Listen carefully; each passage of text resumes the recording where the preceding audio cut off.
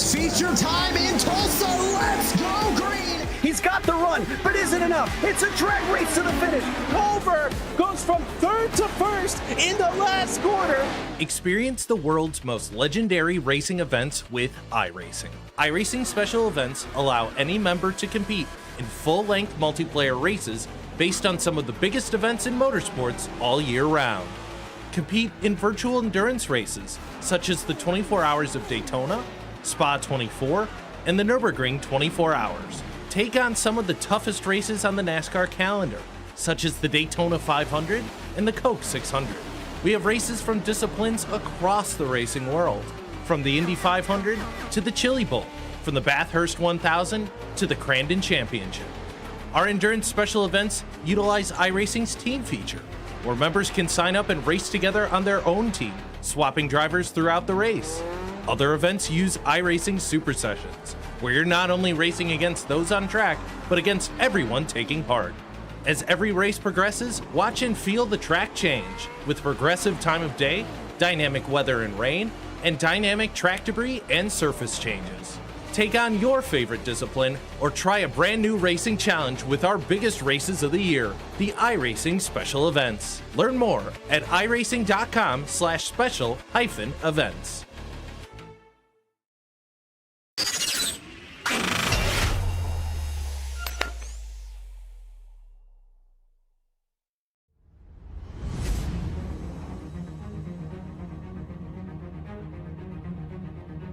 In 1998, Dr. Don Panos brought a taste of Le Mans to Road Atlanta. 28 years later, the event stands tall as one of the benchmark and staple events of endurance racing around the world. And today, iRacers get the thrill of diving down through Braselton, Georgia for the 2025 iRacing Petit Le Mans, powered by VCO. Hello everyone, welcome along to the iRacing Esports Network, to the RaceSpotTV broadcast booth. Arjuna Kenkipati joined alongside by Ewan O'Leary as we get set for a 10-hour sprint into the night with the threat of rain across our three classes of competition. Ewan, this is one of my favorite special events of the year, and for many drivers it's the same as well, because the short track, the nature of the traffic, it brings so much drama and tension into the mix. Yeah, very unique as far as long-distance multi-class racing goes. I mean, North America, it's a little bit more in line with some of the other longer races you see throughout the year. But as far as world motorsport goes, there's really nowhere like Road Atlanta. And as you say, the traffic is what really makes and breaks this race. It is the last of our 4 VCO Grand Slams, but by no means the end of the iRacing special events. 2 more to come in the month of October, with Martinsville's MX500 proving to be a unique shake-up of disciplines and cars. The iRacing Formula Ford Festival rounds out the month before one final endurance event, the Suzuka 1000 kilometers with a GT3 set of cars, the SCCA runoffs, the Winter Derby, Chili Bowl, and the Production Car Challenge, all covering some of the different disciplines that iRacers can enjoy. But let's dive into what they will be enjoying today in terms of the cars, because a new GT3 added to the mix with the Aston Martin Vantage GT3 joining the party. But of course, when you have multiple manufacturers and multiple classes, you and we get to talk about those 3 dreaded letters, the BOP. Exactly, and there's so much of the talk about that before these races is always around those 3 letters, sadly, but that's the way that it is. Hopefully, I mean, all we can ask for as spectators ourselves and neutrals is to have a good variety at the front of the field. You want to see different manufacturers fighting for the win here at the end of the race, and hopefully that will be the case. I mean, I've seen a few different GT3s so far. I think the GTPs might be a bit Porsche heavy as to what I've seen so far, but maybe I'm just missing some of the other manufacturers around the field we'll properly run through. But yeah, I mean, it's all we can ask for. Hopefully a good balance between the manufacturers. Hopefully we do have that here this afternoon. Yeah, talk about the 13 GTP machines. First times on the board, it's Jaden Munoz, 0.005 of a second quicker than Alexander Spetz, but Maxime Briant has just taken the Cadillac for the Apex Racing team to the top. I do have a fair share of Porsches, a couple of BMWs thrown into the mix, and 2 Cadillacs as well. Not seeing any of the Acuras or the Ferraris out on track. GTD, Team Redline, have gone with the Ferrari, but there does seem to be see a couple of Fords, a couple of Aston Martins, even some Lamborghinis in the mix here. So we'll see how close the times are. Daniel Harris has gone to the top of LMP2. Xander Reed at the top of GT3. But look at the margins through the field. It's tight as ever as Enzo Benito, Luke Crane's favorite red line driver, starts his lap in qualifying. Yeah, and of course will be his second lap time, his first one these days in GT3 especially, really used just to warm up these tyres, which are so different than what they were just a couple of seasons ago. Benito's first lap actually much slower than anybody else's. Even Cooper Webster, who had quite a slow out lap there, is nearly 3 seconds quicker than him on that first lap. So different take on strategy there maybe between these 2 laps. Not very warm track temperature out there at the moment, just 83 Fahrenheit, 28 Celsius. That is pretty cool. You want to get your tyres up to temperature as quickly as possible, and so I'm therefore surprised that Benito took the first lap so slowly, but hopefully that won't matter by the end of this second lap. Probably conditioning the tyres as well for what will potentially be the fastest second lap. GTP, all 13 teams have qualified. It's Porsche Coanda with a statement. 1, 2, and 3. Dane Warren in front of Jordan Caruso, in front of Charlie Collins. We'll talk through the rest of the gaps in a moment's time, because more LMP2 and GT3 times. Apex Racing have gone to the top. Johan Hart, the Frenchman, pips Tristan Iglesias. But now Williams Sim Racing Chill Blast slide to second. Drago Racing find their way to the top. What does Enzo Benito have in store? Team Redline looking to win yet another iRacing special event. It's a 1:16.721. It's good enough for second by 14 thousandths of a second. Yeah, and the top 5 covered by less than a tenth of a second. I know this circuit is short, but that is very impressive across the board in GT3 with 4 different teams, in the top 4. Some of them a bit further down have not been able to set times. Fiercely Forward Pink at the moment, the only ones, and they just pop in their 29th. So 31 GT3s, all of whom have now got times, all separated by 2.1 seconds, but the top 30, 1.1 seconds. It's very close. And this is a 58 car field, traffic management in the early stages. Oh boy, Ewan and I are in for an interesting opening hour before the rest of our RaceSpotTV commentary crew continues to fill out the fun. Daniel Ola in the 26 Sheza Esports machine is one of just, I think, 2 teams with still potential to improve in these dying stages. We're used to seeing the Hungarian team out in a Ford Mustang, if we're being honest, across of various iRacing special events. However, clearly they feel like the Lamborghini's got a good shot down the hill into the braking zone of the chicane. Track limits on either side as you flick it left and then right under the Fox Factory Bridge. Very important. And then this flat out plunge down, an intimidating plunge in the real world, but in the sim doesn't necessarily seem so scary. It's a 1:17.230. So now we've got all 31 cars as the Sheza Esports machine slots into 26. All 31 GTD cars, Ewan, covered by 8/10ths of a second. Yeah, as I say, it's not unexpected because of the length or lack of in this circuit, but it's a very difficult circuit and shows you we're in for a very good race. I mean, GT3 heavy does make the race, I guess, a bit different. As we've said many times, and we will say many times, traffic will be the big key here. But you know, it's over half the field at GT3s, and it fits in with the real world as well, doesn't it? You do often see more GTs and prototypes in the real world, Petit Le Mans, so it does make sense, if not a little bit irritating, and makes the race harder anyway for those prototypes. Let's take a look at the, I think, pole lap here, riding on board with Dane Warren up the hill into the blind entry of turn 3. Turn in, not even knowing where the apex is, and then use the curb to rotate the car and slingshot down into the S's. As aggressive as you can be on the curbs, and this is where a good setup will really make the difference. How aggressive you will be on the run outside of turn 5. Yes, that is within the bounds of the track. Turn 6 has cambered in, carry a scary amount of speed into the corner, and then shed as much of it off as possible before the tighter than 90-degree turn 7. And this, your one chance to breathe on the lap. But even a straight at Road Atlanta, it goes left and right, it goes up and down, it's undulating, it's weaving, it's nothing but a break when you're 3 wide abeam in traffic, especially under the night lights that we will have at the end of the race. The chicane Oh, that's picture perfect from Dane Warren. Patient on the turn and on the power as gently as you can, not spinning up the rear tires, and then a short line towards the start-finish line. Use the downforce of the Porsche 963. And there's a reason why Porsche Coanda have locked out 1, 2, and 3. A solid setup, some great drivers, and we'll see what Dane Warren, Jordan Caruso, a pair of Australians on the front row can do. Charlie Collins is inside of Alejandro Sanchez, who makes his debut for Coanda Esports and locks out the front 4. What a story that is for the purple and orange. Alexander Spetz for Drago Racing inside of Chris Lullum, and we're only talking 3 and a bit tenths of a second back to 7th place, and Sean Campbell for Grid and Go. Williams Sim Racing Fanatec, keep an eye out for Jaden Munoz, who likes to charge forward in the Cadillac. Nicholas Boy is 9th. He's got Danny Lorenzo and another BMW on the edge of the top 10, while Luke McEwen might be a little disappointed with the qualifying effort back in 11th, as will be Maxime Briand. Jake Denahan at the tail end of the 13-car GTP queue as we cycle over to the LMP2s, all in a Spec Dallara, and so no difference in the car. It's just down to the driver and the team setup. Darius Andre maximizes performance for Delatraz Automotive by Majors Garage. They had a great Indy 6-hour, looking to go back-to-back, while Daniel Harris in the Effect Simulations machine will put the pressure on into turn 1.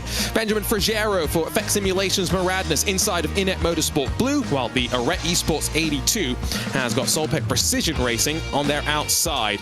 Another 3/10 or so cover the top 7. Peter Zuba in the Grid and Go 003 has got Rincon Racing for company. Fiercely Forward and Danny Shivishabo in the Apex Racing Team 199. That's the rest of the top 10, with Fiercely Forward, the second of the Solpec Precision entries, this time a blue car with Fiercely Forward and Thibaut Courtois Esports at the tail end of the 14 LMP2 machines. And a monster field of GT3s. Alex Dunn just announced that he has parted ways with the McLaren Driver Development Program, but don't be mistaken, he is a talent 14 thousandths quicker than Enzo Benito in the lead of the Team Redline Ferraris. Johan Hoff, also in a Ferrari for the Apex Racing Team, has got the Aston Martin Williams Sim Racing Chill Blast number 6 alongside, and then Team Redline's second Ferrari inside of the Porsche, the Ferrari for Coanda. How naturally that rolls off the tongue. Second Ferrari Coanda is back in 7th, with Hugh Barter then in 8th position, 10th and a half covering the front 4 rows, and then a full 10th back to gridandgo.com, who have the Apex Racing Team machine for company on the edge of the top 10. 11th for Veloce Thrustmaster, 12th for the Williams Gaming Club, and then 13th for Drago Racing, another one of the Aston Martins. A Lamborghini for the RTR Rick Team Racing crew shares row 7. Super Duper Cooper Webster all the way back in 15th. What will he do with Pablo Arujo alongside for Team PGZ? The second Team PGZ BMW has got Mag Performance on their outside, and we're about halfway through the GTD field. Coanda Esports, another one of their cars, but buried back in 19th, alongside the Dane Train Stealth Black entry. Lasse Back will take that to the green with SimRC's Bumblebee alongside of Sheza Esports on row 11. Does seem as though we've got at least one Acura in the field, while Amala Racing Ford Mustang is alongside of the Williams Sim Racing number 11. Still only half a second back to the third, I think, Grid and Go 005 GTD machine. Sheza Esports, a Lamborghini for them, with Drago Racing, Falcon Sim Racing, Maniti, SDR Sim Racing, and last but not least in our 31 car field, it's the Fiercely Forward Porsche. 8/10 cover 31 cars, and while Ewan does correctly point out it's a shorter lap, it tells us a lot about the competitiveness of the field. And weather, Ewan, we were thinking there could be a touch of rain, but it hasn't shown itself for the race star. No, and at the moment we're not expecting to see it in the near future either. It's going to be cloudy around, or at least partly, as you can see up above.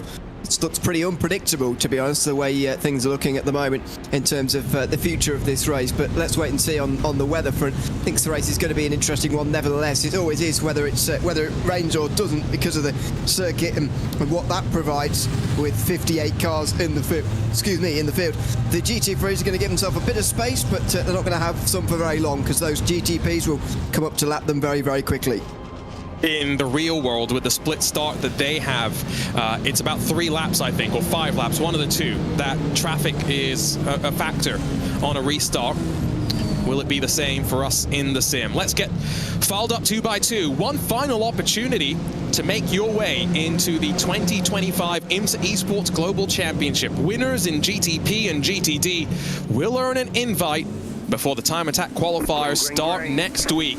It's Porsche Coanda 1, 2, and 3 who see the green flag drop in the 2025 iRacing Petit Le Mans powered by VCO, and instantly the teammates try and slot into line. 1, 2, 3, 4. Alejandro Sanchez on the outside has got to try and tuck back into line and prevent Drago Racing from taking advantage. LMP2's very feisty between them as they climb up towards turn 3, but a rocket of a launch at the front of the field for Drago Racing, who have got a big gap to the rest of the GT machines, who now trickle up the hill for the first time.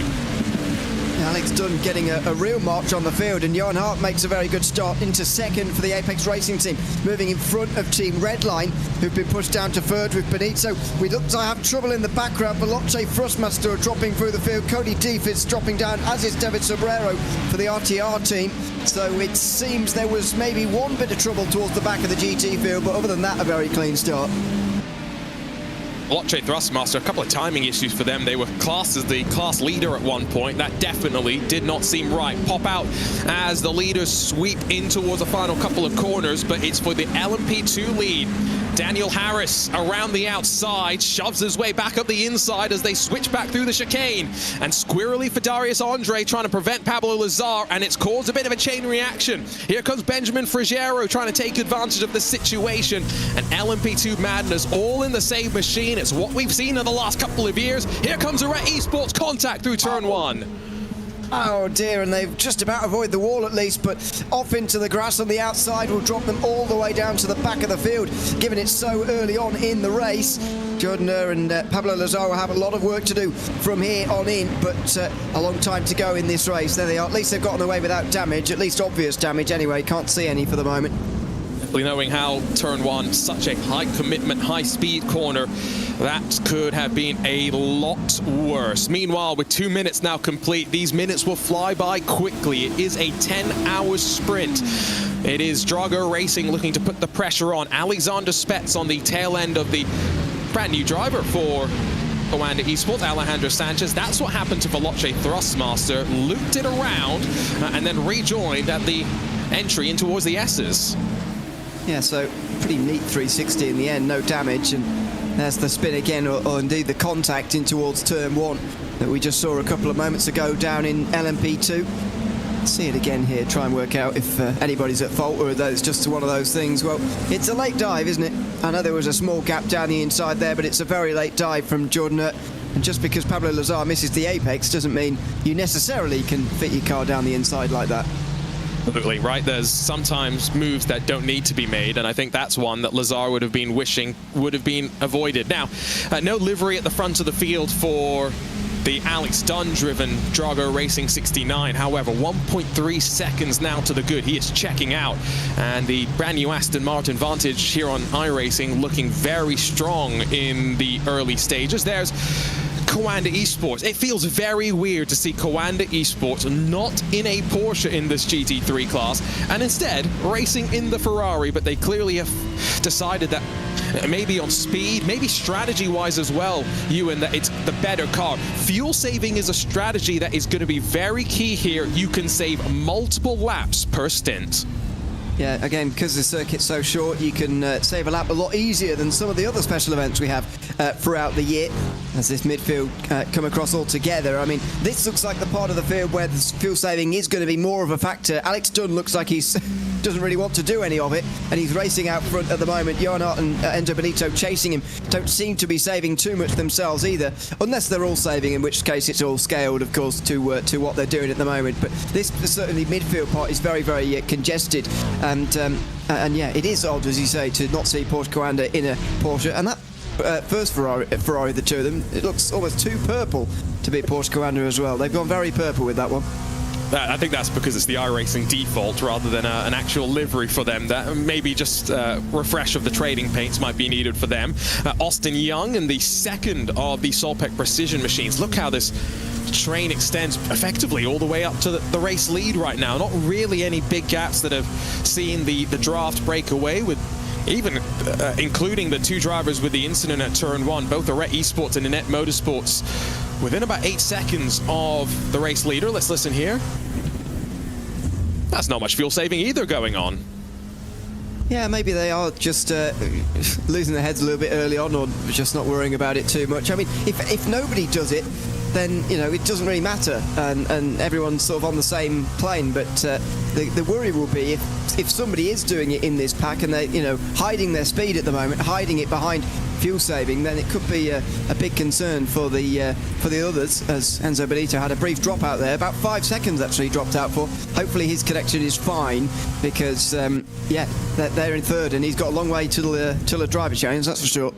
It scared me a bit when I saw him disappear from the timing screens, but seems to just be a momentary blip, as I think GTP cars will be on top of the GTDs, maybe not this lap, but maybe next lap.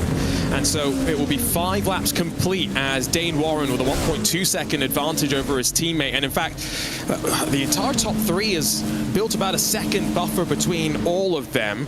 It's Sanchez and Spets on the tail end of third place Elvis Rankin, who are probably going to be thinking about this traffic as an opportunity. And if you are these GTD machines, it'll be fiercely forward pink, the first that has to look in the rearview mirror.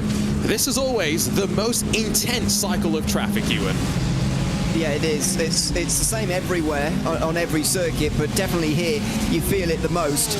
And it's because it's so early on in the race as well. Again, it's early everywhere, but it feels even earlier here. This is only lap 6 of the race, and we're already seeing the traffic. This is going to be fine for Warren, actually, this first bit, because he actually caught them at a very good moment. Oh, is he? Oh, does he? He has some sort of connection problem. He's now lost the lead coming out of turn 7.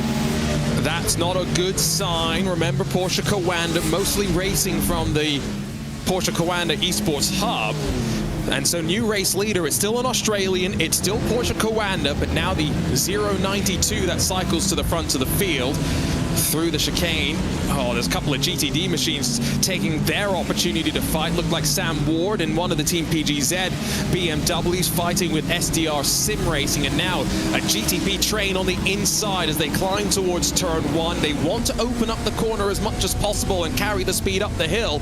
Not really possible as we ride with Alexander Spets. And you've just got to be patient at this point here, with you've got 4 Coandas in front of you. There's not a lot you can do, and mind out through here, that's a dangerous place to try and come down the inside, but you see it more and more these days, and the red line car in the background just slipped through at the S's part themselves, never mind just the corner. It's the first of the right-handers has another look here, just Spets on the inside at turn 6, but so it almost stops you from passing this traffic in some ways because it is so congested. That was pressure. Alejandro Sanchez didn't really get alongside into the braking zone of the GTD machine, but felt like he had to cover off and go aggressive. And now, will he filter to the inside as they begin to plunge down the hill into the braking zone once again? If they've got some clean air, Alexander Spets could try the send around the outside. He's just playing the mind games right now. Careful behind for Diogo Pinto to not trip over these machines either. And at least for the time being, successfully navigating their way through the traffic. All 13 GTP machines still only separated by 7 seconds. Yeah, it's remarkable, really. We'll see whether that's the same as they get out the other side of this traffic, because they're barely halfway through at the moment. They've still got a very long way to go, and it can create some pretty big gaps depending on where you catch them. And here's one of the reasons why, as you come through the S's here, there's just no way of passing completely single line all the way down until you get through turn 5. Oh, it's our first car in the wall at turn 1. Oh, that's a hard impact for Arret Esports. Lost the front clip of the car, and that could end up being our first DNF. That's at least, I would say, 15-20 minutes of repairs as out of turn 7. Ooh, Alexander Spets with a great exit here, and slightly compromised for Alejandro Sanchez, who is a bit more known as a GT driver. Not to say that he doesn't know what to do with downforce, but his expertise traditionally has been focused on GT3 machines. Spets thought about it, thought better. Didn't go for it on the way down the inside that time round, so they come forward into the final corner. And there you can see another gap created. That's another part of the circuit where these bigger gaps can be created, but again, Spets can't find his way past here through turn 1. He'll find this difficult as well. It's super narrow over the top here. Actually do well to even stay with him. Oh, as they just squeeze past. That was teammate on teammate action there across the classes. I guess there's no prisoners at this point. Dane Warren, by the way, is down to third, so I'm not sure if that was another slight issue, if that was potentially just traffic helping Elvis Rankin cycle through. On board with, I think that is Sean Campbell trying to close down on Diogo Pinto. He's got Luke McEwen who's catching him behind, as the gaggle of traffic through turn 7 looks rather intimidating if you ask me.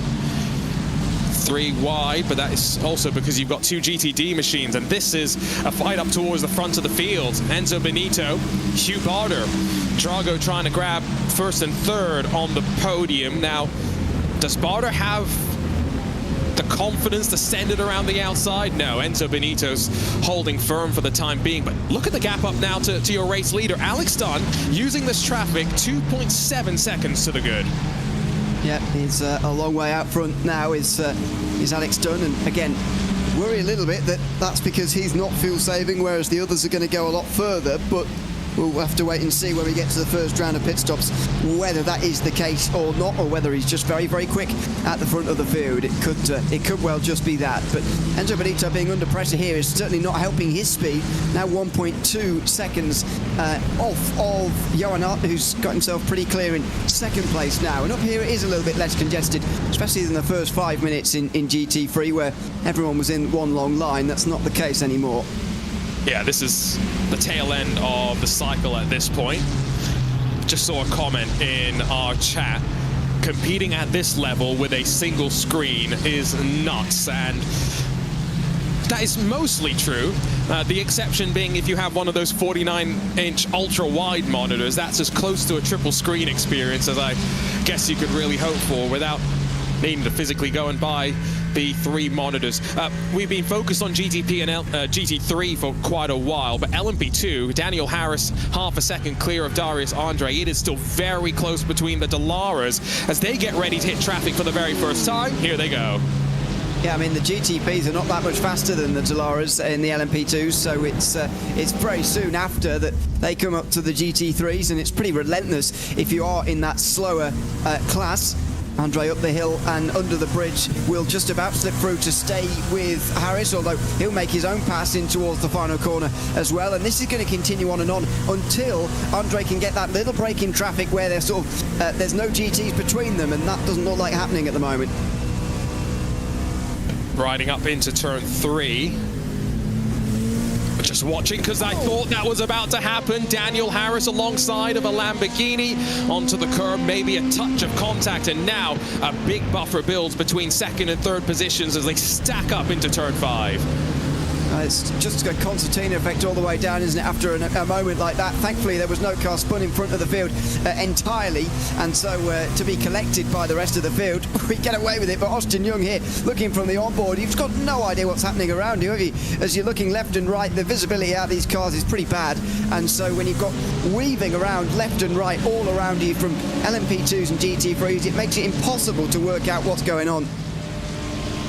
The LMP2 car is very much an old design of LMP2 cars nowadays. We have a new generation coming in the next handful of years.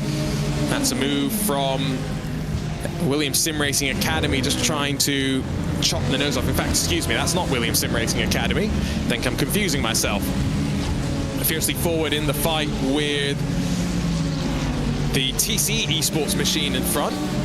Got me confused with that livery. They do look a bit like Williams Sim Racing Academy, don't they, actually? I hadn't noticed that until you point it out, but now you say it, yeah, they do look very similar, but not as similar as Fiercely Forward and Sim RC look these days. Is it Sim RC? Anyway, I get 2 of them very, very confused very regularly. And Fiercely Forward are one of them, but anyway, there's another one for us to get confused about. It's all black and yellow these days, all these liveries.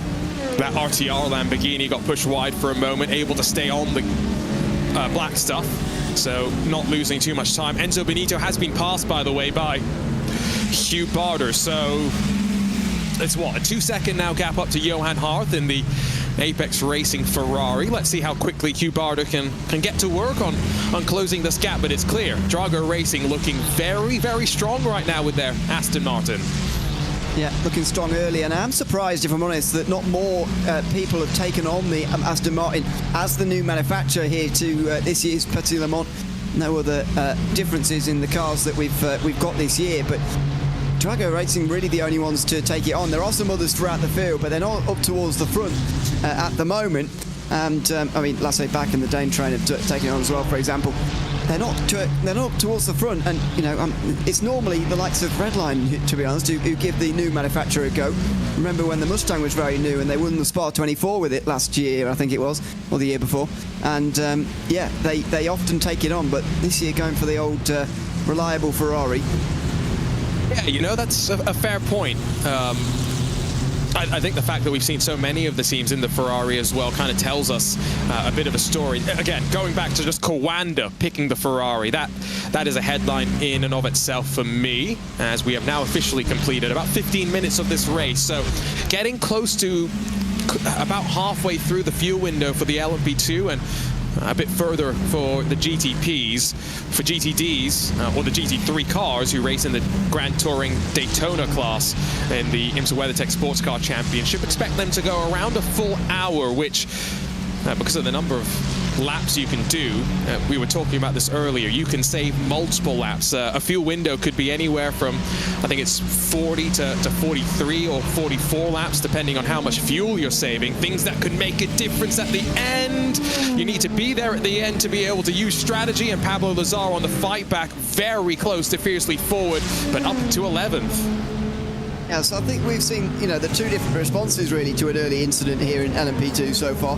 We've seen Jordan make another mistake and put that car potentially out of the race completely. And we've seen Pablo Lazar fight on and, you know, make up some places. He's just made up a couple there and he's back into 11th. So two different responses really, and it's great to have for the iNet Motorsport Blue team, great to have Pablo Lazar in the car at the moment, because clearly not been fazed by that incident, even though it wasn't his fault and he was the one taken out onto the grass. He's not let that phase him too much at all, and he's straight back on it again, making places again. The other of the fiercely forward cars in a fight for 6th position, as Marcos Nunes tries to defend from Alberto Senau for Rincon Racing. 3 wide momentarily with the traffic, but I think that already signed, sealed and delivered before they get onto the brakes. Now climb the hill. Don't need the windshield wiper yet, but there could be the threat of rain on the horizon throughout the 10 hours. This is a race that, if you look through the history books, has, on very rare occasions, had heavy enough rain that a GT car has won overall. Contact between the prototypes as they try and work their way past the GT machine, and on the rejoin, take a bow, Marcos Nunes. That's some car control to avoid some chaos. I think that's the Aston Martin for Williams Sim Racing that had to take avoiding action, but really, fiercely forward, not much they could do with that chop up to turn 3. No, that was a real big bit of contact at that part of the circuit, and just went straight off into the grass, and it's a great car control to deal with the bumps out there. Very bumpy indeed on the inside grass before that corner. See it from the air here. It's one of those things, I suppose, isn't it? Over the top of the hill, slightly edged out, but as you go over that access road there, you really do bump into the air, but rejoins is almost as if nothing's happened. He seems to have gotten away without any major slowdown holding him back either.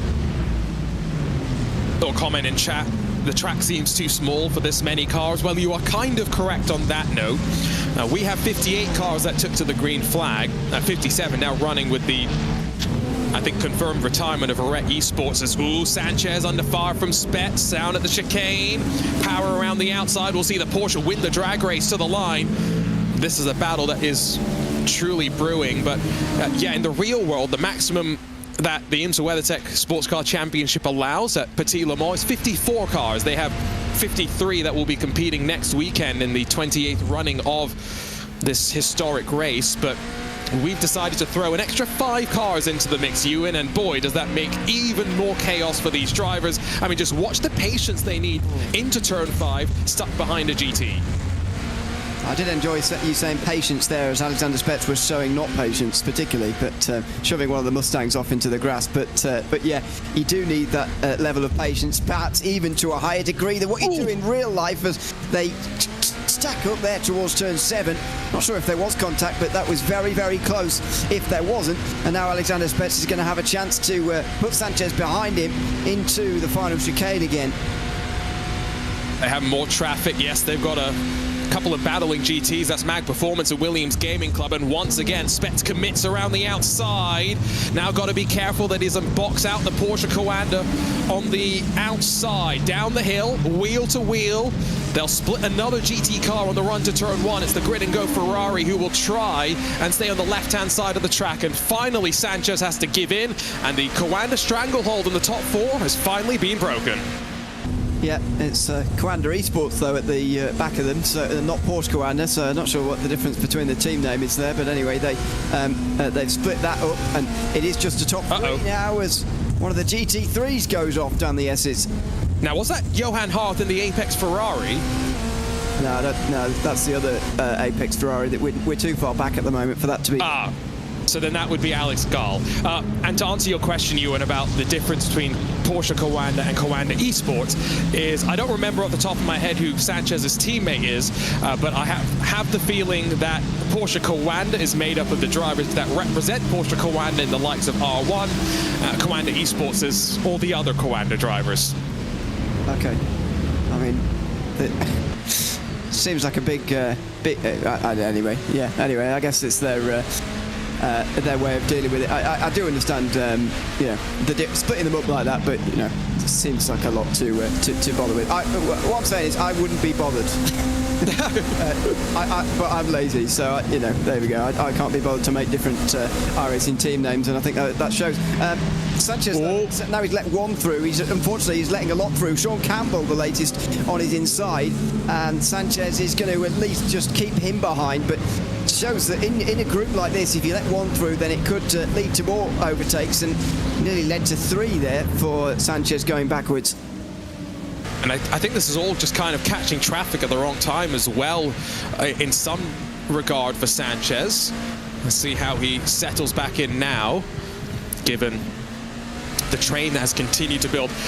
LMP2s have just cleared the GTDs, and I think GTPs are about to catch LMP2s now. The difference in lap time is only around half a second or so, so the traffic management between GTPs and LMP2s will be very interesting. GTPs with the higher top-end speed, LMP2s very nimble through the corners and very agile in the change of direction that they have. And so, as back towards the line, it will be 19 laps now complete for your race leaders. It's still Porsche Coanda 1, 2, and 3. Effect Simulations having passed Elitraz Automotive for the lead, and LMP2 enjoy a 2.6-second buffer.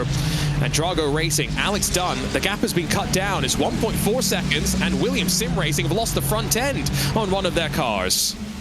Yeah, and they're about to be overtaken nearly in towards turn 1 as well. It's all changed back here.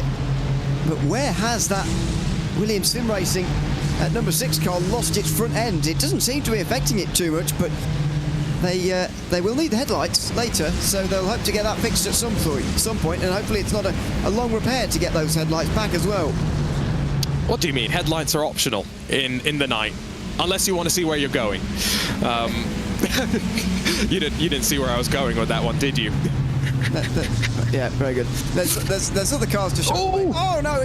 He very nearly spins out one of the other Astons coming through. And this again is what I mean about lots of overtakes happening all in one go. 3 have happened already. There could be a 4th and 5th down the straight. And so it's Vasilius Belitsiotis that's kind of stranded right now. He's got a parachute of a front end that's probably just slowing the car down with the drag it's causing. He will force Emmanuel Olivieri in the Mag Performance car to try and be ultra aggressive, followed through potentially by Alex Gall. But this is suboptimal, to say the very least. A wiggle. That car is not handling in the ways that he wants it to as well. And now watches as the train just sails up his inside. Nothing he can do for another 36 minutes or so before they'll want to bring that car to pit lane.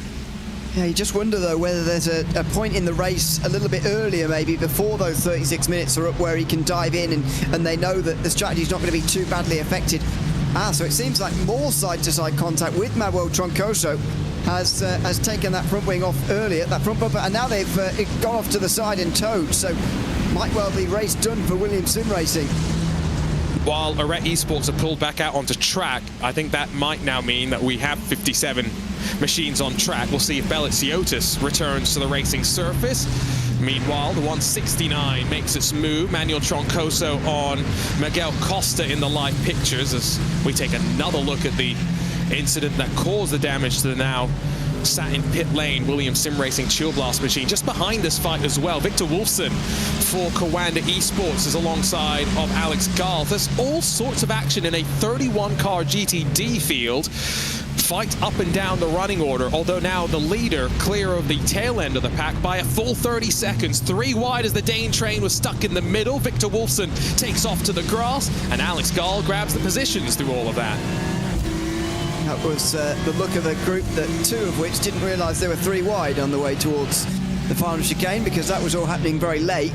The Dane train trying to stick itself straight through the middle there, and for Coanda on the outside didn't quite realise there were 2 on the inside and turned in a bit too early. A bit of contact, and they go through the gravel and the grass and then out to the back of this really large group that goes all the way back down to the Marla Racing team. Reina Talvar has now joined the rear end of this group from 18th position. That makes it 10 in this group for 9th place. Feels weird not only seeing Coanda in a Ferrari, but also to see the Marla Racing team not in a BMW, but clearly Reina Talvar's dialed the car in, had a peek to the inside at turn 6, not quite close enough as he gets back onto the power. GTP, the lead now down to 0.3 of a second, and Elvis Rankin is on a tear right now. There is Jordan Caruso, former Porsche Esports Super Cup champion, sitting in front of his young teammate. They've just passed Delatraz Automotive, so I believe that means just one more LMP2 to pass. That's Daniel Harris, who's just down the road as they head out of turn 7 for the 23rd time. Dane Warren, after whatever happened, Ewan, we're not sure if it was technical, if there was a slowdown or something, but dropping from 1st to 3rd, he settled into that position, but now 2.5 seconds off the race lead. Yeah, well, you say he's settled into that position, but you know, I think he is slower than what he was before. Whatever has happened there. I was just thinking that myself, actually. I didn't actually notice that Rankin had passed, but Warren has not even been able to stay with Elvis Rankin either for 2nd place. So not sure what is going on there at all, and he's in danger now of getting swallowed up by that group behind, because there's a lot queuing in behind here with Alexander Spetz, Diogo Pinto, and you get to his teammate, but Sean Campbell's there as well. Luke McEwen's been making places, and so he's up to 8th now in the GTP field and overall as well. And so there's a lot of positions to be lost here if Warren can't stop this steady decline through the field. Looking at lap times, it's not like Porsche Coanda by any means of losing speed. They're still amongst the fastest on track, but Spetz has definitely maybe used traffic to his advantage, being a bit more aggressive on occasion and close that gap. It is great though, Ewan, after a couple of special events here and there where Porsche Coanda had entered one factory Porsche team, to see them making a wholehearted charge on the iRacing Petit Le Mans. 3 Porsche Coanda entries in GTP, and includes the return of Josh Rogers to a special event for the first time in I can't remember how long. Yeah, I don't know when the last time I saw him on one of these either. It's been a very long time, but it's great to have them back, as you say. I mean, I think that has been one of the criticisms maybe of Coanda in the last couple of years, that they haven't quite done as many of these events or so, and they have been focusing on other things, and fair enough for having your targets and whatever, but it's, you know, it's still these are still big events, the iRacing special events, big ones to win, and so it is good to have them back. And at the moment they look like they've certainly got the speed to win. They just need now a full race package and a full strategy as well to take them to the victory as well, by looks of things in GTP. It does look like GT3 might be a bit more difficult. Remember in the Indy 6-hour special event, which was the most recent special event that had the GTP cars in them, Mitchell de Jong and Elvis Rankin were paired up in Porsche Coanda's entry. They didn't necessarily have the outright speed, but they were trying on strategy.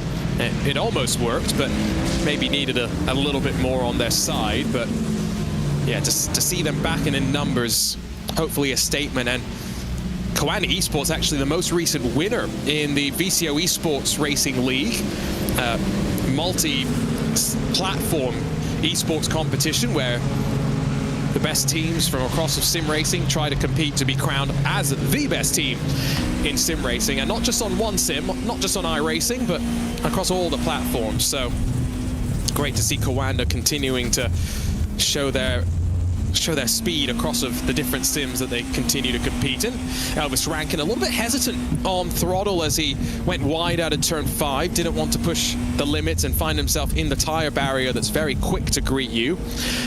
This is an intimidating circuit, Ewan. It's technical in its nature because of the high speed. There's not much runoff at any point as well. There's a lot to worry about, and that's where this traffic management becomes so difficult, as Alex Dunn, now joined by Hugh Barter in a Drago Racing 1 and 2, Johan Harth pass and down to 3rd. Yeah, so that had been coming for a while. Hugh Barter has been very quick in these last couple of moments, in fact for the first half an hour actually. I think he maybe slightly qualified further down than where he deserved to, but now he's swept up Johan Hart and might well go on to catch his teammate Alex Dunn, although that could be quite difficult with the 2 Aston Martins. Guess what? Oh, Elvis Rankin off at the front straight. And that has to be traffic related. Porsche Cowander's stranglehold on the podium has suddenly disappeared, but that looks to be a miracle because from the outside, that car looks like it's tracking true and straight. Yes, a bit of a wiggle over the crest of turn 3, but have Porsche Cowander just gotten away with something? We'll have to find out when we take a look at the replay. I'm not sure that car's undamaged, by the way. It looks a bit unsettled to me. Maybe that's Rankin slightly unsettled himself after that incident, which would be fair enough. But I'm not sure that car is fully healthy, if I'm honest. Thankfully, they are closer to a pit stop than what the GT3s are. And yeah, to me, that car does look like it's in a bit of trouble at the moment. Not least, it's down to 10th place from challenging for the lead. We'll see if we can get word from the Porsche Cowander pit wall. Maybe what I was thinking is when he was wiggling the car around, that was maybe him trying to test the steering and stuff like that.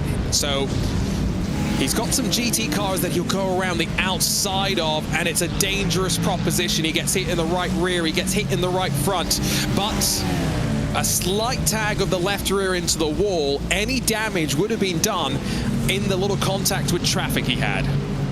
Yeah, it wasn't too big, was it, the contact itself, but it doesn't have to be very big bit of contact, especially towards those suspension pieces that may well now be out of line.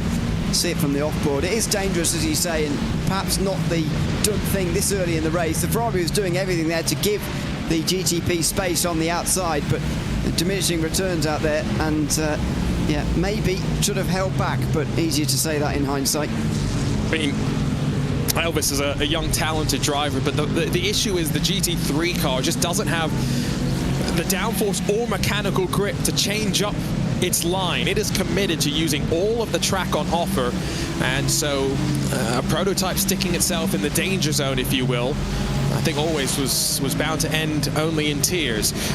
Cowander Ferrari, Victor Wolfson now has Balazs Parla, Rainer Talvar in the train behind, probably about 7 minutes away from the start of the LMP2 pit sequence. I'd then add another 5 minutes onto the clock before I would expect the GTP to make their way down towards the pit lane, but we'll keep an eye on how busy it is going to be, because you could make a lot of time in pit lane, you could also lose a lot of time. Pit entry here is a corner, and one that you're really trying to maximize time in and time out, and then pit exit, Ewan, is rather precarious with the nature of being spat out directly onto the racing line up towards turn 3. Yeah, and you know, the fact that there's cold tyres these days as well for the GTBs and GT3s, right, especially pronounced, but also LMP2, and so it's even more dangerous as a result of that. But the fact we've still got so many through the first half an hour makes that even more difficult. I mean, as you said earlier, iRacing Esports are actually back out onto the circuit again. They're 13 laps down, but fair play to them for carrying on, because most teams just retire these days from iRacing special events when they go off early. So that's very good to see for iRacing Esports that they continue on. We'll see about Williams Sim Racing Chillblast in a few moments' time, but Mercedes Bertziotis is still sat on pit lane at the moment, but that is the only potential retirement. So normally at this stage we've seen a few crashes, we've seen a few out of the race, and it just helps to take those few cars away to sort of bring it down to a more normal number for this race in the real world, whereas when we get to the first pit stop phase this year, we're still going to have more than what they do deal with in real life at the first first pit stop phase, never mind at the start of the race. So that makes it all the more congested when you're coming out of pit lane and into this section here on those cold tyres. Fascinating time in the race, I think, because if we stay green all the way through this race, there is the opportunity to save a bit of fuel and do something different on strategy. But you commit to that strategy with the first pit stop. You can't decide halfway through the race that you want to save all that fuel. No, you've got to decide now. And so we'll get the call in about 20 minutes time across all three categories about where they all stand. GT3, Alex Dunn is now only 7/10 in front of Hugh Barter, and I'm not sure if this is a tactical move, if Drago Racing want to try and use the sister cars to work together. It's a strategy that we've seen at the likes of Daytona with bump drafting and things like that. But whatever the case may be, what was a 3-second advantage at one point suddenly chopped down as Alex Dunn looks in the rearview mirror and sees his teammate. Yeah, and it will be a strange feeling after racing out to a lead like that, but we'll see what he decides to do, whether he actually now tucks in behind his teammate and starts to save a bit of fuel, because Hugh Barton's been in traffic for most of the first part of the race and Alex Dunn certainly hasn't. So if Dunn is doing any fuel saving, or if they want to do any fuel saving before the pit stop, then he needs to get on with starting doing it soon. But it doesn't seem that they really are saving very much at the moment. I mean, these three are a couple of seconds in front of both of the red line cars who are giving chase now, and it's just hard to see where they would be saving the fuel, especially to the degree that some of them in the midfield will be with all the slipstream back there. I mentioned this slightly earlier, but this is the final qualifying event for the IMSA Esports Global Championship before the time attack qualifiers start on October the 6th. So in 2 days' time, you will be able to pair up with a teammate and attempt to qualify in either a GTP or a GTD car by setting a lap time at Sebring. You can see those time attack qualifiers on the iRacing UI now if you click on through. But a handful of teams already qualified. Williams Esports, Grid & Go, Drago Racing, Team Redline, either winners of a VCO Grand Slam this year or defending champions. And so looking forward to seeing which of these teams is able to stamp their authority on this race in about 9 hours and 22 minutes time. It's a long way to go, isn't it?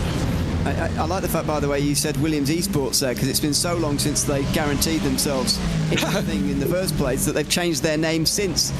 I'd very much appreciate it. I'd find it very funny if you made them race with that name now, since that's what they qualified with. But I suspect... Oh, you're evil. You're going to get me shouted at by Ben Hawkins. No, the only reason I read it, and I don't mean to throw anyone under the bus, it's just I read directly from a press release which had Williams Esports. So... there you go. Yeah, there we go. Get confused, we'll admit it. I mean, yes, no. At least once. I mean, seriously, we say it seriously at least once a broadcast, because we're still not quite used to it, or I'm not anyway. And if you're Zach Sweeney, you call the Williams Academy car the community car. That's just how it goes sometimes. That IMSA Esports season starts on November 2nd with a trip here to Road Atlanta for a 2-hour and 40-minute race. 2 weeks later, November the 16th, it heads its way to Sebring before 7 days later, a slightly oddball addition to the schedule. First, GTP has a 75-minute sprint on the streets of Long Beach, and then VIR sees a 75-minute sprint for just the GTD machines before December the 7th. We close out the championship where we have done for the last 3 years, and likely will do ongoing as well, because we head back to the World Center of Racing to the Daytona International Speedway, and this time at least a full month and a bit, Ewan, before the iRacing Daytona 24. Last year's IMSA Esports event was a lot closer to the Rolex 24 itself, and so it meant that the drivers had a lot of Daytona in the month of January, which I guess they weren't too upset about. No, it's the time of year for Daytona, isn't it? Through January into February as well. It's where you want to be at that time of year, but it does get pretty tiresome pretty quickly. I remember doing a lot of testing for a Daytona 24 once, not on iRacing, and you know, I remember somebody saying quite clearly, it's quite a long time ago, you know, this part of the year is very exciting and everything, and I do like Daytona, but my God, it's a boring track to drive. And, you know, it's great racing there, but and a great way to end the season, indeed. Great place to end the season, as we saw last year with a great finale. But people do get, or at least people I know anyway, get very tired of driving it because it's not the most engaging in the world, to be honest. I had a lot of grey hairs after last year's finale. I don't know what you're talking about. Pass for second as Johan Hart jumps back in front of Hugh Barter. So Alex Dunn back out to a 1.6 second lead. We still on board with Hugh Barter behind. As 20 minutes to go to the top of the hour, we are maybe 10 minutes away at most from those LMP2 cars beginning to head their way down to pit lane. Bit of fuel saving there from Barter, lifting off the throttle early as, right on cue, here comes Effect Simulations. Yeah, just as you said that, Daniel Harris coming in. Steve McDonald follows for Saltpeck Precision Racing, but Dutch Automotive and the other Effect Simulations car carries on. Rincon Racing are in, but Fiercely Forward and the Apex Racing team both carry on. Fiercely Forward carry on, as does the other Saltpeck car. Already seen INET into the pit lane. Pablo Lazar pitting slightly early. Well, slightly early, just one lap earlier than the others. So that's about a 34 lap run for LMP2s.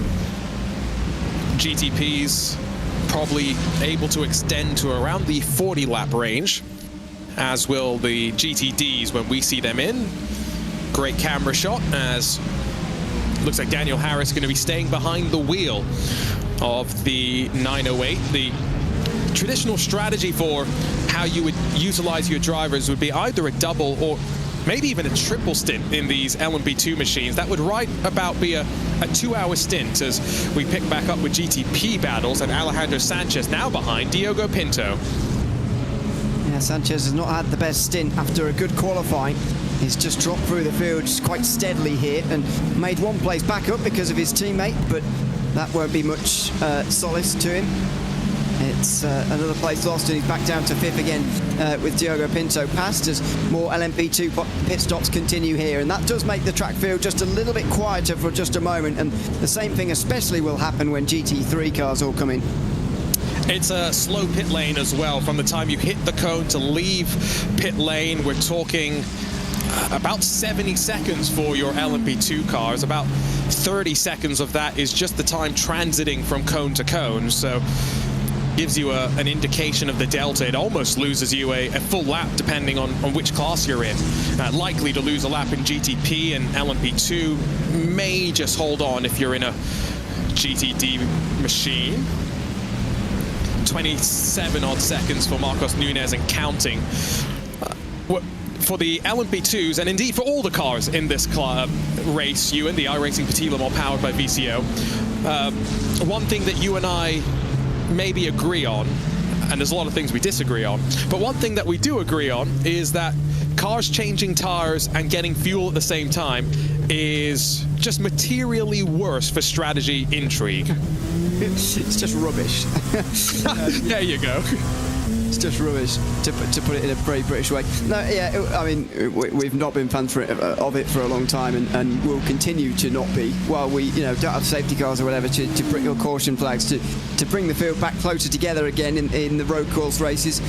Effectively makes it one long strategy race, which I'm not against, a 10-hour long strategy race, because actually it's something that doesn't happen in real life very often. When you've got the constraints of real life safety and whatever, you've got to have safety cars and whatever to clear up messes every now and again, but we don't have that in sim racing, so it's quite rare to have one long 10-hour strategy game. But taking one of the huge elements of that strategy game out of the equation is not the best idea, but it's still the way the rules are, and they will continue to be, by the looks of it, and the rules will continue to be that way.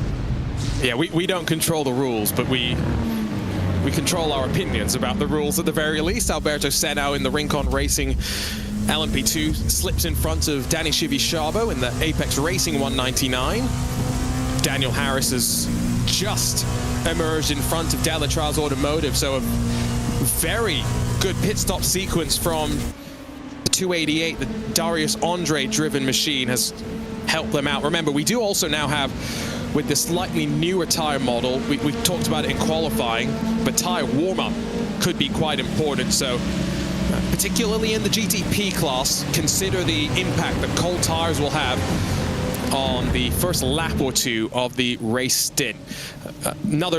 Sorry, go ahead. Alex Lopez has come in again for TC Esports. Second time he's been in, this time for well over a minute.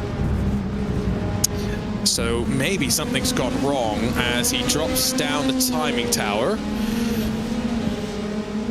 See if we can get word on that one. I was just about to say, so another comment in chat, this time from the official IMSA YouTube channel, saying hello to all their friends on iRacing, hoping to see some of them out in person at next week's 28th running of the Petit Le Mans, the Motul Petit Le Mans to give it its correct title. But there is IMSA racing today as well. If you check out the YouTube channel, I'm actually at NASCAR Productions right now, and a big thank you to Keith and the entire team for giving me one of the announce booths to commentate on an iRacing special event.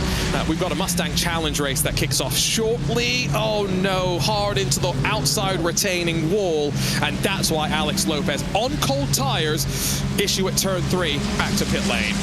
I was about to say, it was pretty much as you were talking about the cold tires having such a big effect, and over the top of the hill they absolutely did for Lopez. Unfortunately, the car just getting away from him completely, and there is no room for error over the top there. It's one of the things that makes Road Atlanta so great, is the fact that you can find the wall very, very easily, and it's not great when you're having trouble like that, but it is punishing in the way that a racetrack should be. Unfortunately for Alex Lopez, that's going to mean a very, very long pit stop, 2.5 minutes and counting. I guess it will cost a few minutes. I mean, 13 laps is what it cost Jordan earlier, and I think that was a bigger crash maybe than this one. So, but anyway, we'll see how long the repair is, and indeed whether they decide to continue on.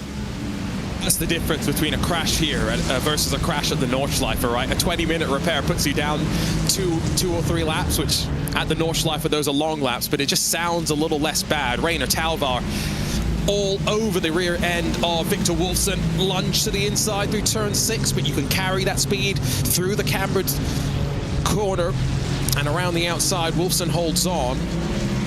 This allows Parker White, a former eNASCAR champion who has plenty of speed in the road side of iRacing as well. He's in the Williams Gaming Club number 2. He's slowly pulling away as GTP pit stops have now begun. Sean Campbell in, Apex Racing in, and I think Apex Racing may be doing a driver change as well, because Augustin Bernier is behind the wheel of the 99 now. Maybe. Or maybe he took the start and not Maxime Briand like I thought. Yes, Briand was definitely on our grid, so he must have qualified, and then they must have changed halfway through. So, yeah, no driver changes there. They haven't come to a stop yet, but Sean Campbell in early as well. That's 40 laps, by the way, for those GTPs. We'll see how much further they're able to go, because even that first pit stop window was 3 laps wide for the LMP2s. First ones to come in were effect simulations from the very front, as we saw with Daniel Harris, but Elliot Norrin went 4 laps longer than that to 37 in LMP2, just showing you how much you can save if you really put your mind to it, although Elliot Norrin in last place. The leaders are in unison, so I think we have the fuel number. There is no real margin in the fuel tank to go beyond a 41 lap stint, but it's actually 41 plus a full formation lap. Having said that, BMW M Team BS Plus competition, Danny Alves Lorenzo has planted a magic fuel-saving tree in his fuel tank, and he's gone on to that 42nd lap with 12 minutes to go to the top of the hour. Yeah, so that's maybe why they've been in the midfield quite anonymous, actually, through this first part of the day. It's maybe because they've been fuel saving a little bit as well, as the pit stops happen at the bottom of your screen, a bit of a tie-up down at the top of your screen at the final chicane. Not sure who that was between, but it was a bit of a mess down through there. The fiercely forward car was very, very severely offline, as the GTP pit stops finally will end soon. They do take a while, and now they are underway again. 092 takes the lead again, Jordan Caruso, or will indeed take the lead when 89's in. Net race lead for Caruso as he blends back onto track, and now with some traffic between him and his teammate, so that has worked out quite nicely. This is that pit entry, and actually one difference compared to a handful of years ago. Look how much earlier those yellow cones are. That's where the drivers have to be on the speed limiter. A handful of years ago, that that cone would have been basically right around where those tires are at the back of the shot. It was a lot deeper into the pit lane itself. And so looking at the pit stop times, I do see Grid and Go, the 002, they had a slightly shorter fill. We're talking 2 or 3 seconds, but that's enough for them to have gained some track position. Everyone else, full tank of fuel, 4 Michelin tires, and back out onto track. Elvis Rankin is still sat in pit lane, though. You can see him at the front of that shot, top of your screen. That might be the first retirement in GTP. Well, it's still the same pit stop. I still think there was damage when he made contact down there at the final corner onto the pit straight, and I think that's what he's repairing at the moment, because it was normally scheduled. It was with everybody else on the same lap as everybody else, lap 41, but he's just staying there for a lot longer. So yeah, as he goes down a lap now, I think they are just repairing the damage then. Hopefully they do continue on in the race, but there was definitely damage there after that contact. So one of the tri-pronged approach, attack, whatever the phrase would be, to this race from Porsche Coanda seemingly coming unstuck. I think the remaining machines are going to increasingly feel the heat from that man on screen right now. Alexander Spetz, bit between his teeth. And onto the tail end of the pole sitter, Dane Warren. 42 laps complete. First pit stop cycle in the books for GTP. No driver changes, and Spetz now within 2 seconds of the race leader. He does seem to be on a mission at the moment, Alexander Spetz, and the impressive thing as well has been about the way he's been able to get through the traffic. Admittedly, has been given one place by Rankin's mistake, but made a decent pass on Sanchez that didn't take him too long to action, and we'll see how long it takes him to get past Dane Warren here as well. But all the signs are showing at the moment that he wants to get on with this race. He wants to try and move through the field as quickly as possible, and he's going to try and do that as soon as he gets the chance on Dane Warren here for second. Has to stay behind a sister car in the GTD class for just a moment. Slips up the inside on the entry down to the S's. Now we'll wait for Warren to be compromised behind an LMP2, who in turn stuck behind the PGZ BMW. They'll go either side because the Porsche Coanda machine realized it had the chance to put the LMP2 between him and Spetz. This is the nature of multi-class racing. Decisions having to be made in the blink of an eye. Sometimes they're right, sometimes they're wrong. Dane Warren picks right this time. Three wide moment as well there. I think it's sort of Jordan Caruso on the grass making his way through the traffic, picking right and wrong lines as well. Important for the race leader, who has extended his lead actually through this little bit of traffic. Clearing this bit on the straight, a lot more advantageous than what Warren and Spetz are about to do here, which is through the final corner. All very dangerous, but these GTPs won't be going around the outside through that final turn anymore. They will have learnt their lesson after seeing what happened to Elvis Rankin there, who, by the way, is back out onto the track again. And only 1 lap down, so stationary for about 2 minutes and 26 seconds. It's nearly 2 though. He's nearly 2 down. And he's not that far in front of his teammate actually.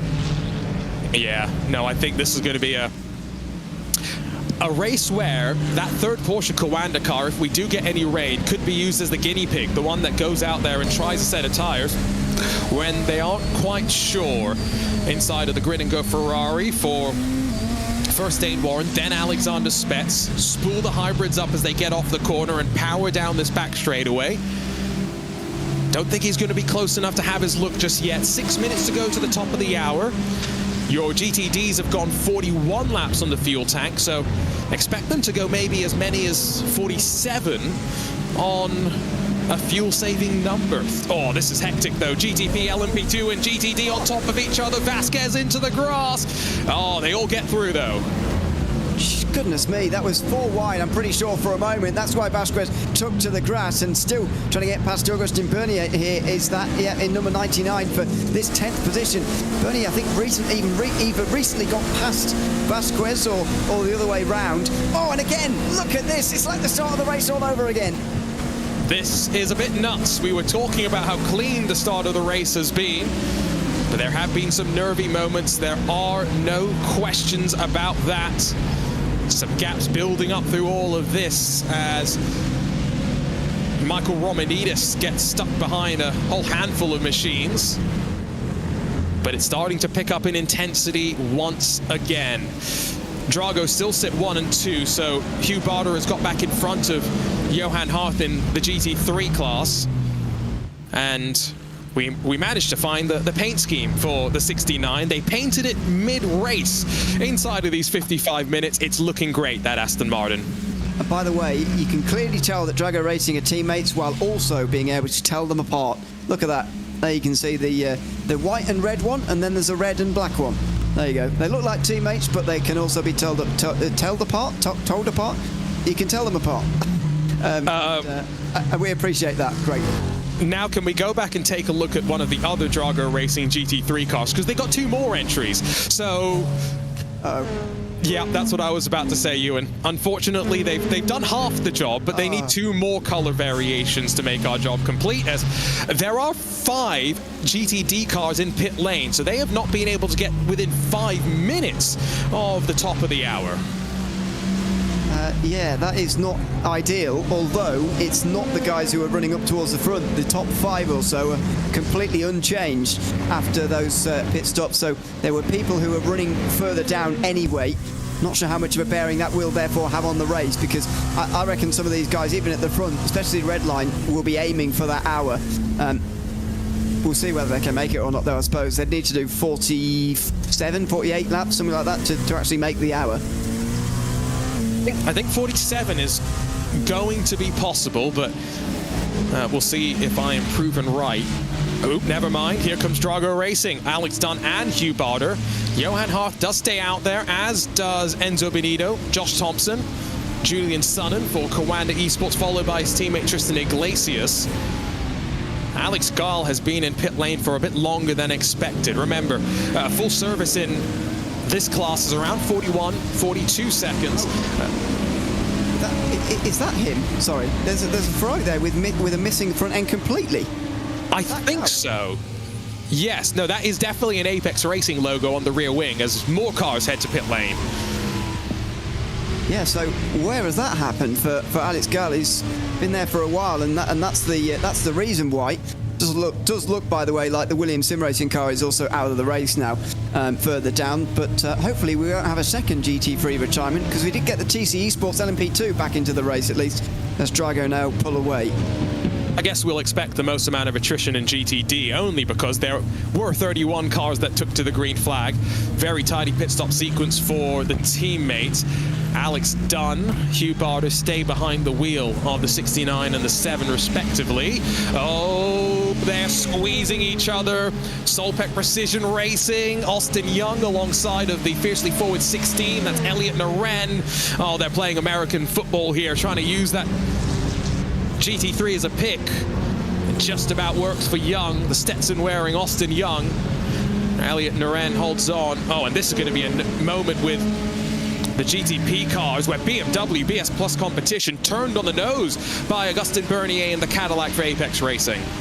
Somehow doesn't go all the way around and gets himself back through the final corner point in the right way again. So Bernier gets away with that in a way, but that was pretty aggressive as well, coming towards the final corner, although just a standard GTP battle really. That's the group from sort of, well, it was the group from 8th place on backwards. It's split apart now because of that incident there. There's some more grid and go cars come in from GT3, but some more carry on in port of the Apex Racing team. Still able to go on.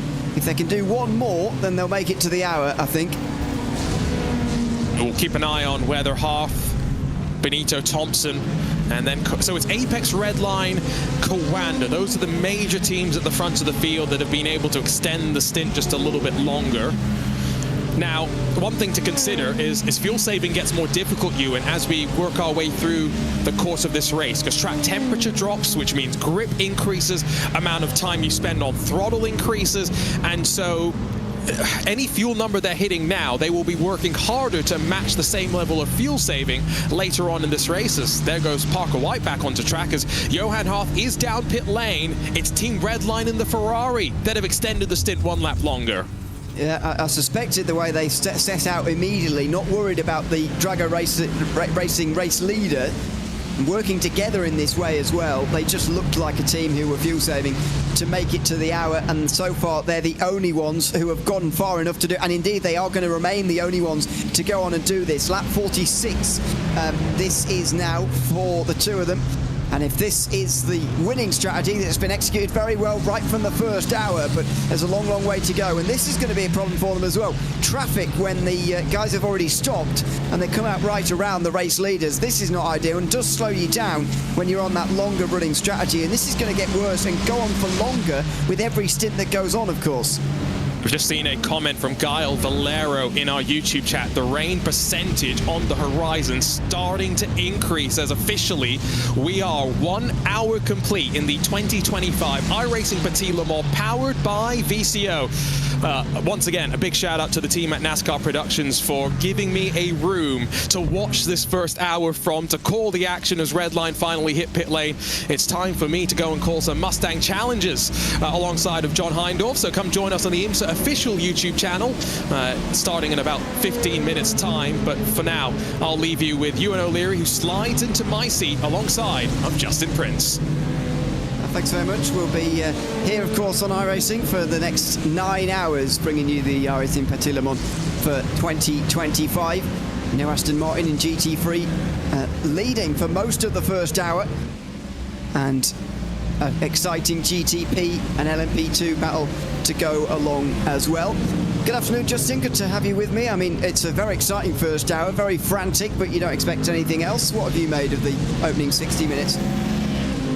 Well, when keeping an eye on the action so far, it's been made pretty clear traffic management has been a bit of a nightmare, to say the very least.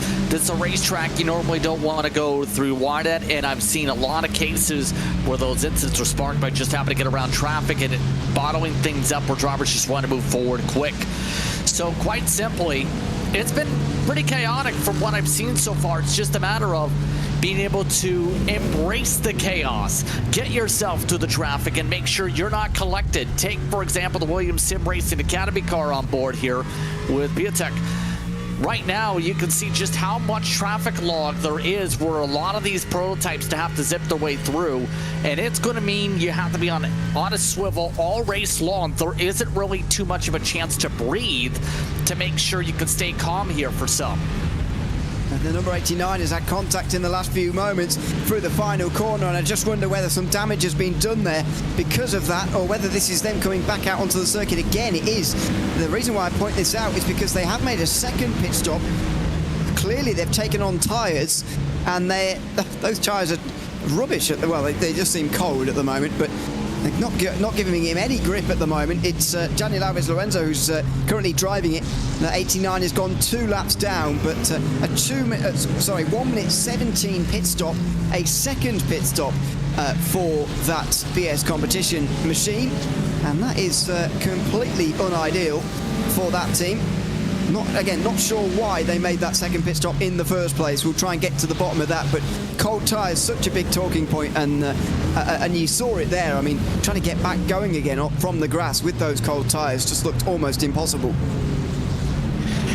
Yeah, it's so hard to get the grip together once you have the car tires stay cool like that off the launch coming out of the pit lane, because you just don't have those into the optimal temperature range where you are able to have maximized grip but also maximize speed.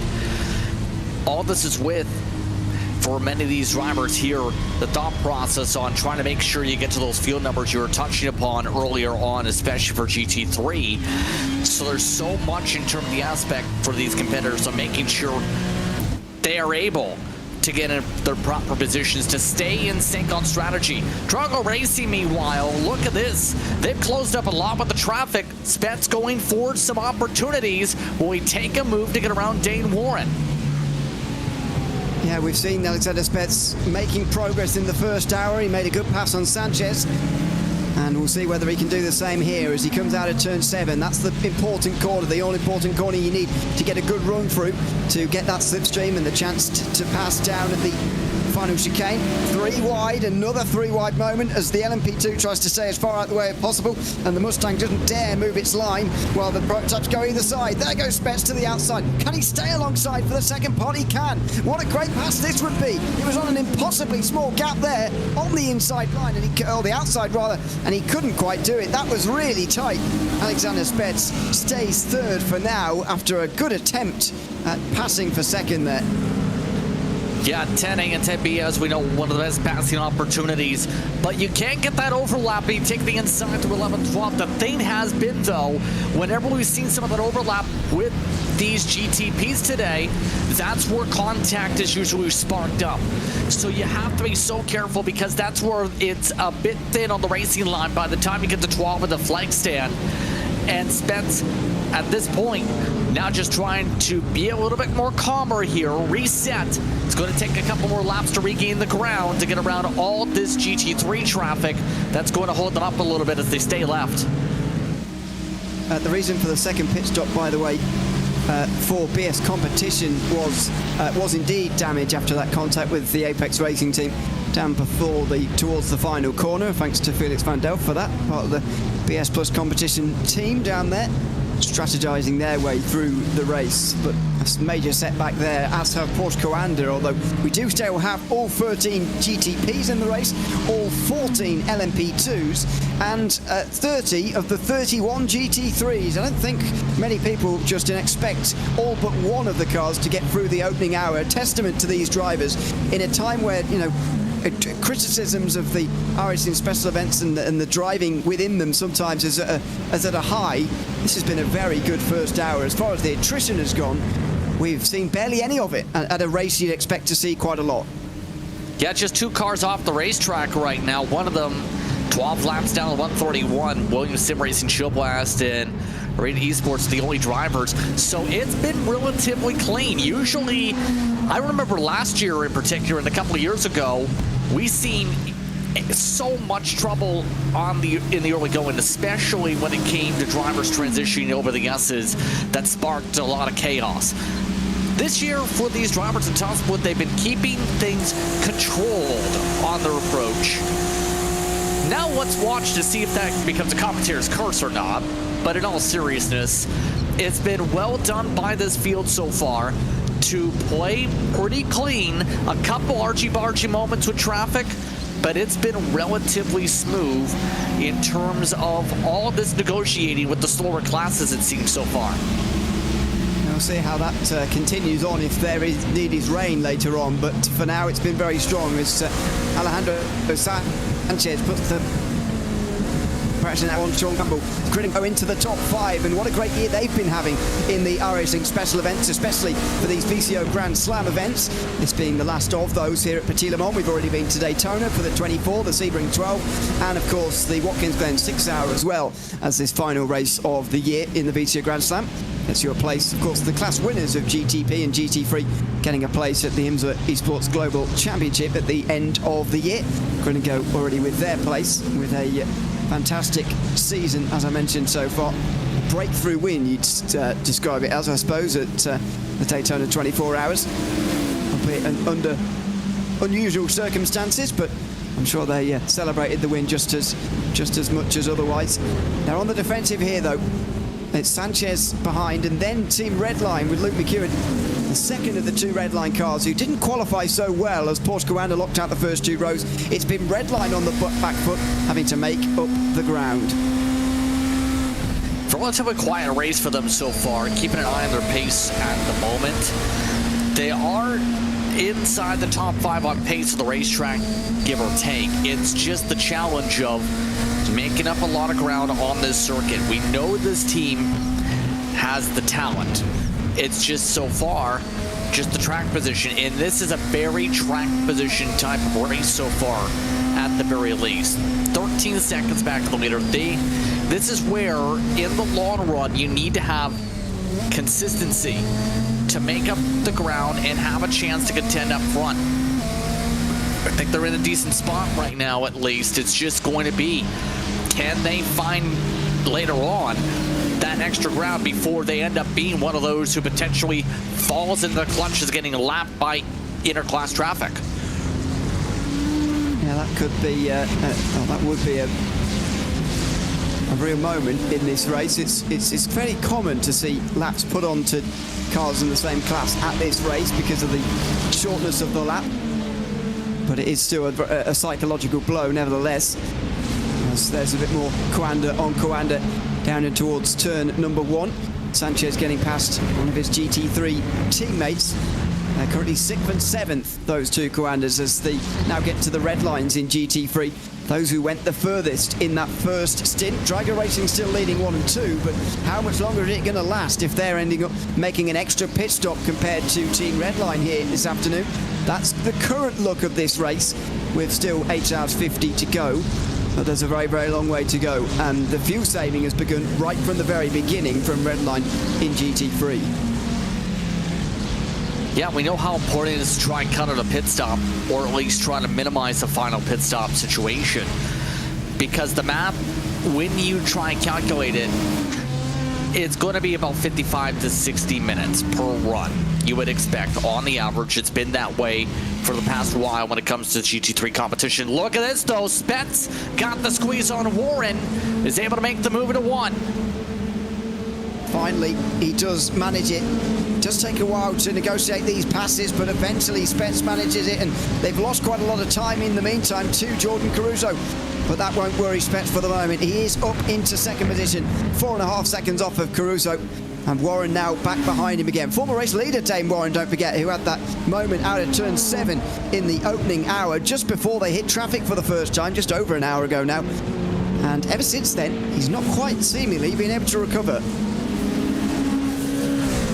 No, and now 4 seconds back, just with how things have gone. So it's going to take a little bit to regather things. We'll say this, look at this Hornet's Nest through the Youngsters right now. See, with the Maui Racing team, Reinhard Telfar just trying to cut his way through all this traffic. Hold on through the Youngsters for now.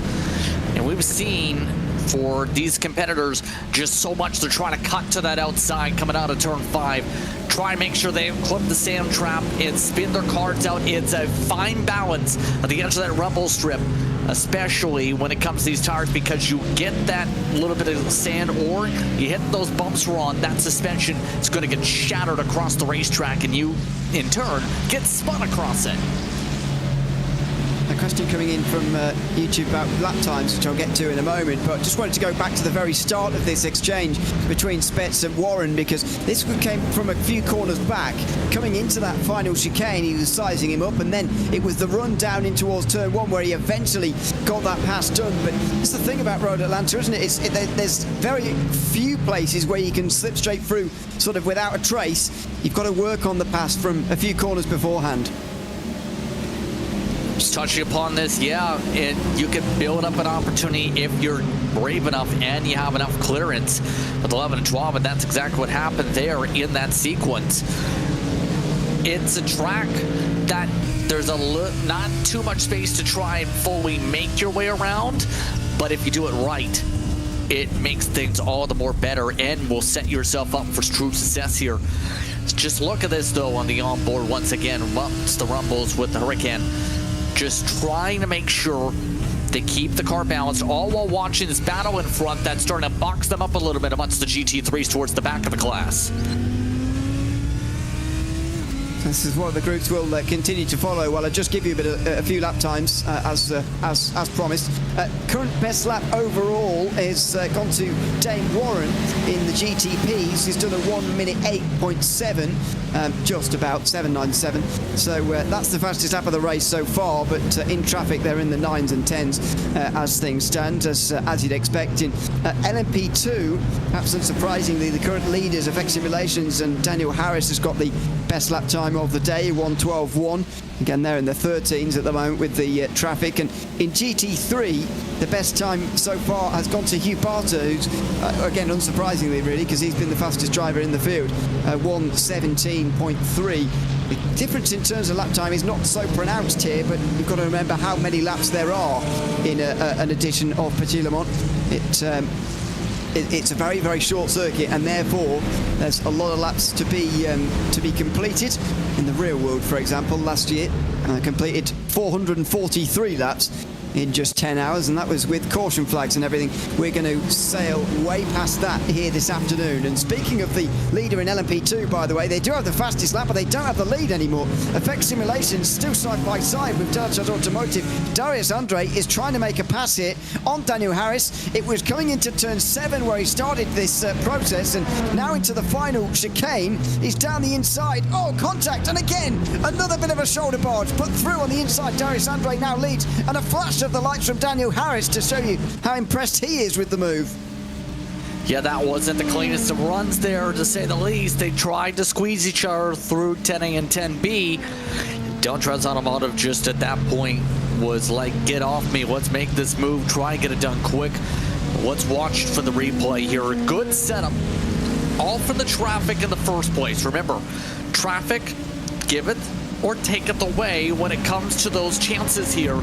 It really sets things up by the time they get to the lawn straightaway to go for the move, or better yet, just wedge your way alongside. That was a little bit of a naughty set in the first place.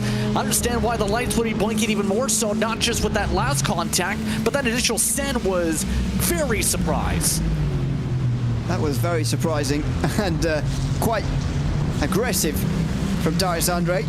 And you can see why Harris wasn't very impressed with it, because it wasn't exactly like Andre gave up the place down here either.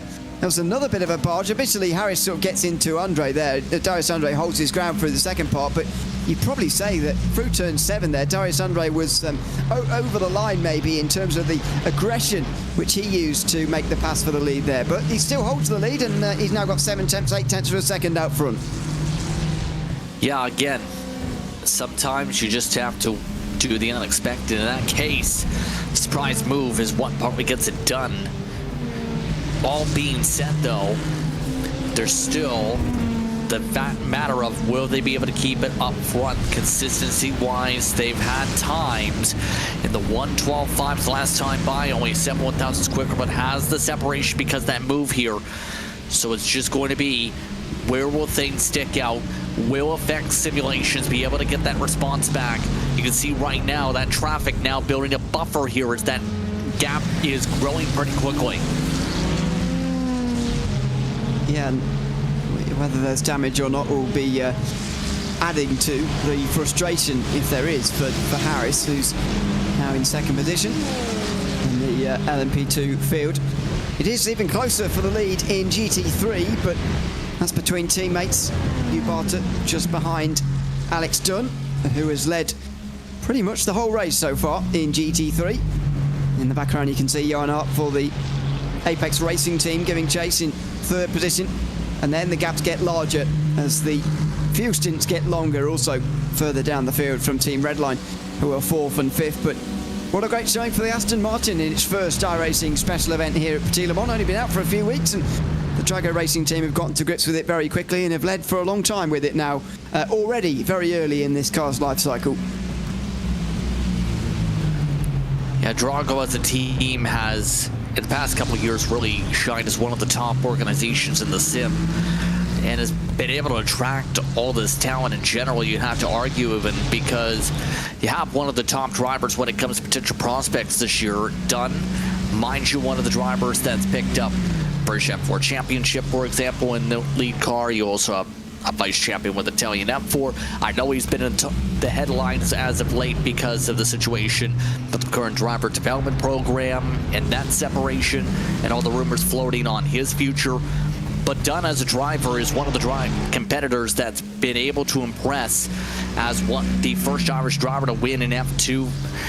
It takes a lot of respect from a group to be able to draw in real-world talent and be able to retain them. We talked about that with Redline, like, for example, the Max Verstappens in the world and whatnot. But when you can draw that attention as a group and be able to build the respect as an organization to say, we can bring in a opportunity for top-level drivers from real world, but also in sim, to build a community and build up in the sim world, it comes into a spot where it really showcases the growth of that team if you can attract and retain that talent. For those asking, by the way, it is the same Alex Dunn as you see in the real-world racing world, as it were. So, top quality talent at the front of GT3 in the iRacing Petit Le Mans, and we've always had the pleasure of having that in iRacing. Lots of real-world talent coming over and joining us. I mean, I remember from even 10 years ago when Shane van Gisbergen used to race in the iRacing special events as well. I remember him leading actually the early part, the 2015 Daytona 24 Hours. We've always been blessed with real world talent, and it's great to continue that on here this weekend with Petit Le Mans. But these two out front will continue to run together in Drago Racing. I do wonder whether there's going to be a change of tack, because Redline have proven that you can go an hour on these cars if you're able to do 46 laps or so. That's what they managed last time.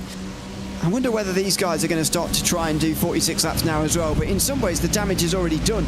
You can't now go back to the fuel saving strategy if you're Drago Racing, because they didn't start the race by fuel saving, and so it'll be interesting to see whether they try and change or whether they just stick with what they've got now, even though they know they're going to be making one more pit stop compared to Redline. Well, I think at this point the strategy is set before you start the race. You know where your car is going to shape up from the testing. You know that data based on the Motec simulations, and as well all the practice put in by the teammates. My thought too is, it was touched upon by Arjuna about the conditions that with the more cooler it gets, the more fuel burn you'll have because you'll have more on throttle time. My argument too is, you end up going farther on the first stint in general by a lap or so, because you have that pacing essentially to start things off in the first place, and have that slower pace in the first lap or two and to start things off. So it's gonna get harder from here, and this is not factoring in what's been the weather conditions in some of the other sessions throughout the weekend so far when it comes to the iRacing stints. So there is the potential weather where if it does start raining, for example, because it is mostly cloudy, mind you, there's the other factor too, Ewan, of you end up having a lot less fuel burn in the rain because you're going much slower if it's a downpour, or you're having to make sure you're slower on the wets. So that's another thing you have to factor too. If it does get to that point, that's going to change your entire equation, and you're going to have your stint manager try and do the calculations on how your fuel burn is going to be impacted. Yeah, we'll try and keep you across the rain if indeed it is coming when it arrives, and we'll bring you some weather reports, the radar, famous radar as well, before we get to that stage, if indeed it is the wet tyres will be required a bit later on. And of course, the fact that it is going to be later on as well, I mean, it might well be dark and raining, which is even more difficult to deal with. So we'll see what happens when we get there, if we get there, as far as the weather is concerned later on tonight. This is one of the bigger groups in the field, all the way back from 19th. One of the other Drago Racing cars, Vigor Wazowski, in 19th place, and then following on is Simar C, RTR, and then Williams Sim Racing, Veloce Thrustmaster, Grid and Go.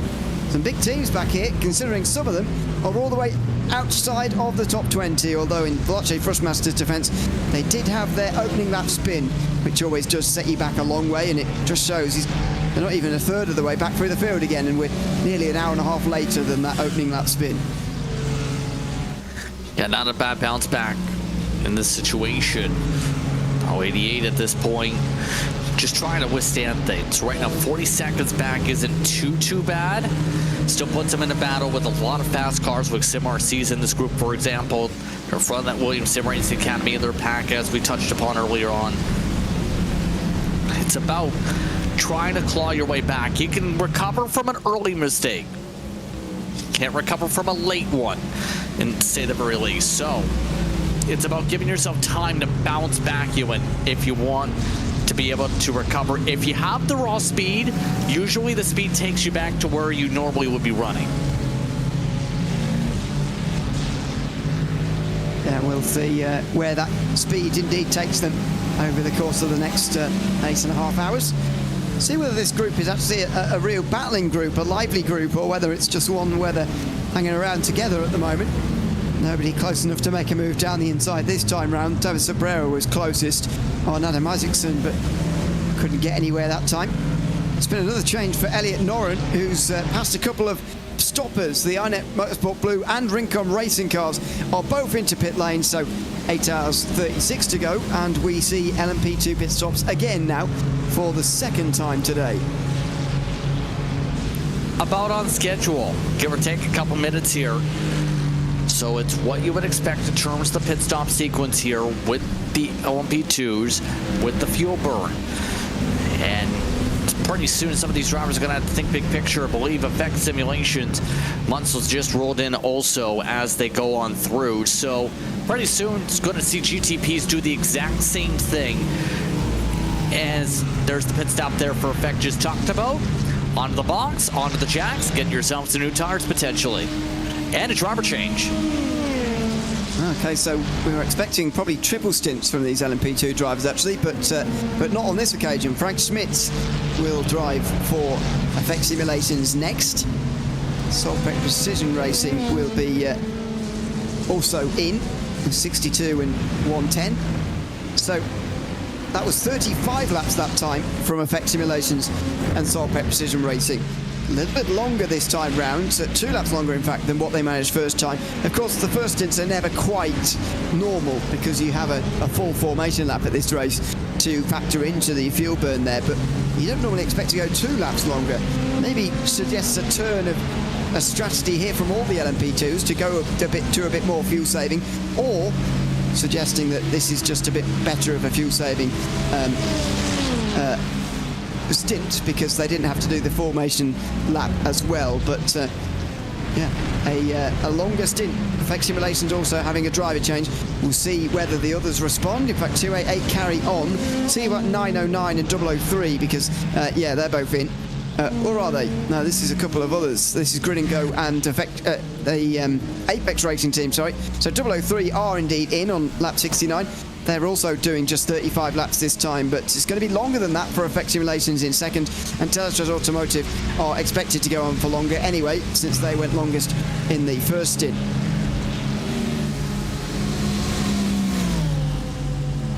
Oh, this is why we keep an eye on one of the drivers we see is from Real World Experience again. Levier at this point, letting some of the drivers go with the speed that time through.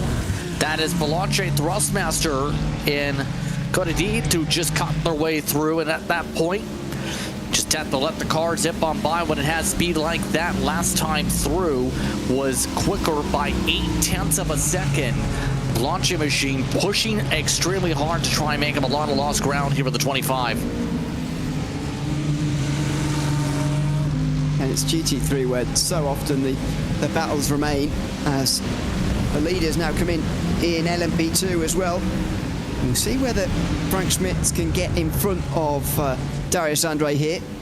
Maybe the reason for the driver change for Harris was the fact that that battle did get out of hand a little bit in those last couple of moments, so maybe that's the reason there, as Chesney Esport and Drago Racing, Sim RC all have a real go at each other down in towards turn 6 there, and here comes Bautas Pala on Igor Brzezowski, who has just got past him in that Aston Martin.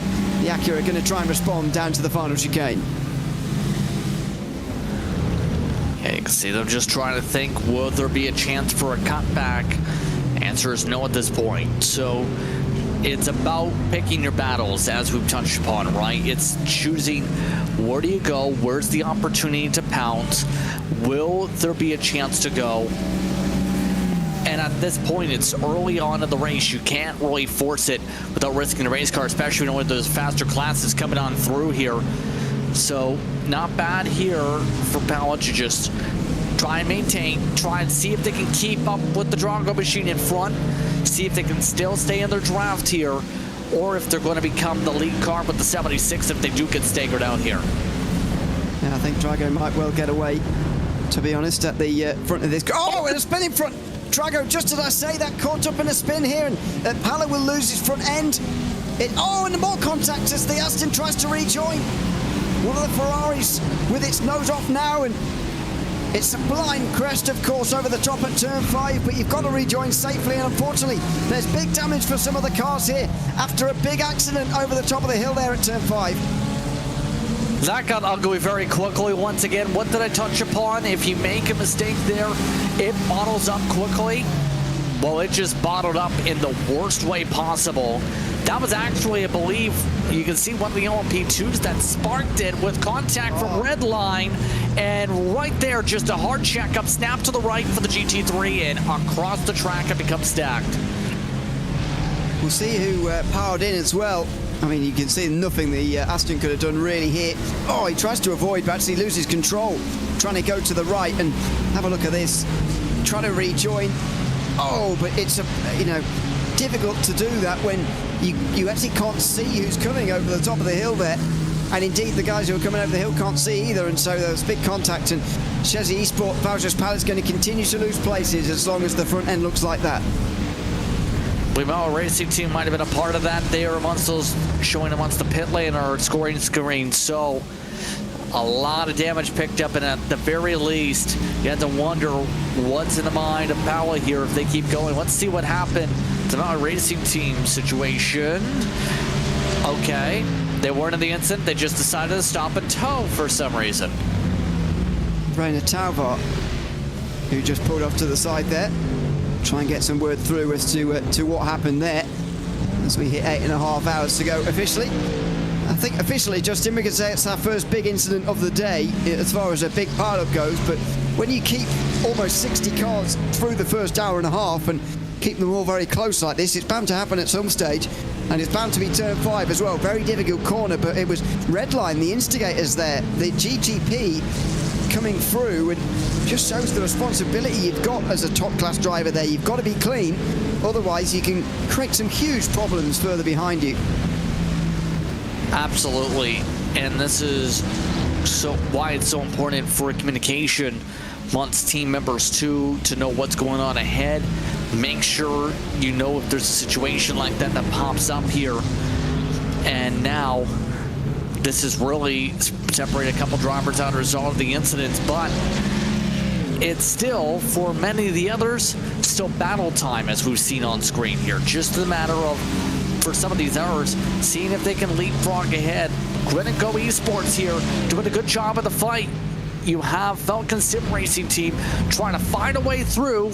Here's a look with the help of the traffic, and that's how you get it done. You show the speed, get the draft built up, traffic opens the door, and you get the give and take.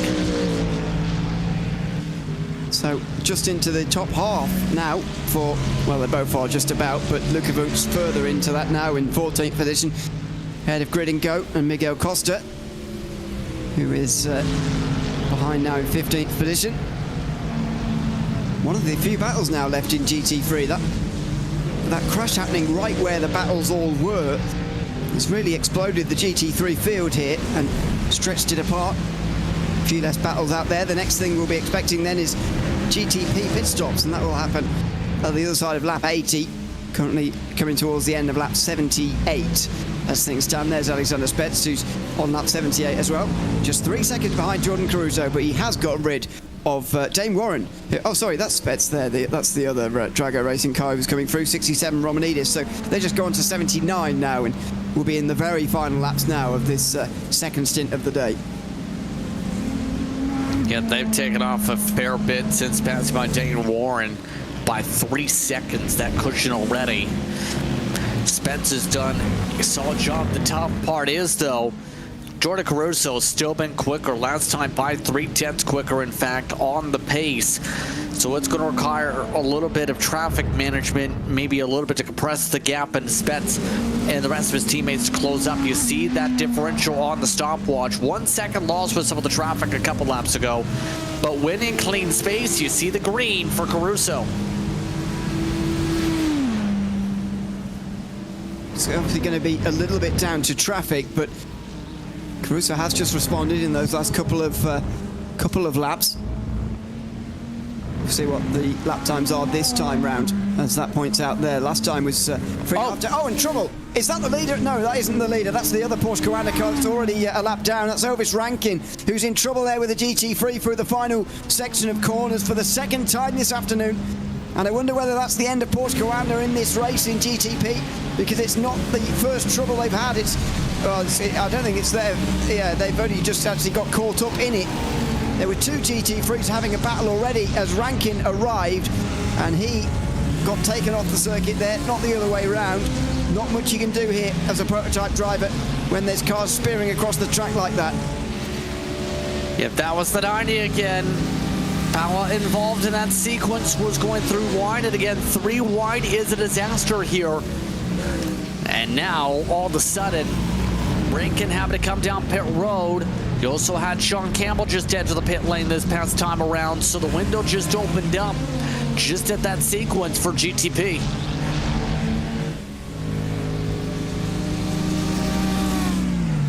Yeah, so Rankin kicks that off effectively, but he obviously wouldn't have wanted to.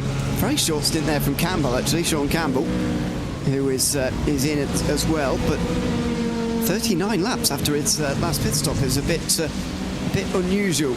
We'll see when the leaders decide to come in, because the gap for the lead is closing. Spett's getting closer to Caruso, and there does feel a sort of inevitable sense of metronomic closing of that gap at the moment by Alexander Spets, who's driving very, very well. We'll see whether he continues on with this stint into a triple or whether he gets out now, but he's had a very good stint and has a feeling of inevitability that he will catch and pass for the lead in the next hour or so. I'm very curious what the traffic situation is like with Caruso, because that interval just went down 1 second during your sentence there. So there is the strong possibility here that Drago can get there if they're able to capitalize on this traffic sequencing like we're starting to see here. All this with some of the air cars, as they make their way through, have been able to smoothly pick their spots at the very least, try and make sure they don't get into contact. It's so critical to keep yourself clean in these spots, and we're seeing that for a lot of the LMP2s in particular that haven't had too much of trouble spots to get around cars like the 199. If Apex Racing Team would be keeping an eye on, just try and slice and dice some of the GTPs, or rather the GT3s, to be able to keep up and try and battle with some of the cars in front like they've been doing on the close-up here with Grid and Go. Two of the big teams in LMP2 in this race here this afternoon, both on exactly the same strategy. They came in nose to tail a few moments ago when they both pitted on lap 69, and they continue on to have their battle over the top of the hill and now towards the final chicane. We'll see whether we'll see him dive down the inside here or not. No, it will be not this time around, and that's what you're more likely to see at this stage in the race in LMP2 and GT3. Gap for the lead, by the way, less than a second, half a second, I should say. The temps continue to tick away. Yeah, it would be very interesting to see what the traffic situation is. In fact, there they are in the background, actually. They're just coming up towards these guys, are the leaders. Traffic doesn't look any worse than normal. It's just generally a bad run for Caruso, and he's going to be right in amongst Spence in a moment as the has to slow down through the S's for these LMP2s. See that right now? Yeah, this is not the good time at all to reach this. No place to really pass quite yet. And Caruso, his entire cushion has just imploded, all because of one of the biggest packs here, and he is not passing these cars as quick as I think he wants to here. Will Spence be able to build up the run, because he's been able to capitalize on the fact Caruso's been opening the door for him here in these spots. Look at that pole once again for the red machine. It's going to be too far back this time, but he's really close behind now is Alexander Spets, as they're about to come into pit lane, perhaps, on lap 83. I think, in fact, they both will be in here, these two leaders. Watch for them pulling to the right-hand side, and here we go, lap 83, and the lead battle is taken to the pit lane. See what the driver choices look like here. Can already see Spence trying to find little edges in the pit lane, cutting a little bit more sharper to the right. Oh, wow. Caruso trying to already angle himself through all the pit stalls, running through to the pit stalls to try and take a straight drive into the stall. Make sure you don't miss it as well. They indeed are on the money. And a driver change. Driver change for the race leader, Josh Rogers, getting into an iRacing special event for the first time. A special event again for the first time in a very long time. What a moment this could be for Josh Rogers. He's been thrown into the deep end. He's battling for the lead in Petit Le Mans, albeit early in the race. He'll be out there straight on cold tyres and straight into the battle. Spets will stay in the car. In fact, he's the only one who is, though, because Mitchell de Jong is in. So is Elliot Veyron, Chris Lulham, Michael Romanidis is, I think, still the same. Eduardo Leo changes as well as Rogers goes. 6 tenths of a second quicker from Alexander Spets, and he's right there. 3 tenths of a second, and of course he's all warmed up himself. The tyres will be cold, but Spets is used to these conditions. He's already done this twice on cold tyres. He's back out now, applying the pressure to Josh Rogers for the race lead. And we know how strong Josh Rogers is. Don't forget Joshua K. Rogers. That K very special in terms of the name, but his speed also very special. He's been a championship contender on iRacing for a good near full decade, just about, it feels like. Half a decade at least. He is difficult to beat, but Spets got the better cut. Already a bit of bobbling. Rogers trying to swerve. Don't forget about the manufacturer difference between these two, and the Porsche and BMW warming their tyres up differently. Here comes Alexander Spets. Down the inside is going to be shut off. It's going to have to be outside, but there's a GT3 in the way. Rogers going to be saved by that, although he tries to dive, and he's not going to get it. Now, will Spets go for the cutback? No, Rogers stays on the inside, just preempting that, and he defends the inside line here.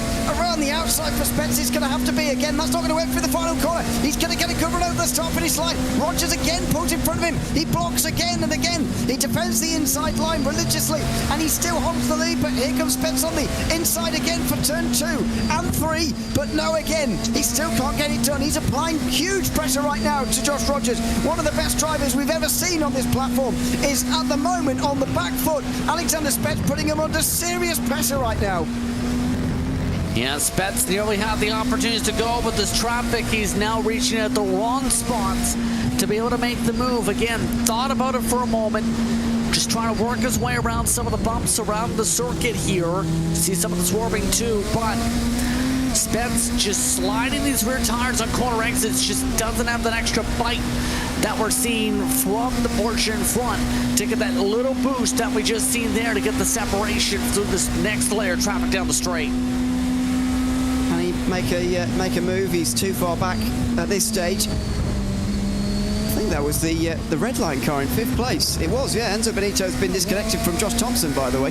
But we'll get back to GT3 a little bit later, because there'll be pit stops happening there in 10 minutes' time or so. There's a battle for the overall lead happening at the moment, and there's congestion in LMP2 as well. This is for 5th position as Pablo Lazar completes his journey back to the top 5 again. What a great performance from Pablo Lazar, who spun off through turn number 1 after contact with Arent Esports in the first part of this race. They're now back in the top 5 again. Great resolve shown by Pablo Lazar to just continue drumming away and gaining places back into that top 5. Raw pace once again coming into play. They've been very quick throughout this run. Spence, again, having a lot of traffic to navigate. Road clear Cup driver.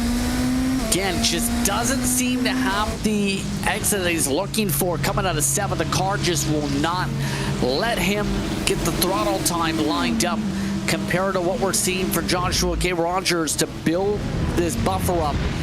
Josh Rogers just feels very comfortable, it looks like right now, on corner exit. That's the big difference in this battle. It seems that with that cold tire period just put behind him, that Rogers is maybe a little bit more comfortable here, but he's under big pressure. And while this has been happening, by the way, Mitchell de Jong has been catching these guys. He's now just 3 seconds off of the lead, which is just over 2 off of Alexander Spets. So another new driver applying the pressure, and here is on board with Mitchell de Jong. We've already seen Parker White out there on the racetrack here today. In fact, we still do for the Williams Gaming Club in GT3. But Parker White, I often think, is sort of a new age Mitchell de Jong, really. Both of those two insanely good at changing the platform, changing the type of car. They're all rounders, really, both of them.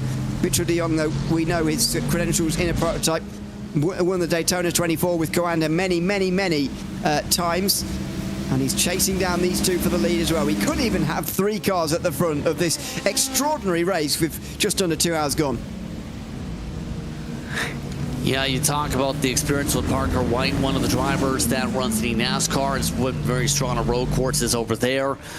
I think there is the argument, absolutely, that he is one of the multifaceted drivers here. Mitchell DeYoung is that same case, as we've said. So there's a lot of ability for them to adapt to their situations. DeYoung in particular, we know with X Games experience also, that really helps, to say the very least. Knows how to race on dirt when it comes to rally, knows how to battle when it comes to the road courses.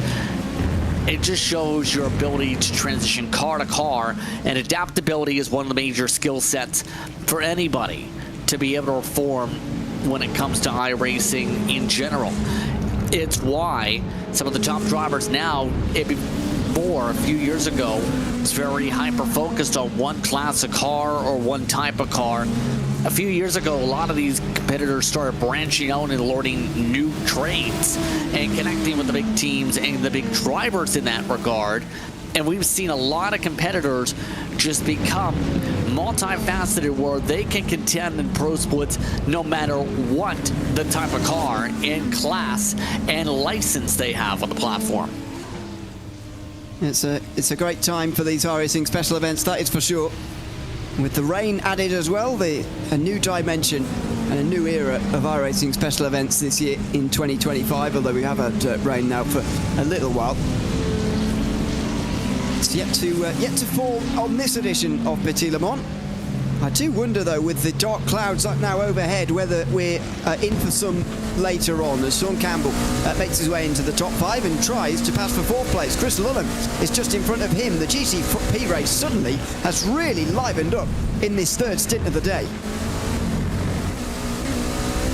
Yeah, not bad for the driver that's looking to keep the bees in check. Well, supports Nicolas Cage, as we touched upon. Gwyn and Go as a group has found a lot of pace in the past year. They've had the talent. They've now found that said talent harnessed with their entire group, and it's why they're one of the better organizations, because of just that talent pool they picked up. But up front, Spets again, coiling up to the back end of Josh Rogers here.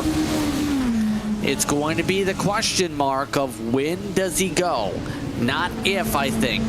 Because at this rate, this is an opportunity maybe to save a little bit of gas, be able to ride in the draft and wait for now. It's going to be quite simply just simple. Pick the spot. If it opens, you can try and take it. For now, though, just let the car in front, let you have the opportunity to sip the fuel, just that little extra bit here in the pack. Yeah, and just push a hole through the traffic as well, which is what we say early on in the race, although it was for Coanda machines at the front of the field, which made that effect slightly less pronounced.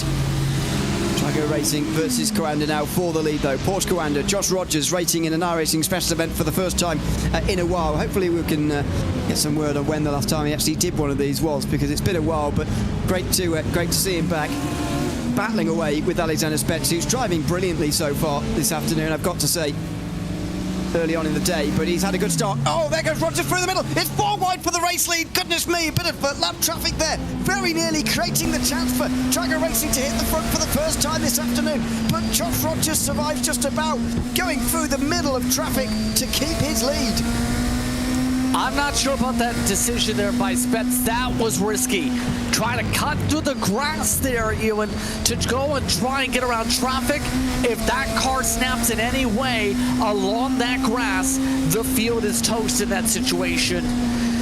Spets really wants to keep up here, but you have to think long term, because you have to have the car there to keep up. You don't want the car to no longer exist because of a bold move like that. That was risky. It's very early on in the race as well for those kind of antics. Over 8 hours to go, but you know, you can understand it in a way from Spets' point of view. He's got the speed right now, and he wants to get ahead of Rogers to go and use it. They can't be sure, Trago Racing. They're going to continue to have this speed all the way through the day. They've got to use it while they have it, but Rogers is preventing that at the moment by holding on to this race lead. as he is in this first part of the stint. They're less, by the way, than 10 laps through this stint. They just completed their 8th lap. They've got a very long way to go here even before they're in pit lane next. Yeah, exactly. There's still a lot of time to go, hence the thought process here. It's just going to be right now, just hopefully keeping up. By the way, dealing with the traffic's lost all the time picked up on the racetrack here.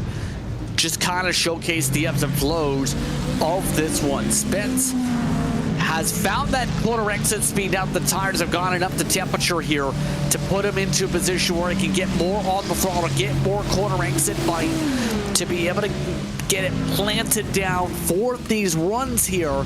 Hence why he's been able to get a little more sporty. How about a deep brake to send it?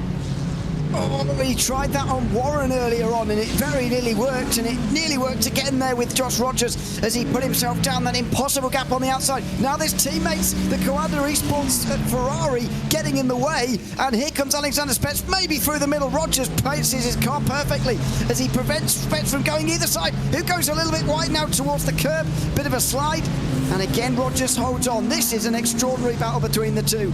8 hours 10 to go. They're only about 10 laps through their stint, still 30 more laps of these two together on the circuit, battling away, and if it's as entertaining as this, we have got quite the half an hour ahead of us. I think so. We'll say the 90, it looks like, has found the front nose again as to get around them. So there's the bright side, I guess you could say, for them. But the bigger note is this is now a little bit of a comp period for Spence to reset, at least with the raw pace of the car. He's been quicker by 4/10 in the traffic at times. Now it's going to be for Joshua K. Rogers. Can he separate out, let the car stretch out for the next few minutes, try and get a pull effect here to get away and try and break the draft, reset the tempo for Porsche Coanda? Just feel like there's been a bit of a reset here for these two. Rogers just able to put Spence to the back of his mind for the moment and open up 3/4 of a second of a lead. I can now tell you, by the way, with a little bit of a calmer moment upon us, with Rogers leading by a bigger margin, that we have had quite a few retirements now in this second hour, so it was bound to happen at some point, but it has now finally for a lot of these teams. So we already knew about Williams Sim Racing and Chilblads. They came in and out of the race indeed in the first hour, but since then PGZ, the Apex Racing team, Drago Racing 196 and Marla Racing team number 10 have all retired. Pretty big names down there, all retired in GT3 from this race for definite. So at least 43 at 53 left in the race at most. I think Porsche Coanda are out their first GTP retirement. That's the 091. So this is the last of the 3 Porsche. Oh well, not Porsche Coanda, sorry, isn't it? It's a Coanda Esports driven car. Elliot Veyron is currently in 6th position. They're the last of the Coandas still in the race, though, after we see our first GTP retirement. Our Esports might be out, although they're only in the pit lane for the last couple of minutes. And same for Stormpet Precision Racing 110, who've only been in for about 4 minutes, so not officially going to call them retirements just yet, but just seen that we've seen a few more retirements in the last few moments, and we've sort of got our field down to a more normal Petit Le Mans size in the real world. That might just help a little bit with traffic and so on, but hardly surprising after the big pile-up we saw through this corner earlier on that some will have retired from that. Yeah, just for now, it's just right now being patient, I think, is still the key thing. You see some of the traffic that Veyron's about to hit, for example. I know I keep harping upon it, but it's the type of race where if you can't find your way through the traffic, you're going to have a hard time. And we know for some of these drivers that's been a huge challenge here. We'll say, as we look at this battle pack, these cars as they run now in clean space, having a hard time catching up to Chris Lohem, who had some success with Max Verstappen in Germany in the past couple of weeks or so in real world racing. It's going to be about making sure you stay important here through all the trouble. Because if you get yourself held up, you're going to be in a massive disaster area. You're going to lose time. You're going to make your teammates frustrated. You're going to get yourself frustrated. You're going to get yourself in a bad position that it's going to be a hard hole to dig out of if you can't stay focused on just making sure you get through the traffic cleanly and pretty much as patiently as you can. Don't force it. Don't just door off the traffic. Well, let's just see this replay first. Out of turn one, a very long and big slide for. Now, which of the GT3s was that? Looks like a Mac Performance or something to me. Solpec also through turn one in 110. This is why they're having such a long pit stop. Oh, Oleg Lobkov getting unstuck and hitting the wall pretty hard at turn 3. Yeah, a lot of these drivers you have in esports, they're already two machine. Big Bobbo in the middle. Yes, that's a bad spot to have a wiggle, and that was a big check-up effect. Good dodge by everybody else. Quite simply, that car destabilized with that wiggle, just got uncomfortable going to the curb into the transition, and nowhere for the GT3 to go except to the rear end. The esports car it's already had trouble, and indeed is in pit lane again now for an extended period of time. So that just clears up some of the retirements and indeed longer stops we've seen in the last few moments. Pit stops starting to happen in GT3 as well. At the end of lap 87, we see Drago Racing coming in with number 7 and 69. So that's a 44 lap stint that time round, but it's still nowhere near long enough to be going to the hour, which is what they would like to be doing, I suppose. Hugh Barter stays in number 7, but it's a longer stop from the number 69. 52.2 seconds in GT3, and now gets back out onto the circuit again. So number 69 with a very long stop that time round, and that's going to cost them quite a bit of time. Yeah, everyone's just making sure there's no issues at this point in this pit stop. For all these drivers here, you don't want to have any troubles in the box. Don't want to lose yourself too much ground here. Valanche just sitting there as they get the launch. We know Valanche is the Thrustmaster amongst the teams that have gone through and tried to build some experience, build a roster coming over from other sims. But look at this, side by side. You got to sort this out quickly. They'll get the edge and hold on in front of Williams Civic Racing Academy with the inside line respect there. Driver changes there for those two. Daniel Lafuente getting into Veloce Thrustmaster and Shoma Shintani for Williams Sim Racing Academy. That's a rather abrupt interruption, or introduction I should say, to the race for those two. As this time round, most of the drivers bypassing the pit lane. 005 comes in. Next stop from the lead is expected to be the race leader, Johan Hart, who did 45 laps first time round. You expect him to do at least that again here, maybe even 46. Another 3 laps would not be too bad for the Apex Racing team. He just goes on to lap 89 now, I believe. No, lap 90. So he's done 89, and that's 44 laps this stint. He'll be able to go to the end of at least this one, and I guess he'll be hoping he can go to the end of another one after that as well, just get himself a bit closer to that hour mark.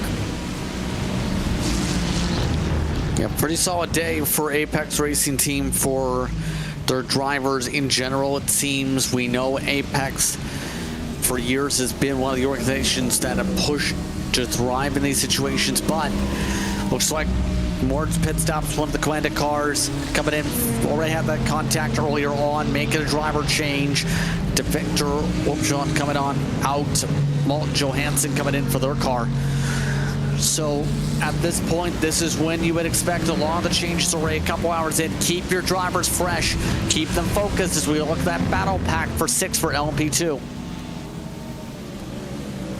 Yeah, it's Apex Racing Team actually getting away with 6th place, while Grid and Go and Fizzy Forward are forced to fight it out behind. But they sort it out before turn 6. They don't go side by side this time around. By the way, out front, Delachaz Automotive are leading by 13 seconds now. I mean, an hour ago, this time an hour, we were about to watch a battle for the lead in LMP2. And that very, very quickly evaporated. And all of a sudden, we've got a very big lead there now. As these guys come towards the final chicane, they will stay as they are in LMP2. And actually, these guys as well, not too far away from another cycle of pit stops themselves. It's pretty relentless in LMP2. A lot of stops have to be made throughout the day. Yes, you have to make sure every time you hit those marks, it keeps yourself, again, on point on the strategy. But hey, that's the expectation. You're turning faster laps, you burn a lot more fuel in general with this type of car. You have that difference that comes on in compared to, say, GT3, where they're running a little bit slower on the lap counter. But all this is with, look at this time for traffic. Bit of a checkup, going to set up an opportunity. That was an off track there for the 90. Yeah, there was certainly sparks flying and just being thrown into the air with all that going on through turn 5. Again, it's one of the action points of this circuit with the bumps through there and so on. It's very, very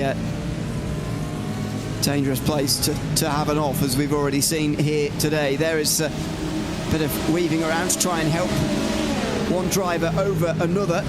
That's the Solpec Precision Racing 110, which is back in the race again. Great to see, by the way, lots of these LMP2 teams continuing on, even despite big problems today. TC Esports also continuing on 12 laps down. Solpec Precision Racing 10 laps down at the moment, but persevering after that long stop. Yeah, I think it's just for the opportunity to say you finished up the race. I know it's still early on, but do you as a team want to say, oh, we finished as a DNF a couple hours early? No, you don't want to be that organization that ended hour 1 or hour 2 or even 15 minutes into the race. You've got to put in the work, and for drivers, it's about maximize the amount of time you've had, and there's a good chance that more other competitors will get big incidents and will fall out also. So it's a chance to make up positions rather than just waving the white flag so early on in the event. We have seen a driver change for Luca Kita, by the way, getting into the Apex Racing Team 299, taking over from Johan Hart. So that is ideal timing to make a driver change, the first of the day, after just 2 hours out front, and they did indeed get to lap 91, as I suggested they should do. And now redlining just a lap later, so another 46 laps in for them. They've definitely gone past the hour, so they're going to be doing this race on 9 pit stops, but it's, I think, at the moment about whether Drago Racing can do it on 9 pit stops and whether they're going to start to try, because they're leading currently, but as things stand, they'll be making an extra trip down pit lane as well, and it's all about how those two things interact with each other now.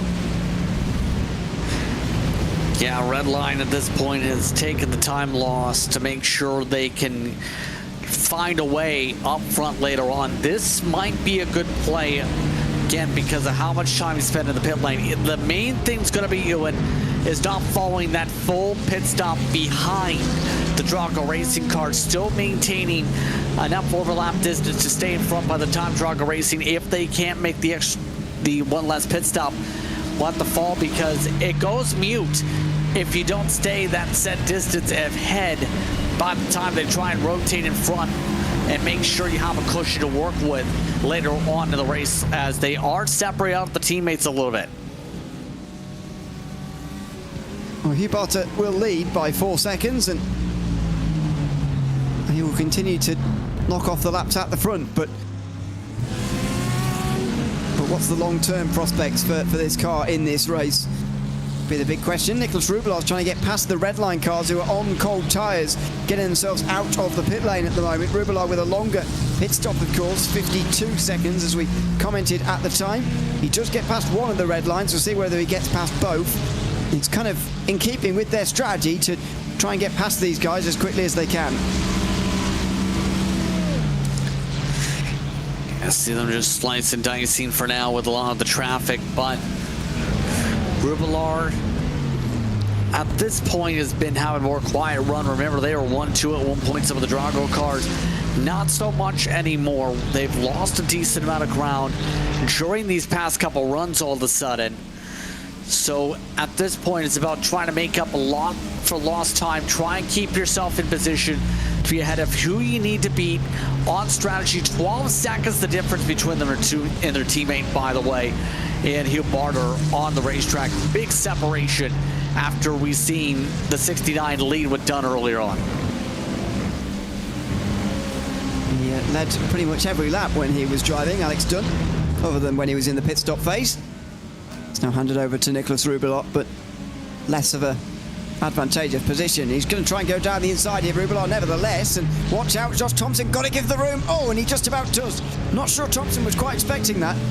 Saw him hit the brakes halfway through the corner. We'll see whether he flashes the lights here. No, he's going to let that one slide, but I don't think he was especially expecting that, and not many were. Rubilot wanted to get through as quickly as possible, though, and has now managed that. He's up to third place, but very much feels like these two are almost in different classes at the moment, doing different races. And the race at the moment for Rubilot is going as quickly as possible, while Thompson needs to save some fuel. Yeah, a little bit of a death wiggle there for a split second across the rumble strips. Good save there as that spooked him with just a touch bit. But Rubilot right now scored as third. Enzo Benito all of a sudden has fallen down the pylon. Wondering something's happened to one of the Team Redline cars as they were running decently. They're not anymore on scoring. We'll have a look into it. As pit stops in LMP2 will begin again. It's going to be that stage in the race now where it's pretty much relentless pit stops throughout the remainder of the day. And there is number 12, Rincon Racing. And Carlos Bozapuya into the pit lane from 9th he was at the time, and will drop a few places now in the meantime. Only battle in LMP2 at the moment is still that one for 6th we saw a little bit of earlier on in the day. That continues on while the prototypes continue to come past, at least the GTPs do. Only one battle there as well. Chris Lullum has been caught by Campbell, who's rather bouncing between Lullum and Veyron. Attacking Chris Lullum for 4th and defending from Elliot Veyron for 5th place. Now, though, he's attacking Lullum at this part in the day, so he's looking to get himself past and into 4th position. Very close as well, but at the moment, Porsche Coanda who control this race. Josh Rogers, who seems to have picked up the speed and is now leading by 2.5 seconds. To get confirmation on this situation, by the way, situation where the driver in the car and Enzo Benito had technical issues. Gustavo Ario has picked up the wheel for the 103. So just like that, this red line machine has gone from being up towards the front to score 21st, a lap down. Good effort to get the car back out by the team, but that's a lot of ground lost because of the technical problems. Yeah, and I don't know about you, but we saw this earlier on in the first minutes of the race. I don't understand quite why they've had 2 pit stops to rectify this.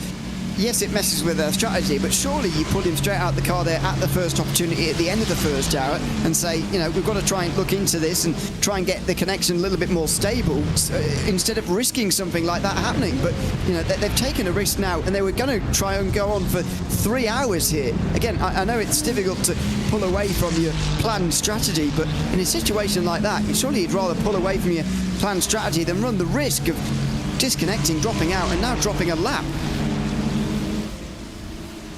Yeah, exactly. This is going to be, for them, a hard race the rest of the way. Again, this is unfortunate with it being unplanned, but you have to be prepared for anything to happen in this situation where you end up having trouble or a connection or anything happen. We've seen drivers miss stints because of timing of things. So you have to make sure you have that driver on standby just in case what happened to them does happen. Frank Smits will stay in 9:08. The Effect Simulations car only doing 34 laps that time round. That's quite short by LMP2 standards, where you're expected to see 35 or 36 every time. Effect Simulations nevertheless come back out onto the circuit again in 8th position. We'll see what they can do about the ever-increasing lead for Delatrans Automotive. Number 62 also into the pit lane now. That's another 35 lap stint for them, as it was the time before that. So we're seeing the regular pit stops continue for these leaders in LMP2. The battles continue on down in GT3. A GT3 class, by the way, which is down to 24 runners after the 31 that started. STR Sim Racing and My Performance seem to be out of the race now as well. So attrition starting to bite our slowest class now. Yes. Look at this on the traffic management. Oh, that wasn't pretty. Yeah. Not a good spot to reach the Meg Performance. Oh my goodness. Just a terrible spot for the side-by-side of that. Just really trouble has been there all day when you go side-by-side like that. These are the two reasons. Oh dear, that was a bit of miscommunication. Oh, and another load of damage on another Ferrari. And that was the reason for the last, at least there's 2 long repairs going on. I probably shouldn't say they're definitely retirements, but they are both having long repairs at the moment. And unfortunately, just a bit of miscommunication there. As I say, the GT3 is starting to see a little bit of attrition now, as you'd expect to see over 2 hours into the race. Just a miracle we got through the first hour or so with not too much trouble at all, which is good to see. It's going to come to an end at some point though, as Malte Johansson tries to hold on from Matteo Quinza, who is trying to get into the top 10 now, into the slipstream of that Ferrari for this Aston Martin. We'll see whether he fires down the inside or whether it bides his time for the moment. He'll just wait around, and again, this might be the pattern for this stage in the race in GT3 for quite some time to come yet. Yeah, I think it's just about making sure you stay into the ebbs and flows of the race right now for your strategy to make sure that you're good for the long term. Once again, be able to plot and plan, go from there, be able to think about things. And it's about making sure, I think in some cases, when necessary, communicate with your team. But I think everyone's just quite simple, Ewan. Focused on the mindset, on locking in, hitting the marks.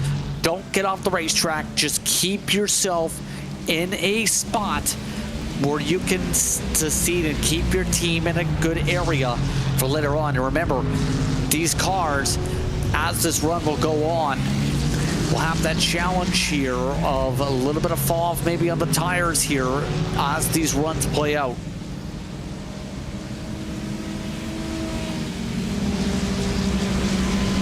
Possibility and chance of rain, by the way, will continue to rise from now. Nothing on the radar as of yet, and we'll continue to report that to you at this stage. But the rain chance began at 2 o'clock this afternoon in sim time.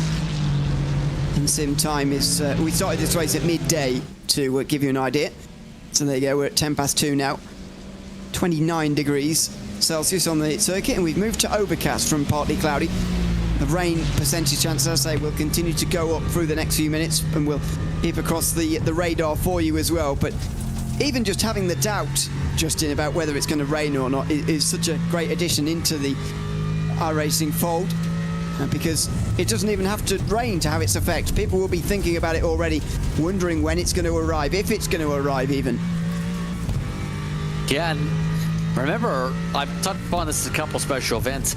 Fair amount of iRacers, especially with some of the pro teams, have a love of meteorology. So it becomes, okay, can I be the weatherman and predict my own weather situation once it's to strike? It's a dynamic which makes things all the more intriguing for the strategic part of the race, making sure on when, if that does end up hitting, when do you then call them in? Where does that difference between slicks and wets, that crossover, end up bleeding over with the water buildup that can happen on the racetrack? It's a challenge, and it's a challenge that a lot of drivers love to have here. And when talking in real life with some drivers about racing in the rain, they say some enjoy it because their ability to be challenged. Others talk about, though, the visibility and making sure you can actually see your marks depending on how hard the rain then hits, if it becomes a monsoon compared to if it's just a light rain and light rooster tails. Yeah, And that is indicated on our radar as well. We'll report on that when it arrives, if it arrives, of course. We don't know whether it will even at this stage. We've been riding on board a little bit with Matteo Kunze, who is still 11th for the Williams Gaming Club. Just in behind Coanda Esports' Malte Jansen, the second best place to the Coanders in the race so far. Xander Reed is in the top 5 now as a result of that disconnection from 103. Team Redline, who are now out of the picture. Just one red line now at the front of the field, although it is drafting off of the back of Nicolas Rubelot, who's currently in 3rd.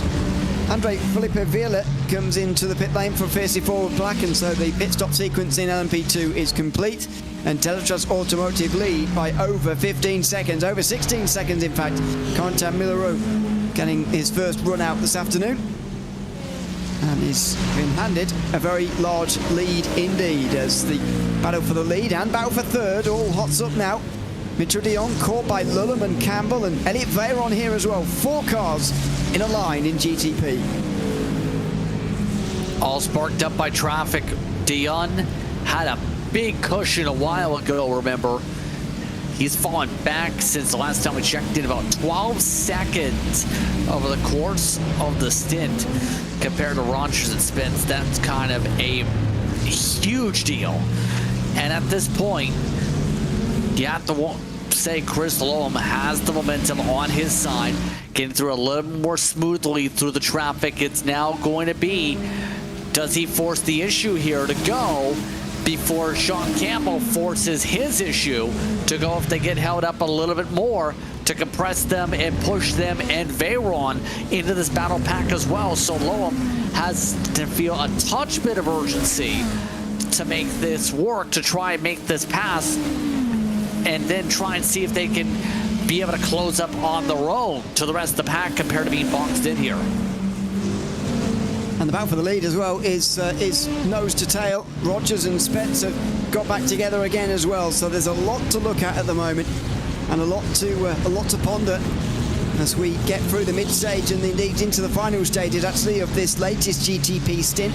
Expecting to see them all in again on lap 125. We're about to complete lap 115, so 10 to go should be until they all come in together, because they have been coming all in together actually in the for the most part. 6 of the top 7 anyway have been pitting on exactly the same lap through the first 2 pit stops. So it's uniform across the strategy, but thankfully it is a very, very close race at the moment. And even Josh Rogers being put under pressure at the moment from Alexander Spetz, who's driven brilliantly so far this afternoon.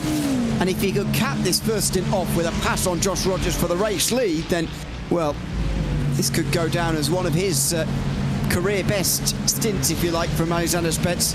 Certainly in terms of performance that I've seen anyway. It's driven very, very well, but a little bit of traffic there, and so he loses a 10th or 2. And he's got to do a little bit of catching again before he can have any dreams of that big overtake. Yeah, that's an understatement with how things have gone right now. Spence still matching up well. Look at the bottom screen, though. Loam again on the rear end, waiting for the chance to pounce coming out of the S's here. Seeing some brave moves coming out in the top part of the racetrack around 7 today. Not expecting that from Loam. Loam is one of the drivers that's very patient in his moves we've usually seen. Is very tactical on his approach. One of the drivers that has a lot of real-world experience on top of the sim racing experience. So it's now about, again, thinking when is the place to send it. And right now the thing is, they're too even on pace to enforce it. By the way, in drafting distance now, Brennan Cohen, Coanda Esports, the 002 and the 08 are now in a spot where they can just pull up and close up to make it a 4-car battle officially completely here in the next couple moments. One more bit of traffic, and they'll be right there. In LMP2, by the way, Graham Sanders has been in for a long time, hasn't he? He's nearly 7 minutes in pit lane now, and they were running second not that long ago in the race, giving chase to Gelatraz Automotive and Effect Simulations, in fact, as well, who were leading earlier on. This is why it's contact. Is that Mitchell de Jong who he's made contact with there, or is that Josh Rogers? Is that the race leader who was into the back of Graham Sanders there, who just didn't seem to... Oh, he had his own slide, and then Rogers, I think it's Rogers, just got into the back of Sanders and got him into the wall as well. Let's see if we have a look from his point of view. It is Rogers, so you can see the number 1 next to his window, and maybe we're seeing why he's being caught so quickly at the moment. Maybe there's a hint of damage on that Porsche after contact for the race leader out of turn 7. Yeah, that's going to be a curious one for up front, to say the least. Right now, Rogers, if it was indeed that case, is driving like it's not really damaged there, though. He's still putting up 110 flats up at the front, at least at the traffic, when he's been in clean space, still in the 109s, 108s. So it's still been decent pace. Mind you, for comparison, 108.9 last time by for Chris Loam. Dion, 109.381, getting around the traffic, so still decent clips, despite the front clips getting shed off that LMP2 there. Well, that is a big shame for Solpeig. And could be for Porsche Caranda as well, if that has done any damage at all, but we'll find out at this next pit stop. One of the Porsche Carandas already fallen by the wayside, of course. Elvis Rankin with trouble so far this afternoon. And is now one of the 8 retirements that we have already seen here today. And the only one in GTP. So down to 12 GTPs at the front, but none of them severely delayed. S Plus competition did have a fairly long stop and an extra pit stop as well after contact through the final corner earlier, but they are only 2 laps down at the moment, which can be rescued throughout today. As Redline look at a pass for the podium. It's Redline versus Caranda, the battle that we all come to see between these 2 great teams of iRacing, and Chris Loam gets through on Mitchell de Jong. He's up into 3rd position with a brilliant pass through turn 1, 2 and 3. And Redline get ahead of Caranda and onto the podium. 3 different teams, in fact, now on the podium for the first time this afternoon. Yeah, I've seen the opportunity open up once again. As we said, Loam likes to wait for his opportunities. And now, this is where the true pace is going to get tested here. A chance for that BMW to stretch out its legs, pull away a little bit, see how far it can get. And has already built up 3 car lengths at least. All this is well, by the way. They're now building a decent buffer over that battle that was happening in the backdrop by a sizable amount. Rogers versus Spets bore the race lead as another 39 lap stint, by the way, from Sean Campbell. He's keeping these stints rather short, and he normally comes in to have a chat with us, so hopefully he does today as well, and we can find out why he's decided to do that with the Grid and Go team. But they drop away as Rogers now gets down the inside of Sim RC and comes through with a traffic advantage.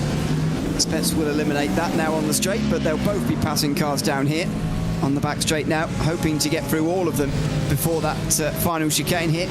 Rogers going the other side to try and prevent him from getting the slipstream, as Hugh Barter seems to have trouble here for Drago Racing. There might be a change of the lead in GT3 while we're seeing the battle for the lead in GTP. Luca Keita now leads as Drago have fallen to pieces in the last half an hour or so. Yeah, what happened here? Let's take a look at this. Oh, that's why they got shunted off. Wow.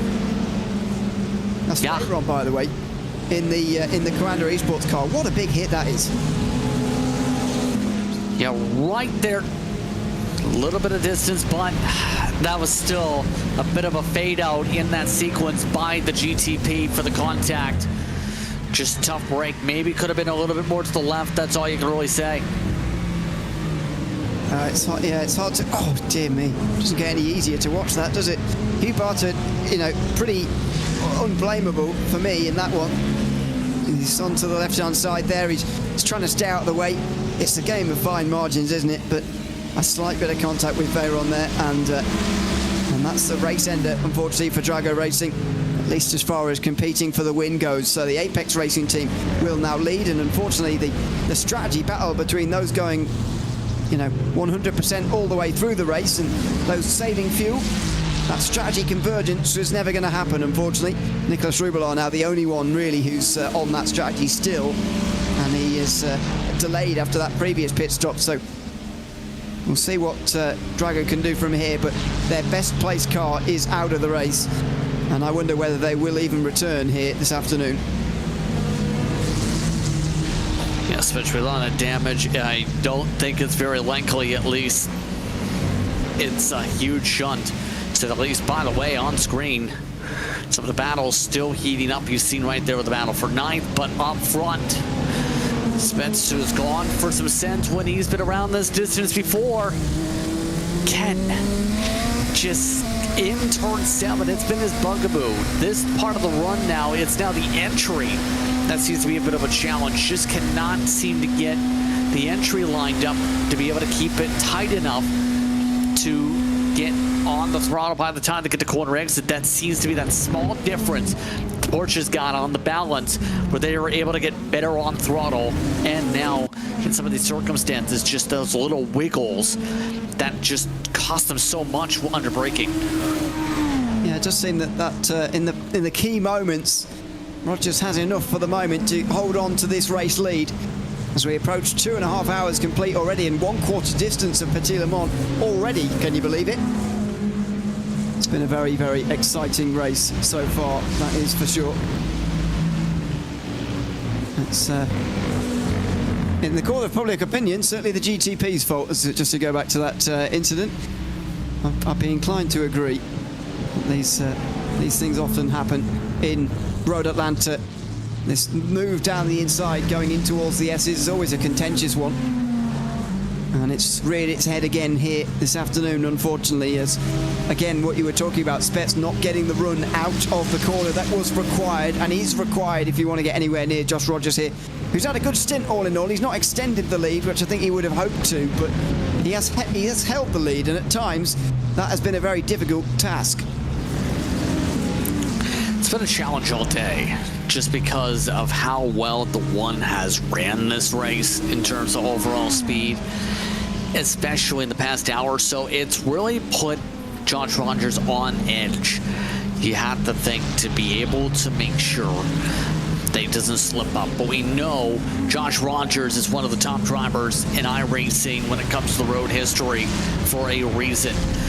He knows how to handle pressure. He knows how to withstand potential sends. He knows how to do things. Oh, this is bold. That was a big-time send, a bit of a traffic hold up there with the 17. Just about bottlenecked, and Drago Racing nearly sent it.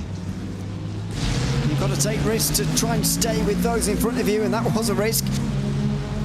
Now into the slipstream, Spence has got perhaps his best chance of the day so far. This is coming towards the end of lap 124, by the way. We might see pit stops here, although it's more likely going to be next lap, especially if they're going to fight like this. Oh, it's 3 wide, very nearly again. Rogers moves to the very inside, and again the traffic just holding Spence away from the move here. The LMP2 right on the apex there, preventing Spence from really continuing on his attack. And they go on to the last lap of their stint, still nose to tail with Porsche Commander in front again. Yeah, all the grass clippings also getting kicked up also by some of these drivers down the front straight away. A lot of marble buildup, by the way. See, just out of the groove for some of these drivers. If you hit those marbles, that will take you off for a ride, as there's just no grip there as that gets all over your tires. Right now, more traffic again. Spence going to have to try and be bold here. That's a red line car just moving to the side. And it's about now for Spence trying to find a way in some of these areas, try and get that Commander car off groove into said marbles to then slow him up to try and make this move once again. Are they just going to put this one on a truce for the moment because of the impending pit stops here? Are Drago going to try and underfuel themselves to get ahead? All of these strategy options on the table and available to us down into this third pit stop of the race for these race leaders. Into the lane they come, on the brakes, down the hill. Super difficult entry, as we always talk about. Lock up as well. Spence gets super close to the back of Rogers. Now what do they do? Who has the fastest stop? Oh, and here he goes alongside almost. There's a battle on the pit lane at the moment. These two teams nose to tail and racing for the win into the pit lane. They take their fight. Yeah, look at all the blinky trying to intimidate as they go into the pit stall. That's a little bit closer than the last time. We'll See how in sync they are by the pit exit here as they make their changes. Drago Racing doesn't look like they're making a driver change here quite yet at the moment here. Mitchell de Jong, by the way, has gone a lot further in 093, so that's a bit of a surprise. But yeah, Spets is going to stay in for now, and indeed continues. So you can see the way they're a little bit further placed down the lane here. They didn't qualify quite as well, but what a grace from Drago Racing so far to be in the conversation for this race win on 1/4 distance here, 7 hours and a half to go. And what a battle it is for the lead. The pit stop's about to be completed. Spets will roll first, but will he get out in front of Rogers here? It's going to be side by side nearly. Oh, he's got an overlap very briefly there, but Rogers' pit stop just about short enough. And again, he stays in front. 3 tenths shorter that time from, oh, sorry, 1 tenth shorter even from Alexander Spence. It wasn't quite enough though, and Josh Rogers keeps the lead again. Yeah, Spence has done a great job in the pit lane this entire race in terms of lining up the box and maximizing these pit stops. Thing is, though, again, Rogers has the pace in clean space whenever they get some separation out. See how the cold tires fairly know. Remember, Spence early in the run struggled out of 7 to set up for the long straightaway. Right there, the bobble hits again as de Jong is in. There is the pole-sitting car coming to a stop, 1 lap longer than the rest, so will that open up things for them later on in the day. Especially if there's rain, having that little bit extra fuel in the car can never hurt you. And that'll be a bit of a worry, by the way, for 002 and Sean Campbell, who is still driving for Grid and Go. He's got some catching to do, though, before he can be back involved in that group. And somebody asking, by the way, what happened to Redline. Nothing really has happened to them. Didn't qualify so well. Doesn't look like they've quite got the speed today compared to Porsche Coanda and Drago, at least not in the first 2.5 hours. But as we all know at Petit Le Mans, you've got to have a good car in the night, even though 3/4 of the race is held in the daylight. Yeah, it's about being able to adapt to all conditions, I think, overall. Having a car that can handle the transition of those set situations well, it's so important to make sure you have a well-rounded car. It's not just about building a car for, well, it's good at this temperature and not at any other temperature. Because at that point, it's so hard for you because you know in real life things change. Look at this, warming up the tires, trying to weave down the straightaway. Spence trying to follow the draft at least. So the Porsche Coanda trying to follow some of the real-world tactics that some people will put in, where when they have clean space like they do, they will just weave and try and heat up the tires in early on in the run like that. We have seen it time and again here in this race. When you've got a clear back straight to yourself, you generally do weave around, even on the second lap, just to get the tyres up to temperature. Mitchell de Jong will be doing the same as he tries to hold on from Chris Lulham. Another advantage the overcut gives you, of course, is an extra lap on the warm tyres, and so you can get track position before yours are warm and hold on from Chris Lulham in this case, which is what he's managed to do in 3rd place. So Porsche Coanda now with 2 cars back on the podium again after that longer stint from Mitchell de Jong, although he's only got a second or so over Chris Lulham, who might aim to make the pass again on the next couple of laps of this race, you would imagine. Lulham won't want to wait very long before dispatching of Mitchell de Jong. He will feel he's quicker once again. Yes, should see that potentially, absolutely. It's going to be now for Drago Machine, though, a tough spot because Rogers is really stretching things out. Oh, this is terrible time for traffic. The interval didn't really change despite that, though, because the way things went for the Porsche Coanda.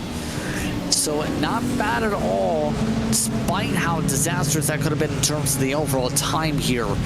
It's right now been the luck of the draw for Spence. Take a look, though. You were talking about Lowham. He's right now got the charge. He's going to have to put in the work all over again just to try and make this send all over the rear end. Oh! And in the rearview mirror there's a Strezzi eSport car going for a spin, I think that is, in the background. Now, is that the already delayed number 90?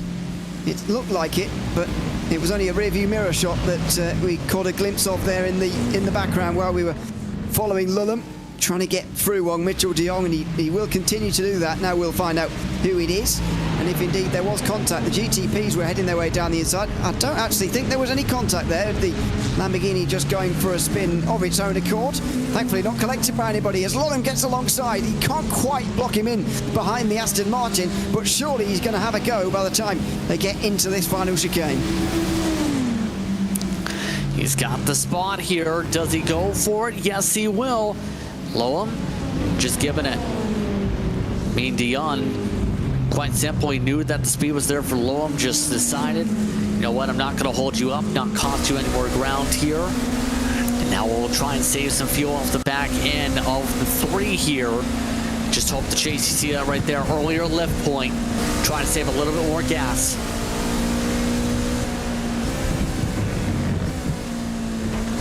Maybe that is the plan here. Don't worry about those around you and those overtaking you, but worry more about the fuel as the Lamborghini here gets between the two of them. Chris Lulham's got to set his sights, I think, on Rogers and Spence now. I mean, the gap's getting quite large between the top 2 and the rest. It's been a pretty close race so far, but in the last stint especially, that gap has grown. And, you know, I know we've got a long time to go, over 7 hours here, but you're already looking at more than 2 seconds a lap, or, sorry, not 2 seconds a lap, 2 seconds a stint, sorry. And, you know, it doesn't sound like a lot, 2 seconds over the course of a stint, but when the field is this close, you start to look at, you know, 40 laps per stint. To gain 2 seconds, you've got to be half a tenth a lap quicker. Again, doesn't sound like a lot, but Road Atlanta's a very short circuit. This field is very, very well matched, so you can't afford to let that gap get too out of hand at all. And if Redline want to be one of the 3 teams contending for this race, then they're going to have to make themselves a part of it by closing that gap, or at least some of it, in these next few moments, especially in this stint also, to really set the tone for the next few, that they can indeed get to the leaders in time. And that's going to require a bit of luck, I think, here too. That's the tough thing, Ewan, is it's just the way the nature of this race has gone for them in the early going. They have the speed to match. It's just about, can they find the speed to close. Battle for 4th, by the way, LMP2. That in that Motorsport Blue Machine, you talked about recoveries from them so far. They've actually been very quietly really quick here tonight. Things looking extremely good for the 19 machine to be able to pick off spot after spot here right now in front of Fiercely Forward Blue.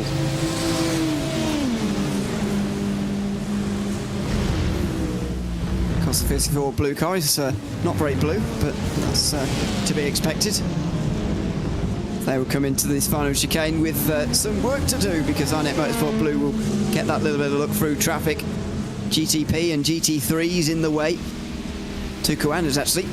Mitchell de Jong falls into the traps of Elliot Peyron, who will try and pass him now as well.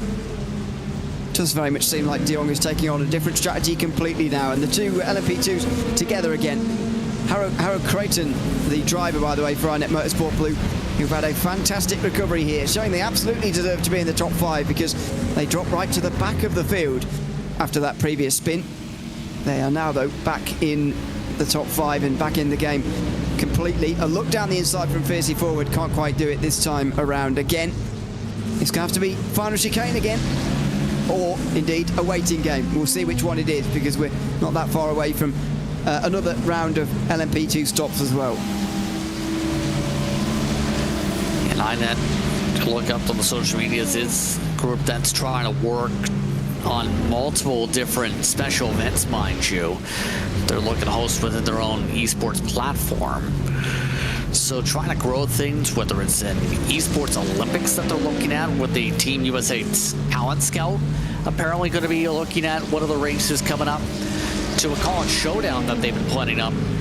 So they are really trying to branch out a little bit, try and grow things. Also trying to grow sim racing for women, because they have their own sim racing series for females to be able to gain experience and try and create that pathway for motorsports to see drivers get chances within their respective platform. Absolutely. So we're working away in towards 6th position, turn 6. Dive down the inside of the Acura, and A couple of grid and goes around here as well. The teammates in different classes there with one another through 6 and 7. And I think that's one is Jake Dennehan's GTP 001, now up to 8th place. Dennehan qualified that car in 13th place, so up 5 places and continuing to get quicker as the race goes on, it seems. That's Mike Farrow most recently in the was that Sean Campbell, I think, actually, ahead of Eduardo Leo in the Team Redline car, which will come through next, actually. And this is indeed Campbell, who I think has done the whole race so far in the GTPs. Alexander Spetz has as well for number 1. Not too many other drivers who have been in from the very beginning, and that's to be expected as well. This is a 10-hour race, and you want to even it up a little bit. And generally, you want to even it up between your 2 drivers, which is the most common way to do Petit Le Mans these days. Not expecting too many 3-driver teams, to be honest, especially at this top level.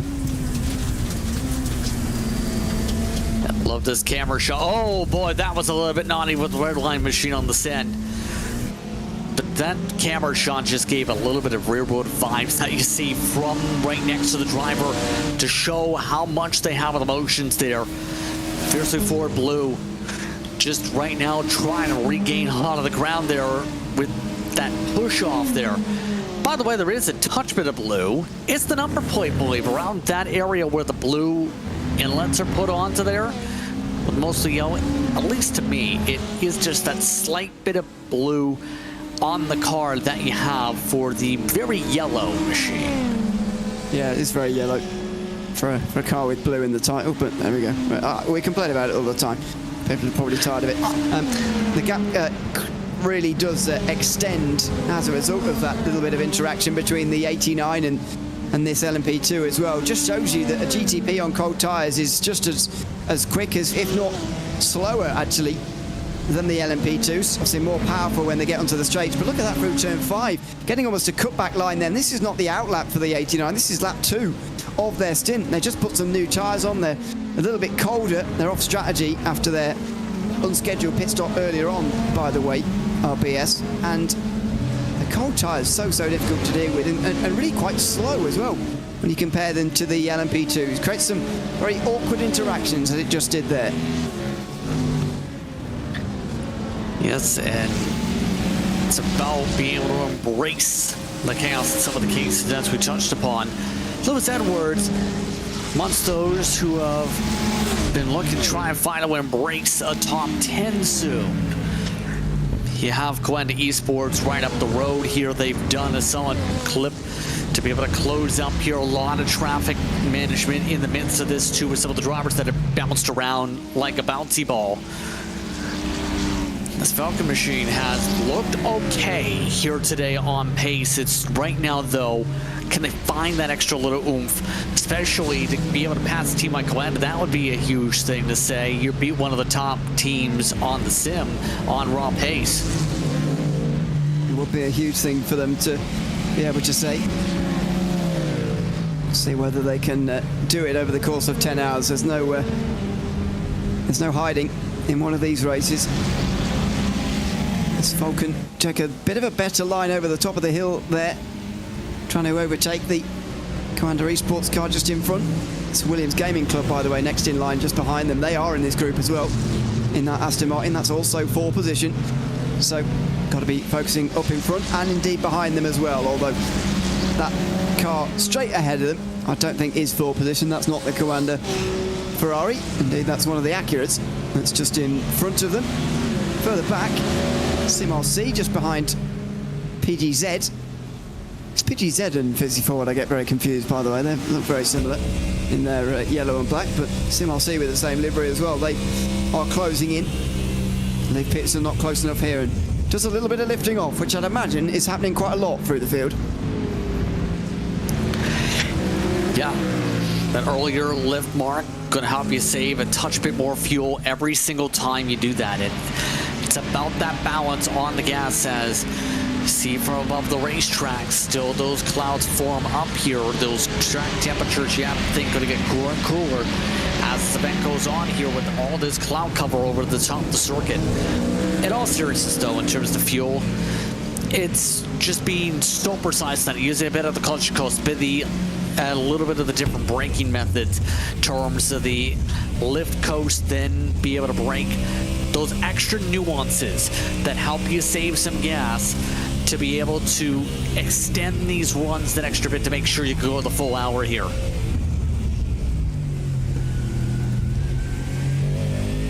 It's a big task to actually get to that stage in GT3 here at Road Atlanta. So far we've seen 46, 45 lap stints do that, achieve that. You can get away with 145, but need to continue at 146, sorry, and then the rest 45s, it looks like. But let's wait and see whether that is the winning strategy. Nicholas Rubelov's continuing to close in on Luca Kita, by the way, as the Apex and Redline cars out front continue to actually try and do that, and Drago Racing try not to do fuel saving. Not that they're trying not to, but they're just not doing it, I suppose, at the moment.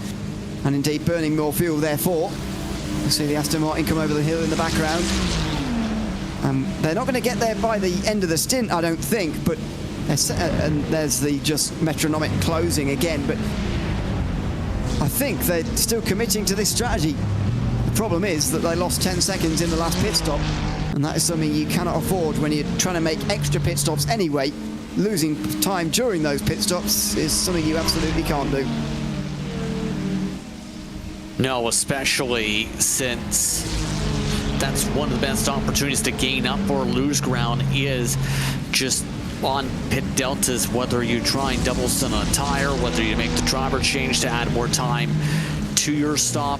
There's so much that's factored into all of those battles, to say the very least, in the sequence. Lasse back, by the way, holding on to 7th. He's up 13. That entire organization has.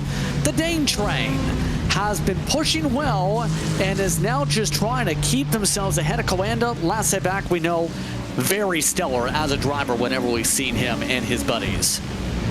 Yeah, former Daytona 24-hour winner in this class in GT3. I think it was still called GT3 back then, or was it GE that year? Anyway, it was a few years ago now. I think it was part of the last team to win it as just a pairing, which is very difficult to do in the 24-hour racing. I don't think it was done before or since at the Daytona 24.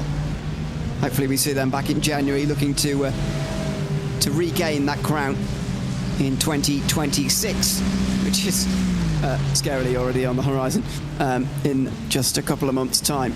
But what a great job to come through the field. We'll look through some of the biggest movers forward a little bit later with the GT3s, but you expect nothing less really from Lasse Pack, who has driven the whole of this race so far for the Dane train. Just relentless in making up positions here, and such an experienced driver in these iRacing special events, especially in GT3. Yeah, that's an understatement with what we've seen. His ability to fight, his aggression levels, usually in these types of races, well balanced, to choose the right spots to go. He's been a stellar driver, to say the very least, whenever we've seen him, as we look at Zenna Reed up the road. Right now, Cooper Webster providing a lot of pressure in the midst of some of this traffic here in the red line car. Cooper Webster, one of the drivers that usually shows some relative patience-ness, looking to move ahead. Webster and Reed on the same strategy here. So, last pitted on lap 91 with the Apex Racing team, actually. This is the race leader strategy that these two are on. And they're just about 12 seconds off of the race lead at the moment, which is the difference. So that is the current situation for these two, as they will continue to run nose to tail, as do the leaders. But Rogers under more pressure. It does seem at the beginning and end of stints that Rogers comes under most pressure, but this is not even really towards the end of a stint this time. This is through the mid-stage. He's in a bit of traffic. He will have to slow up for that LMP2 just through there, and another look down the inside, but he's going to, he follows through into turn 1. This is super close again. 7 hours, 12 to go. Another battle for the race lead. Another chapter in this great battle between these two. What a battle this is, and what a drive from Alexander Spetz so far. Josh Rogers down the hill, down through the S's here, and through turn 5.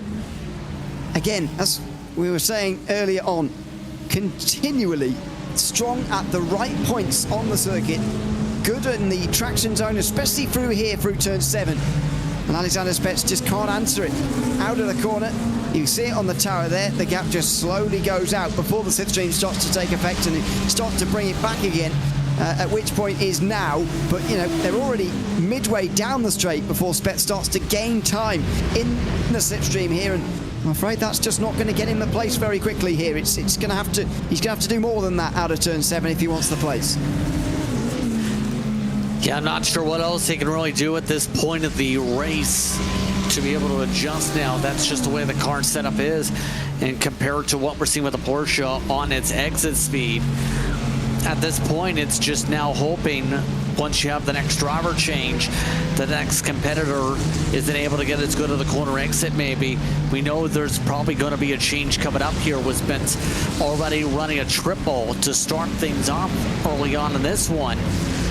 It's just going to be how things go the next time there's a change in the Porsche camp from Coanda to switch things up and see will they keep this inconsistency. Meanwhile, this time the 26 is around. That entire team has had a bad day. That is, I think, yeah, again through turn number 1 by the looks of it. Pablo Arua might have disconnected for PGZ.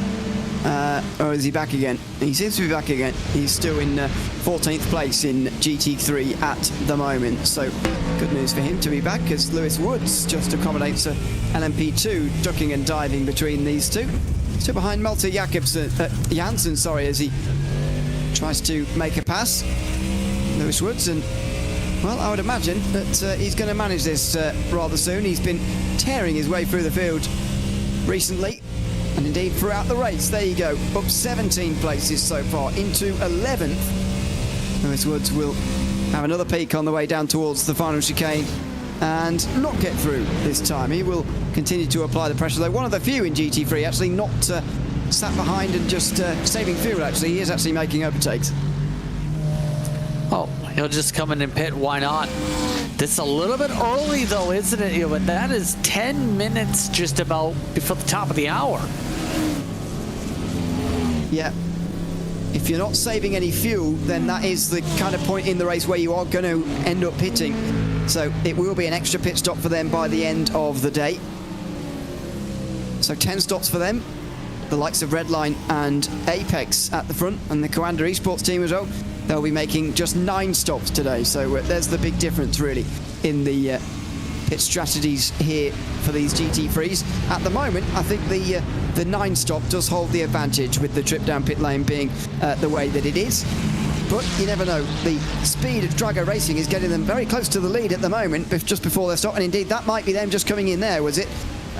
From second? No, it wasn't them. It was another car, though, from the top field in GT3. It was 169, sorry. So the battle for 4th position is loses 1/3 of its parts, because Drago Racing come into the pit lane. But Coanda and Redline are still 4th and 5th.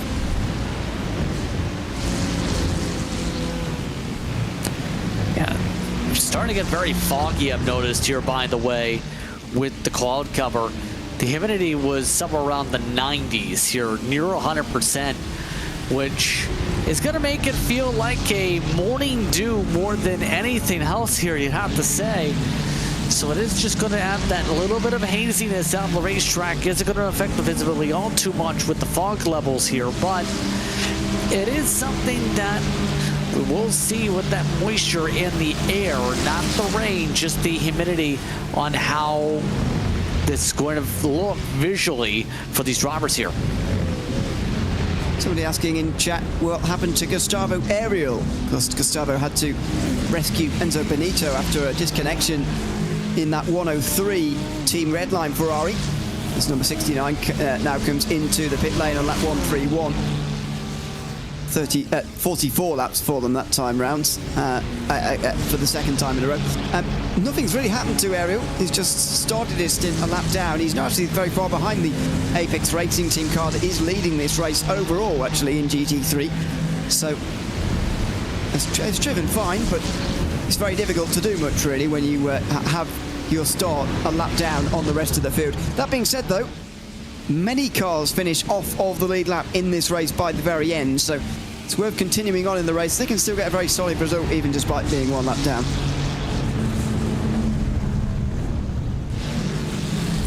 Yep. So all this is still where things get intriguing for later on, as things are about to get very active down that pit lane pretty soon. Look at this already, how to move over to the right side. This battle does with the faster traffic.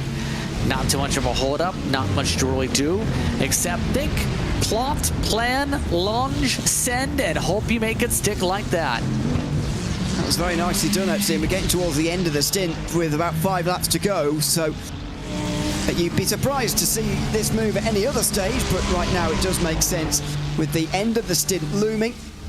Team Redline want to be in front of Coanda Esports. They want to have that track position, and Cooper Webster has clearly done the fuel saving required to get him the laps required.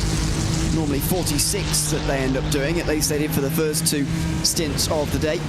So he thinks he's got 46 laps in the tank, I think, and now he's past Xander Reed. We might well see a little bit of late stint speed from Cooper Webster. Tries to reduce that disadvantage to Luca Kita, who still leads in this class.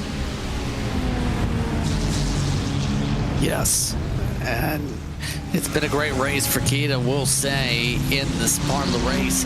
He's been able to really build the buffer for Apex to grow that gap more and more in the closing stages here as more of the LMP2s duck on in. So pit lane is going to have 2 different classes likely overlap for these stops here. Absolutely, by the way. All this being said, but the red line entries, Eduardo Leo trying to find a way to move ahead. Sean Campbell has done a good job holding the fort here, Ewan, over the course of this run. We know he's fast with the different series. We've seen with major series over the years, for example. And he's showing why he is decisively one of the dark horses when it comes to drive or powerhouses, you can say, in the league scene. Yeah, certainly. It's very much improved in the last few years as well. To be competing with these guys, very impressive. Eduardo Leo is not one of those drivers who's spent absolutely years doing this kind of thing at the top either, but clearly these 2 strong drivers in 2025 and having a good Petit Le Mans so far. Grinningo certainly had a very good start, and they're actually being dragged now more into the midfield. After earlier being involved in that battle for the podium, they are no longer, and now they're just looking to keep hold of 6th place. And they're 001 going the other way, getting closer to these guys, up in 8th at the moment. But don't forget, it was in the rain at Daytona where Grinningo really did start to shine, so if there is a little bit of rain later on here this afternoon at Petit Le Mans, maybe Grinningo will start to shine again and start to move further towards the front. Maybe that's what they've even been planning for. Possibly here. There's a lot of thought process here when it comes to that, but it's going to be, for many of the drivers, open season for the lane. As said, the 288 from the lead Deltraz just ducked on down. So up front, things about to change for LMP2 with the windows. All wow. What's the saying? Better window than door? It's making sure that the cars don't become doors slamming shut in your face to hold you up here still amongst this pack. And there you see it, the LMP2's all in at the moment, or the end of them anyway, as that battle for 6th overall passes these LMP2s down into the final chicane. Question in, another one from the YouTube chat, by the way. Mike Stoffmill asks whether we ever figured out why BS Plus pitted twice in the first stint. We did, yeah. I got word from Felix van Delft, thanks to him. They got damage from the contact they had through the final corner with Apex that we saw a replay of. This was in the 2nd hour, by the way, or towards the very end of the 1st hour. That was why they came in for a 2nd time. Just 1 minute of repairs, but it needed to be done. And that has put them 2 laps down where they are still now, although they are up to 12th because of the demise for Porsche Coanda 091. A couple of incidents for Elvis Rankin has helped that happen. Oh! Big slide and a spin and a moment into the barrier for Fiercely Forward. Now, is that the one who is leading right now, or the one down in 8th position? Not entirely sure, but that car had a very slow trip back to pit lane. That's the blue one. And that is an absolutely demolished race car again on death snap, going up through 5 with that transition as it comes across the floor with the curbing. Can just snap you around in an instant here, Ewan. And we have now seen, as we come across nearly to the top of the hour, the field really embrace its full silent hill. We are just about to complete the first 3 hours of this Petit Le Mans for 2025 here on iRacing. About to step aside, myself and Justin, but final thoughts from you, Justin, before we do hand over. Energetic race so far. I must say, in our stint, we've seen maybe a little bit more attrition than hoped in these last 2 hours. Yeah, we were... What did I say when we talked about it was a clean race so far? I said, hopefully that's not a commentator's curse. I'm sorry. Sometimes the commentators just spark things, to say the very least. But, hey, that's kind of what you expect here when it comes to the early going as attrition picks up. Have a few cars fall back, have some incidents start to pile up with the traffic management. And we've seen that indeed be the case here to really spread apart. A lot of these classes going from 58 cars on track to 47. Yeah, we've lost a few, but we've still got a lot of action out there on the circuit. A pit stop from the leader in GT3. Luca Kita comes into the pit lane. A battle for the race lead overall as well. This race still is looking very, very good at the moment, with just over 7 hours to go. It's time for myself, Ewan O'Leary, and Justin Prince to step aside here on iRacing and RaceSpotTV. And we will hand over now, for the next hour at least, to Jake Sperry and Jeremy Scott. Thank you very much, Ewan. And as Luca Kita exits the pits from the Apex Racing team and back out into the melee that this race certainly has offered in the first 3 hours, it's now about just settle down, find yourself with the hard yard hours and keep yourself in. If you've hit the hour in terms of GT3 spec, you've done the job needed. Sander Reed jumping in then to the pits as you've got the likes of Redline able to keep it out long with Josh Thompson and Cooper Webster currently behind those at the moment. On board with the battle overall, Porsche Coanda up against Drago Racing. It is Alexander Spets here, the Swede, against Joshua Rogers, the ever-quick Australian out there. It's been an Aussie effort, Jeremy, at the start of this race with Jordan Caruso and Joshua Rogers, and so now Alexander, who is someone who is lightning fast when it comes to these prototypes, can absolutely find a way to go and make this happen. And they've got Gustavo Ariel and Nicholas Mateo as potential picks, with Josh Thompson as well to 10A and 10B. Well, Jake, no surprise here that we have basically Porsche and Drago Racing wanted to do here in this race. So nonetheless, I think that what we're going to see is just an all-out fight here. It's been 3 hours. Go ahead, Jake. Yeah, so it's been a tough start to the race, and so it has been one of these really difficult launches to try and get itself sorted. We have seen Pedro Valencia down in the LMP2 field for Fiercely Forward Blue. They've really taken the brunt along with GT3 as the categories that haven't really had the best amount of luck out there over the opening hour. So we've seen how difficult it's been. The only GTP that has found troubles has been the 091 Coanda Esports team car, which is Elvis Rankin and co, who have been behind that. So that's been difficult. But when you find yourself so close and it's 3/4 tenths of a second, you know, you're looking at either, do I want to go and win this one out right now and get this move to the race lead, or do I want to be playing the fuel save game? And I think that's where we're sitting down at the moment and starting to understand what is making this race tick for Drago and for Porsche Coanda. It's sit down, we've got 13 seconds, let's make this race tick a bit. So, into 10A and 10B. The attack off of the exit. In comes Florian Lebigre then to pit, and this is a 41.7 second stop then from the 105, so a long stop for them. They will come out behind the Apex Racing team. Keep an eye as well on that Drago 69 team that is keeping it close. Nicholas Rubilar is currently in behind the wheel at the moment, so that Drago Aston Martin is certainly looking to give a little bit of a hunt as it possibly stands. And so when you look around at their team, it's always very handy when you're fresh off of a contract with McLaren to have your driver starting off for your stint, Jeremy. Alex Dunn.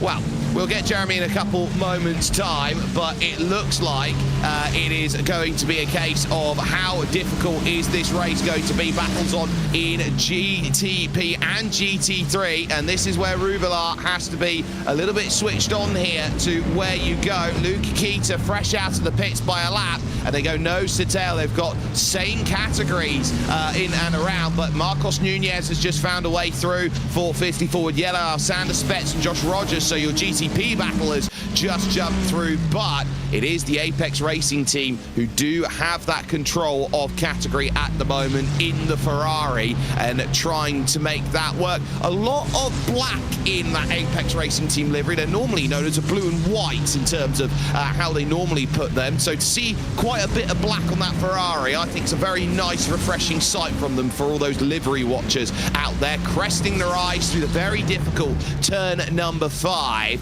and looking to get some launches now to turn 6 and turn 7 out there on circuit. Turn 6, this corner is very inviting as you go in, and it's exactly the opposite of turn 7. It wants to spit you out slightly off camber when you reach the apex, and then after 7, it's all about that launch over to turns 8, 9, and then of course the 10A, 10B section. The chase back down the hill here in Braselton, Georgia, as in comes Jack Keithley then from TC Esports. They're way down the order of TC at the moment. They are currently 8 laps down on their next nearest competitor, although I will say that Solpec Precision and the 110 is out there, so they're about 3 laps adrift at this moment. So for the moment, it is a case of hold your station. Luke Keita doing the job that is required. Nicholas Rubilar happy just to hunt and chase at this moment, knowing with 6 hours and 54 minutes and 47 seconds on the clock, there isn't really too much to argue about. There is, though,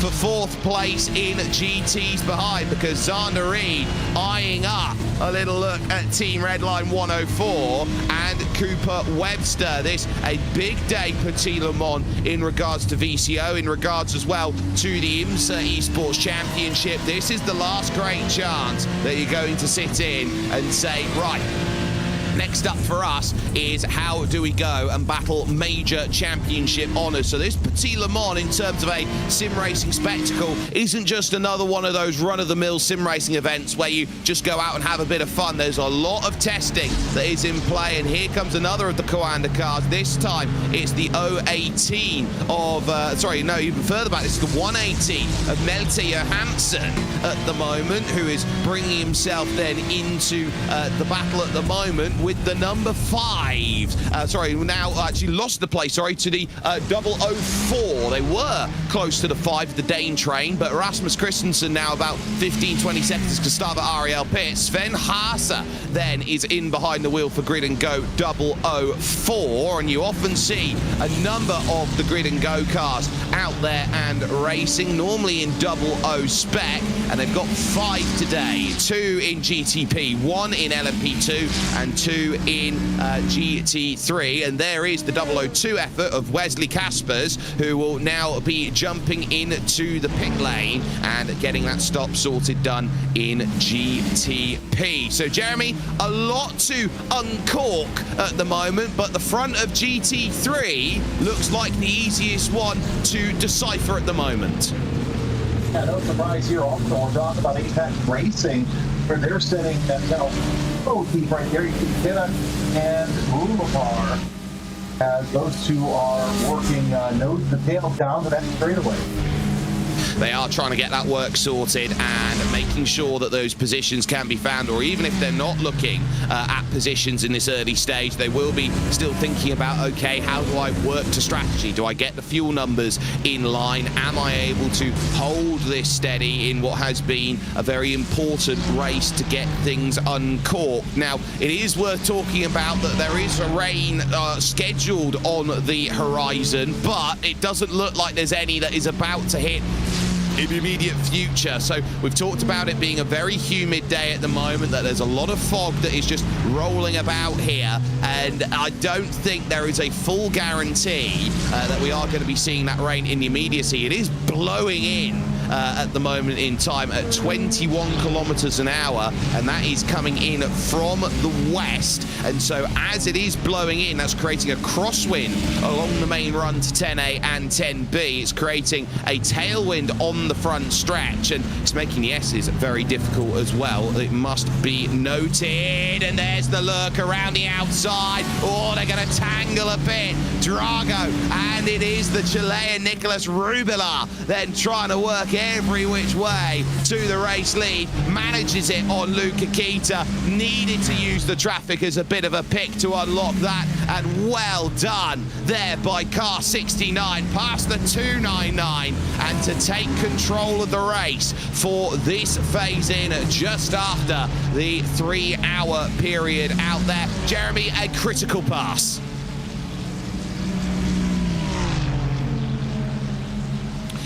So, as far as that goes, we will try and get Jeremy in as quickly as we can, and it is getting busy right behind him as well, because working away through, that's Dominic Hoffmann, the 2-lap down BMW M-Team Burosud Plus competition team car, and then Marcus Serhog as well for Apex Racing Team 199, the LMP2, that works itself 5th in class at the moment and doing a good job. LMP2 is the one that's the most expansive at the moment. Darius Andre in control for Dullatra Automotive by Major's Garage. Effect Simulations find themselves in 2nd and 3rd. Then Maradness teamwork then in 2nd with Benjamin Frigerio behind the wheel. Daniel Harris is directly behind though in that scrap for 2nd in honours at this moment. Inet Motorsport Blue with Harold Caton is currently 4th in class for them at the moment. So the gap has just managed to find itself then into play and extending out to half a second for the moment, and knowing that they can't sit down and wait on it because Redline will be looking to hunt down, and Redline are always looking for options. Florian Lebigre currently in behind the wheel of the car in 3rd, and back up we go to the likes of some of your GTPs and one of the Porsche Coanders out there, and critically Mitchell de Jong in the 093 has been around the scene for over a decade, has that rallycross background that has been so vital out there, and is under pressure. Porsche Coander versus Coander Esports. That's Elliot Veyron who is in behind at the moment for the 08 team as things currently stand. They have had Alejandro Sanchez over the course of this race to go and rely on very importantly, as they have gone and looked to get themselves sorted out. So if that is going to be where that battle comes along 4th and 5th, they might be arguing which Coander do you want, and there goes Sean Campbell for grid and go, and that's a long way off the road, back then into the wall, the rear completely demolishing there for Campbell, and that's how quickly it goes wrong. When you go off the road at turn 7, it is downhill all the way with grass, so you have next to no room to try and get some stopping prowess all sorted together. So for Sean Campbell, who was left, who was right, who was up, who was down, who was all around, they're now back in the pits and finding out that this is a very tough day at the office for everyone, and they will now drop miles down in terms of category. But the chase still in play at the moment, working on through and now trying to get that lap back into position once again, and it is a tough turn 1 here, and it always has been around this circuit, and just having to squirrel away through there past one of the Aston Martins. That would have been the second of the Drago cars being piloted by Nicholas Matteo, so that there a big shufty over for him as Rogers and Spett are back together again out there on circuit as it goes. It is Porsche versus BMW at the the moment, and it's very easy to tell the BMW out there with the big nose sniffer on the front, which is almost becoming iconic, and the fact that it lights up here with the lighting that they've got. Big shakes here to try and get rid at this moment of Alexander Spets, and it works for Josh Rogers on this lap. Buys on the read, that will be very fortuitous, and then having in the middle of them Cooper Webster, their 4th overall in your GT3. So that just breaks up the battle a bit more, gives a half a second in the back pocket that says, yeah, that certainly works out the way that was required, but a critical moment as far as that battle looks to continue on, and they will continue with more drivers to look up in front. Gustavo Ariel, for example, Team Redline 103, got Florian Lebigra, the Redline 105, and then Luke Kita still battling out, and the RTR Rick Team Racing car of Ricardo Ferreira currently also laps down at the moment, being put into the mix. So through 6, over to turn number 7 out there, and trying to get that push again off of the exit. It looks like the BMW doesn't have as much to go for it as what the Porsche does, so it might be a case where it is more cornering, where we're seeing Alexander Spets keeping up appearances at this moment in time. Downhill braking zone in towards turn 10A, and it does make life very difficult because you do have to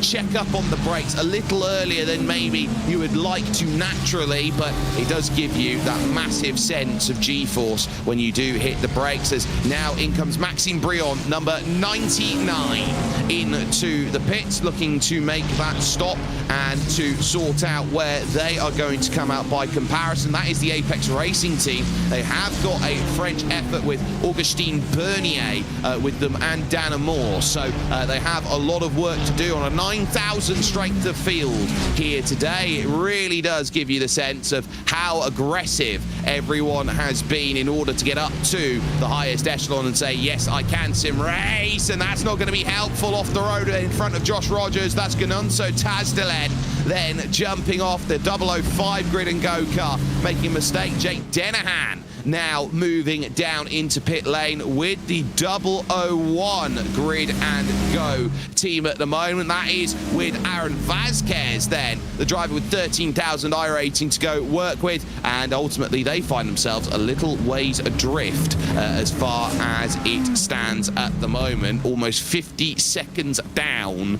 in terms of the front and your leaders at this moment. Dana Moore jumps in to the number 99 machine and will make that progress, and will make it known at this moment that this is going to be where I want to try and work a way back through. The likes of Drago Racing, Williamson Racing, Fanatec in there as well, with Matt Farrow just a little bit ways away for them today, down in 7th position overall. So they've got work to do to try and drag themselves up. They're normally challenging at the top. Eduardo Leo puts the number 4 Redline car down into the pit, so the Italian now will make that decision to make that stop. So we're right on that critical window, and Alexander Spets will know it is a single file pit lane as you jump in. If you get caught up behind a GT3 or an LMP2, it's going to be a very long lane cycle to get that sorted. So, and now we're getting to see where all of the strategy elements are coming into play after 6 hours and 43 minutes remaining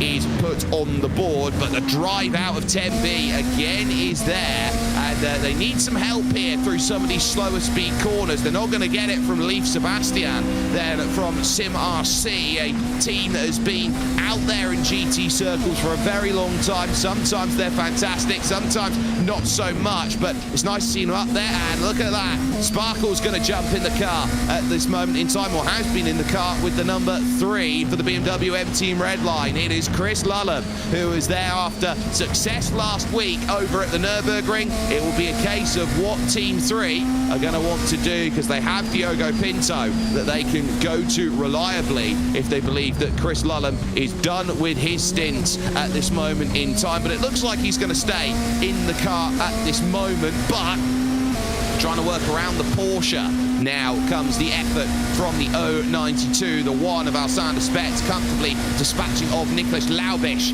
then for fiercely forward Pink, and it is so intense in front of them here. Mate Mihailides, then for Sesha Esports, then trying to get through on Daniel Lafuente. They manage that, move over to the inside and give yourself some room, just about shooting the gap there. Goes Alexander Spets. They got Petr Juba there in front as well for gridandgo.com Esports 003, another Hungarian in the mix. 41.7 stop time for Chris Lullen, back out and away again for another stint around as they go. But for Josh Rogers, this is some intense racing up the hill then to turn 5. And you're just waiting, you just feel that Drago in the number 1, they've got an edge at this moment in time. They want to have a little bit of a pick to try and work their way through and say, you know what? This is where I can do it. The big P1 sponsorship there on the middle of the nose, looking to be a perfect guide for them at this moment. But again, it's drive out of the exit that gives the run that's needed for Josh Rogers. And I'm not sure there's much that Alexander Spets can do about that by comparison. It is a tough old battle that they have. But there's the search outside line. They're now starting to experiment a little bit, get into those very small wings or mirrors out there. That might have been a ploy between them. Look how early that commitment cone is as your top two dive into the pits together. That might have been a ploy for track position. And now look how aggressive you need to be down the lane. Now, most drivers will try and flirt with the fact they don't want to use a pit limiter going down through. That might put them at risk on it's the second last box for Porsche Coanda, and they will have that advantage. You've got Elliot Veyron in the pits, Matt Farrow has been in, and we are seeing certain drivers now looking to put themselves in. Jordan Caruso jumps back in for the 092 team for this moment in time. Ate Kalpanen will jump in for Drago Racing as they will look to get their stops. The 093 will inherit the race lead and go longer. That's Mitchell de Jong currently behind the wheel who will inherit that. But in terms of the race off pit lane, this is going to be where it gets critical and who wins the battle, and it is Ate Kalpanen.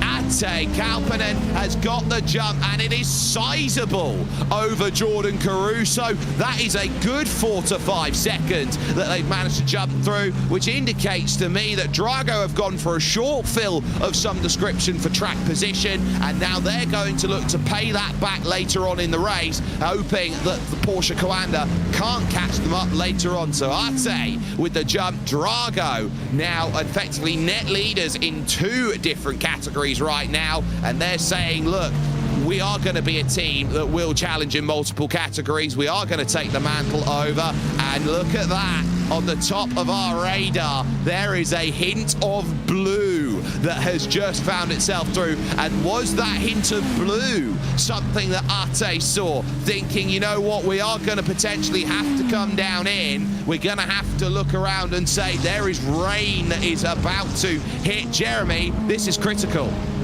It really is, because you're going to need that those wet tires once that rain hits, as Mitchell de Jong is into the pits himself. So let's see what de Jong does in that other Coanda car. It's interesting, yeah, that you see the precipitation move in, and the 092 did not short pit, went for the full stint. Now that's also an interesting strategy, because once they get the wets on, Jake, I have a feeling that they're going to have to really go through as Vasquez makes a way for position for 8th, gets it around Romandis and the 67 Drago Racing GTP, but I think we have some gamesmanship afoot here.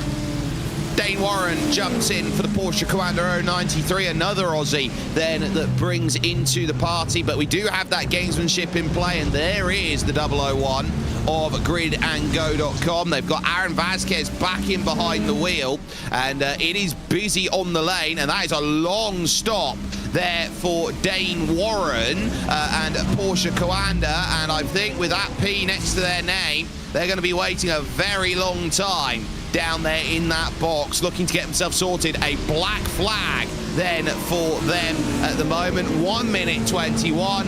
Get caught on the gun, you're going to have to play the waiting game.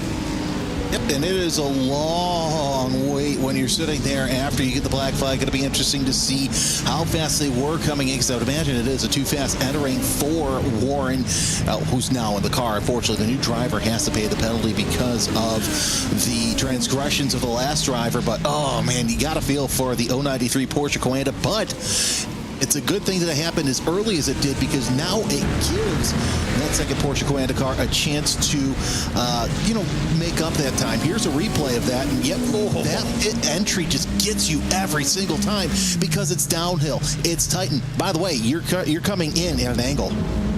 And not only that as well, I believe they've also moved the yellow commitment cones back, so it's earlier as you hit the pit lane. So that will also be shocking a couple of drivers out there, because it used to be that you absolutely just chucked it in and it was right on the corner as you turned into pit lane. Not anymore. It's a lot earlier. Lights flashing then from one of the Aston Martins from Drago. I believe that will be your leading Aston Martin out there, Nicholas Rubilar, and he's trying to give the hurry-up message to Shoma Shintani in the Williams Sim Racing Academy. And Shoma's no slouch, even though he's in a car that says Academy with Olivier Piatek over the course of today. He is a really quick driver out of Japan. He joins the likes of very quick drivers like Kazuki Umeshima and Yuta Saito. And that's what's fun, is seeing how many of these Japanese drivers we're seeing come into sim racing and how quick that they are. Really no surprise here, as once again the flashing lights of Rubilar trying to get Shinatani out of the way. But yeah, this is absolutely fantastic to see. Two parts. One, this Williams Sim Racing Academy car do so well. And grant, they're 16th in class, but still a lot of racing left to go. But two, look at how good the Aston is and how quick it came up to speed. We've seen across the system drivers switching over to the Aston not too long ago. A little bit of teething pains, but now we're starting to see the true speed of the Evo for this generation of Aston. Yeah, and this 69 team at the moment, with Rubilar currently behind the wheel, they started off the day with Alex Dunn, who was in behind the wheel, a source of great news, or some news out there in the paddock world of motor racing, seeing he's just severed his contract with McLaren. Yeah, then that's going to be interesting. A little bit of news there, too, to see how that works out for him in the long term. But nonetheless, we did see how easy Rubilar was able to get around the now lapped Shinatani. But however, look at who's sitting closely in second place. It's Luca Kita really closing in. Yeah, and Luca Kita at the start of the stint lost that position and would love to try and get it back if at all possible. There is Luca Kita at the moment, car 299 for the Apex Racing team, and looking to really hunt down. They can go to Johan Hart, and they've got Mark Tranter in the ears, giving as much help and advice as possible here today. So for Luca, it's a case of hold yourself steady, know that you've got a car that is going to offer a whole heap of a lot of opportunities over the course of this race, and they know that it's not going to be built in a day, but so long as they stay within a couple seconds, they are a threat. Just like the two red line cars are currently a threat at the moment in third and fourth, as well as Coanda Esports, who find themselves in P5. I'd say that the most interesting category to say, I'm not quite sure who's going to win it, is GT3 at the moment, because it is still so close. Yeah, it really is. And oh man, I'll tell you what, these prototypes really going through it, especially through the S's, but you really have to. You don't want to be stuck in some of that slower traffic. And yeah, really, like anything else when we call these races or watch these races in real life, GT3 is an absolute crapshoot. Of course, now we see Kita lose about a half second because of those prototypes all around, but oh, that is something that Kita wants to see, with Rubilar sitting there have been moved over by those prototypes. Yeah, and you're really going to see that, as in comes the 89 of Dominic Hoffman. That will be a stop for Budosud Plus competition out there, so they will look to get themselves sorted. And look at that. That is not much rain at all, and that is only a blue band of rain. We call that category 1 out there, and if it's only a light smattering like that that's going to hit the circuit, and it isn't going to throw too much more than that on the board, I think there is a moment to say that some drivers would stay out and would not intend to go for wet weather tyres. Yeah, I would. If I was a driver too, I would definitely chance it, because I don't think we're going to see that much spotting on the circuit. Now, if we start to see some things kicked up, there might be a couple drivers who might chance it. But then again, why would you waste a set of wets for something that's, somewhat dry?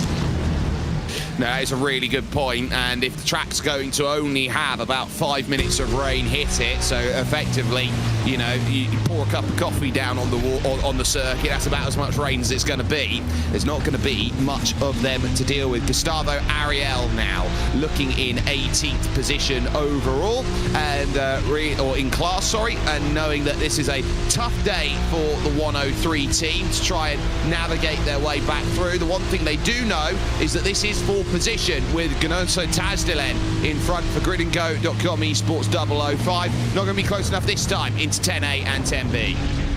Yeah, that tight braking zone, you really got to commit there, and really, as long as they weren't in the inside, Ariel was not going to make that pass. We see Solholm coming into the pits for LMP2 sitting fifth, so I have a feeling we'll start to see those LMP2 cars make their way for their pit cycle. Oh, look at that dive to the inside that Ariel takes through turn one, going to make a chance of it, and so far, so good. And yeah, nice little dive there, and that's what I was talking about. You got to take a chance, especially through turn one. High commitment, high risk. It's a great risk there to try and make it happen at turn one. You need the commitment to know you can plant that car on the inside. That all the mechanical grips there, the aerodynamic grip that's there from the spoiler behind that plants the car down from the splitter underneath the car on the front. Gustavo Ariel gets that pass done and will be driving for each and every position that he possibly can at this moment. And look at that curbing there again. Ganonso having trouble then for Grid and Go 005, just tagging that curve and not having any luck with it. And we've got a couple of pits going in now as Fonte Garcia hits the pits, and just leaving now will be Daniel Civi Chabo for the Apex Racing Team 199. LMP2 effort now leaves pit lane.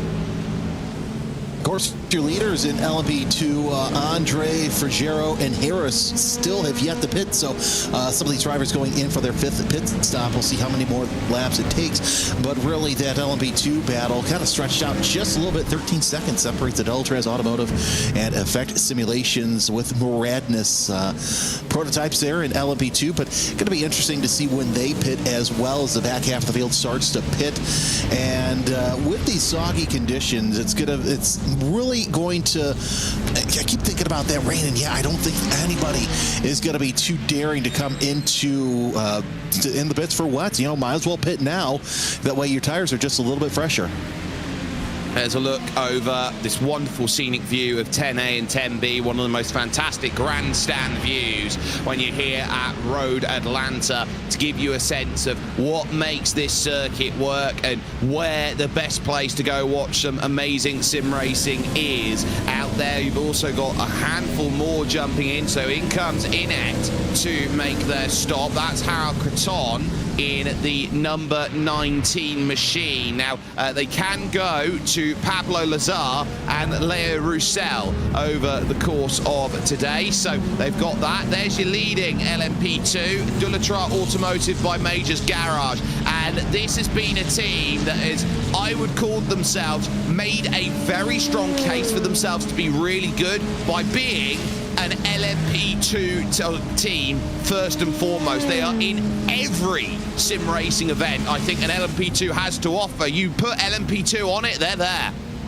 Yeah, it seems like wherever we see an LMP2 race, it is Deltraz Automotive who is at the front, because they run this so many times. And Patrick talked about with the beauty of Road Atlanta, I've had the opportunity to go, and I know that next weekend is the real Petit Le Mans. If you have a chance to go, really do, because these cameras, live cameras, do not do this place justice. The elevation change here is amazing. So that's why you're seeing some of these cars, when they go through the corners and they're apexing, they are unsettled because of such an elevation change, and they're bouncing around like you're seeing Andre do here. It is just an absolute pleasure to watch a race car in anger here. And what I'm seeing quite a bit there, working through the numbers of these corners, Jeremy, it's the fact that, Andre has absolutely got the car on rails. He's got it flying, but the amount of sparks being kicked up by that LMP2, I find fascinating. Yeah, it's all that compression from the rises and the falls of this facility. So it is so cool to see it, especially now that we have those foggy conditions. You really get to see what kind of pressure the under tray really is taking. A little bit of a slide there. So that's a nice little save there by Andre. Let's see if he comes in this time. I know he's not.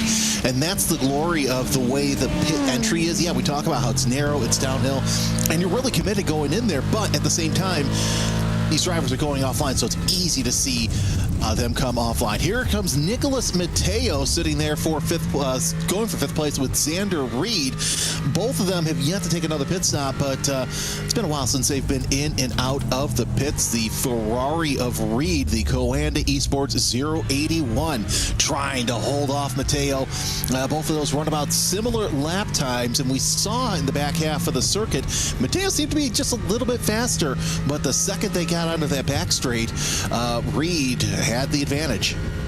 Well, 2/10 on that last lap for Nicholas Mateo. Xander Reed was initially looking to threaten Cooper Webster out there, but both of them are running quicker than Webster on that last lap. So it could be that the 104 is the car that is more in trouble out of all of them at this moment in time, as diving down between them goes Austin Young for Solpec Precision Racing, and two more will work their progress in at turn number 1. That will be, of course, Dane Warren's Porsche Coanda, and then Drago Racing, your overall leaders, and Ate Kalpanen, who has just put the power down and has gone from a 6-second gap to a 9-second gap that last time over the line. They are absolutely motoring at the front of this field at Drago. They are in gap build mode. Xander Reed, though, they'll see Andre Felipe Villela move through for fiercely forward. Black commands the apex then at turn 6, and this is the chance that Nicholas Mateo's been looking for.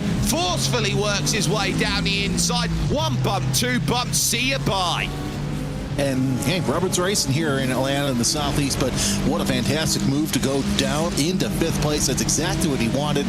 Now it's set of sights on Cooper Webster, but again, it's about a 3-second gap separating 4th and 5th. I don't think, though, that Reed is going to take that too kindly. He's lost a couple of car lengths going down the back straightaway, but that Ferrari is just so hooked up there through that back straightaway. But really, Mateo showing what he can do here in the clean air. He's got a car underneath him that he has confidence with, and he is going to go out and use it to the best of his abilities. He knows that Cooper Webster is next to break up the red line cars, which are currently 3rd and 4th in category, and that will be the biggest port of call that they will run to. In comes Daniel Harris then from the Effect Simulation 908. That's from 3rd position. They were trying to hunt down their teammate ex-collaborative effort of Effect Simulations ex-Maradness, but Benjamin Frigerio was able to pull away over the course of that last stint, so that made life a little bit more troublesome. And speaking of some good battles that we've got, it's on 6th and 7th. Matt Farrow is going to be on a bit of a moment right now because he's stuck behind Peter Juba, one of the LMP2s, and it's his own teammate there in the higher category, Aaron Vasquez, who's trying to use him for a bit of help. Not going to get much of it down through turn 3 and into the S's. I think it was just a little bit of wrong place, wrong time sort of deal. You got to make the pass when you can, but unfortunately Vasquez just caught his teammate just a little too soon, and that's given Farrow a chance to open up a gap of about 5 to 10 car lengths. Now Farrow doing all he can to use slower traffic to pick. There goes, is that going to be another grid and go? I think it might be a grid and go Porsche there who's involved. So talk about unlucky from Vasquez. You're trying to get around slower traffic, and it's your two teammates who are slowing you up. I believe that was the fiercely forward pink car of Rodrigo Mises that he was trying to get around there. So that Porsche certainly not playing much ball out there at the moment. They've now got the Sesha Esports GT in front. That, of course, is David Toth behind the wheel. They haven't had much luck of Sesha, but they've been that sort of team that's been trying to knock on the door and say, this is what we're all about, this is what we're capable of doing. I do love the fact that it's an entirely Hungarian-based team, and it has that element of it of we're going to try and cultivate a region rather than we're just going to cherry-pick the best of what the world can have. Petr Žuba into the pits then from the Grid and Go 003 is up the hill. Look at Aaron Vasquez try and push and work his way forward to get by Matt Farrow. He just needs one car in front, and that Williams Gaming Club car might be the one with Matteo Kunze in behind the wheel. Yeah, Kunze and Johansson sitting there for the battle for 10th place, and that's a little bit of a gap there down that back straightaway. So you see the prototypes working their way, slicing and dicing as they work their way into the heavy braking zone of turn 10. Does Vasquez have enough? He's going to look to the inside. Not going to make anything happen through turn 10. Sets himself up through 10B, and I think this is going to be the point where we see if Vasquez can make something happen through turn 1. Little tighter exit. Off down through 12, through the front straightaway, and he's reeling them in. Vasquez going to look to the inside, going to slam on those brakes, and he's going to get that position, move him up to 6th. Farrow back to 7th. That is a very nice move by Aaron Vasquez. He's wanted to try and line that up. If you can't get 10A and 10B done, you certainly have the chance to do so as you go into turn number 1. It's a committed corner. It's normally in the mid to high gears that you find yourself in trying to make that work, and it does work out the way that is necessary. So a critical pass being done, and they move themselves up now into 6th. Their chase will be about 17 seconds over to Eduardo Leo and the number 4 Team Redline effort. Tell you what, this is absolutely fantastic middle of the race, and we're seeing some great passes here setting up for later on in the race. Granite Drago racing up to an 8-second, almost 9-second lead still, so a lot of your battles near the middle of these packs. We see Farrow falling off just a little bit, still in the picture here of this of this camera, but still now that the bottle's been uncorked, Vasquez able to show what he is made of. He's got a big gap between he and Leo in that number 4 Team Redline GTP, but I'll tell you what, now it's a 109.5 to a 110.5 that Vasquez now has gained a second per lap. I'm just looking at that rain and the cloud and how it's starting to form. I think it might miss us entirely. Yeah, no surprise here. You know, it's that time of year where you can get lucky or you can't get lucky. So really, I don't think that Drago Racing made the right call. And yeah, looking at radar, I think, yeah, it's definitely might dissipate and miss us. So happening, I don't know. That may not have been the right call to short pit. Well, if they have decided to make that call on the short pit, they are going to have to pay it back at some point, and I think that's going to be where you start thinking about what will this race mean? How are we going to gather this race back and put ourselves into position? You obviously make a play to try and work with a certain strategy, but if it goes the other way, you're going to have to give it back at some point, as we see the changes along that front stretch being so critical to be done once again. You got Daniel Sivi-Charbot in the middle of all of this. Matt Farrow, Daniel Alars trying to stay out of the way, one of the Sesha cars there. Michael Gianni as well is just about trying to avoid dramas out there at this point. So it is a very busy field at the moment, and Effect Simulations 908 have come out behind the iNet Motorsport Blue team. So that's big for the 908 as they have lost ground over the course of the pit stop, and now iNet find themselves in a place where I think they can be quite happy with the work they're doing. And your leader in LMP2 just comes into the pits. So here's what's going to be interesting. Where does iNet Blue on down to Grid and Go Esports with Peter Juba behind the wheel? Where do they end up in terms of that's why. Oh, that's why. That's a good reason. a spin around through turn 11, and it is so, and there that rejoin, it's effectively, you're sitting in the middle of the road, and that is a hefty hit for Solpec 2. Austin Young just completely caves the front in, and that will be that one done for the 110-2. So that's going to be a lot of hurt. In come your leading duo, but at a time where you need to be avoiding troubles, Daniel Harris effectively spread eagle across the circuit, did everything in their power to get out of trouble. Well, was it a case of Harris trying to come into the pits and somebody decided to try and go deep to the inside? That's the big question. There is also that, and so it's going to be a case of seeing an onboard whether that was the case. Then out leaving the pit is the 288 of Darius Andre. Now looking to try and make some good progress in the 288 after taking over from the likes of Corentin Miru, Alexandre Dulatrat there, and of course Thomas Amborg is the four that are there at Dulatrat Automotive here today, who often find themselves there. But Darius Andre right now is the one who is looking to hunt and put some time on the board. And they've come out ahead of Andre Felipe Villela by a second and a half, so they've got a full pit stop on Fiercely Forward. And that is how you win races. You got to have that full pit stop. I'm sitting back here, being the pits. I'm playing strategist now for Drago Racing because, you know, you have that 6 seconds and you got to pay it back. So when would you pay that back, Jake? Would you pay it back next pit stop, or would you wait till later in the race to see how everything plays out? Well, I think you pay it back at the end of the race. I don't think there's any other way you can. You go full pit stop. You've got to build that gap up to allow you the opportunity then to make that work. As in comes then Andre Felipe Villela for Fiercely Forward Black. I think you have to pay it back at the latest available opportunity because you've now got to build a gap.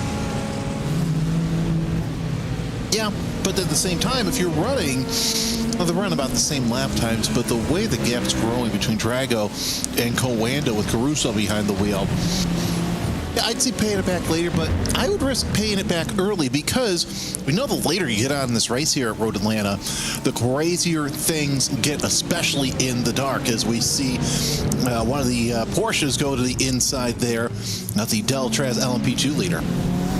Yeah, that one is Alejandro Sanchez, 4th overall for Coanda Esports, profiteering off of, well, at the time, the 3rd place 093 Porsche Coanda car, which picked up a penalty for speeding on the lane. So they find themselves 15 seconds back of the BMW M-Team Redline team at the moment. And I would keep an eye out on that M-Team Redline car because they are only 5.5 back of Porsche Coanda and took half the second on that last lap. But here is iNet Motorsport Blue and Effect Simulations. This is the battle we'll be keeping an eye out on. It's Harold Creton up against Daniel Harris, and Harris will get a very good launch. It's Australia versus France out there at the moment as they work towards 10A and 10B, but with the car length and a half's advantage, which is still in play for iNet Motorsport Blue, I'm not seeing any world in which they're going to be going and making that pass. I think that not yet is the option, but it's all about drive. And again, that 908 gets a lovely launch coming through in their Dallara P217. I'm not sure they've got enough to throw it down the inside, but they are certainly showing they've got pace and they want to burn it. Yeah, give it a lap or two, or even on the X side of the circuit. That's where I think the pass is going to be made, because we're seeing the real in effect that Harris has on Cretan here. Again, this is for 3rd place as they're going through the S's at speed. Nice little commitment there, and that's given Cretan a chance to open up a little bit bigger gap. But here's the thing, you see those GT cars just ahead. You do. And because of that, you are going to be seeing a lot of hold-up, potentially. Labigra, Ariel, Shoma Shintani, they're all there, and this has opened up the pick as Arte Kalpanen works his way through your overall leader, and now leaning on each other almost then as they go through. Creton's trying to pinch him down in. Daniel Harris is having none of it. He's trying to open up a gap to try and get through with the traffic. They're going to be too wide as they go in. The GT3s are better on their grip as they work through. On the exit, though, It's power and high-speed corners that works. Harold Creton ends up the one stuck on the outside. Oh, that takes some skill from Daniel Harris to have the audacity to just wait, knowing he was going to get boxed, to open up the gap and then force a box of his own. Well, what saved Harris there was Cretan got a little squirrely. Oh, wow. As now he opens up a little bit bigger gap between he and Cretan, because Cretan got a little squirrely there in 7 heading down the back straightaway. Not sure if it was on the apex or on the exit, but I saw a little bit of a wiggle there. So that gave Harris a chance to really close in and make that pass on the straightaway. And yeah, Cretan now trying to work his way through traffic with another wiggle coming off the S's. Well, Harold Creton is going to look around at this and think, well, it's gone, but I will have a chance to go and battle it back if I at all can at this moment. Great work in this one for 3rd overall in your LMP2 field. Long stop for Jack Keithley and TC Esports. So they are finding themselves down on the lane with a lot of trouble by the looks of things, and I think that's their day done. Yeah, that's definitely day done. You don't want a long pit stop. And we're seeing a couple of them, very long. But, yeah, day over. The Esports GT. 3 cars are going to pass them with Ola on Toth. So it's just sad to see that happen so early in this race. I want to give some credit as well as this battle's going on to the creative team names that you sometimes get to find. You saw them more in past sim racing battles rather than the current era, but we do have one fantastic team name out there from Car 5. The Dane train has pulled into the station. I was just looking at that as you were saying, I go, yeah, it's actually pretty cool. It would be even more better if they had like a little whistle there, you know, kind of like woo woo, or even a train paint scheme there as we're taking a look at Kunzner closing in on Johansson once again. This has been one of those battles we've been watching this stint as, well, Johansson trying to hold off in the Ferrari. Malte Johansson then has a lot of work to do, and this is where you have to be very alert. And Matteo Kunze, as part of the Williams Gaming Club number 2, is looking to make some work done. They can go to Parker White and Matthias Orjuela over the course of this, and we are starting to see some GTs jump in again. About 58 minutes or so we're seeing from some strategies out there, which I don't think is going to be the one that wins you the day outright. Malte Johansson at this moment in time will look around. Victor Wolfsohn he can go to, and Louis Bailicker that he can jump in terms of that team. But now getting the launch coming out of turn number 7, this is where Matteo is going to have to be alert, and that Ferrari does sit down rather low in terms of its profile. The Aston Martin that sits behind, one of the few cars that can get a great tow off of the Ferrari, and this might be the chance with the car down the inside of Benjamin Frigerio. It won't be.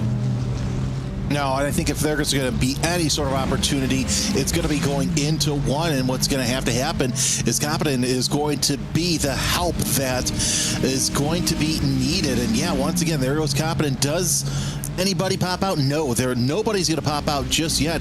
If anything, it might have been just a little bit of a spook job there that Kunzner has, because he lost a little bit of ground there to Johansson.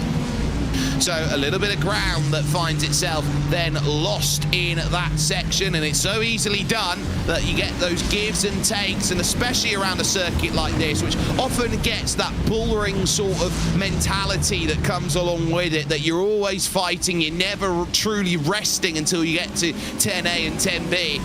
It's one of those few circuits that in endurance circles you are constantly having to think, and there aren't many out there that make you think all the time. I think the Nürburgring is the only other place where you have to have constant thought. Indeed, because here's the thing, with this being a 10-hour race with 3 different classes, you've got to think, okay, well, I got to watch out for traffic around me. You know, you've got to think about, okay, I've got to make this move on this path. It is one of the tightest endurance circuits anywhere that I can think of, and that's just saying these endurance races like longer than 6 hours, because you're basically like in a fishbowl. And now we have Christensen going in, sorry, not Christensen, but the 2 coming into the pit. So Kunzner is going to decide, well, it's time to get out of traffic.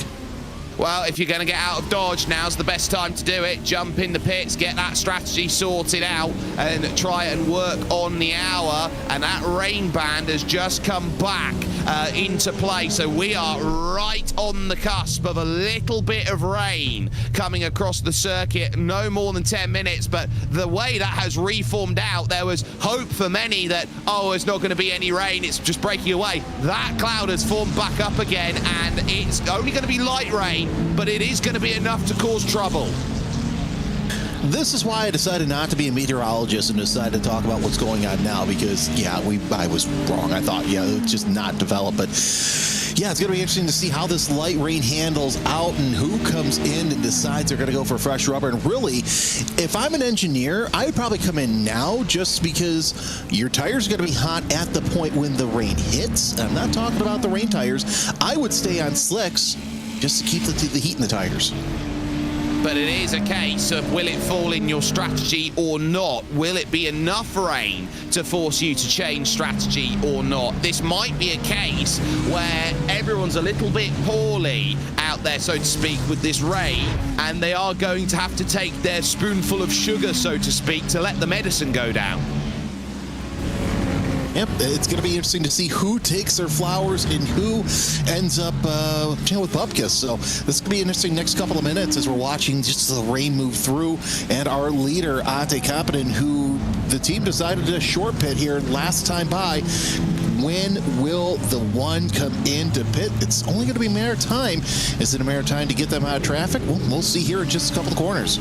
Well, they've pulled the gap out to 14 seconds, and look at the way that Chris Lullum has been hunting down that gap. That gap was up at about 7-8 seconds at one point. It's now down under 3 at this point, and now he's sitting down with a lot of traffic over this lap for Porsche Coanda. It's now 2 seconds the gap now for second in GTP. So we are really seeing here a big shift in the GTP field as they get themselves set, as Sparkle decides he wants to shine out there in 3rd position. But Ate is driving absolutely wonderfully, and this is what you'd want out of a driver right now in the mid stage of the race. How do I wrestle control of an entire division? Yeah, exactly. You don't want to go out there and run 10 tenths the whole time, but at the same time, you need to be strategic on traffic. And really, this is what Kapanen needs to do, and he's doing it right. And back to Chris Lullum, really, there's no surprise here that he is doing it as well as he is as well. That's not discrediting Caruso, but really your top 3 in the GTP category are driving spectacularly. 109.6 plays 109.1 on that last lap. Sven Haase into the pits. Ricardo Ferreira as well down there for the RTR Rick Team Racing 1 that is in there, the Portuguese-based team. It's nice to see Ricardo Ferreira out there and racing. I had the chance to commentate on him on a Kia Optima League, I believe it was, about 7 or 8 years ago. He's got David Sobrero there to help him out then. So no Absolute Motorsports running today for David Sobrero to go and make that work. So that's what he's got in mind, and did that just give a little bit of a drop of rain as Orjuela now brings himself closer. Yes, here it's hit 6:05. We've got the rain. Oh, this is absolutely fantastic. No spotting just yet, but yeah, just little raindrops on the front straightaway. It has started, and now we get to see who stays out and who decides that they're going to call everybody's bluff and come in for wets for most likely won't be a full stint. Hey, this is the moment where they start thinking about how quickly this rain's going to go through, because we've got blustery winds here today. That means the rain will go through quite quickly too. So they're going to be looking around at that thinking, what do I need to do at this moment? And right on the 4-hour mark, look at it. It is starting to throw it down at the moment, and they are going to be looking at each and every place going, every corner is going to get tougher and tougher and tougher. And the moment that they start realizing it, they're going to need some temperature in those tires. No more critical has it been than to keep up the pace than it is right now at this moment.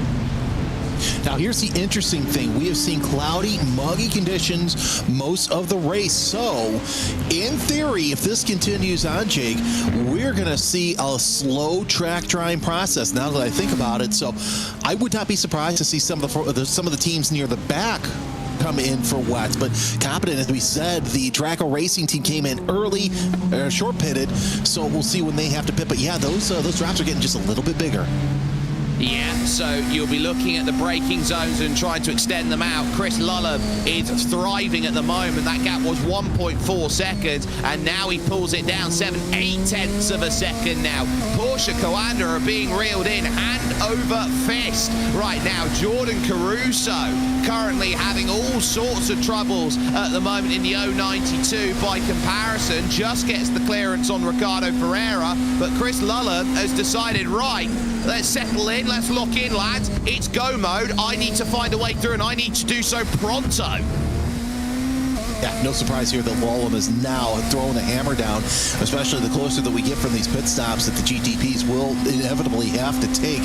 But I think once Lullum gets into second place, and it's not necessarily saying it's going to be a matter of time before he catches Competent, because Competent is just driving out of his mind right now. And it's amazing how good that #1 Dragon BMW is running right now. But it'll be interesting to see what kind of strategy when look at this. Redline gets around Coanda. Oh, this is absolutely fantastic.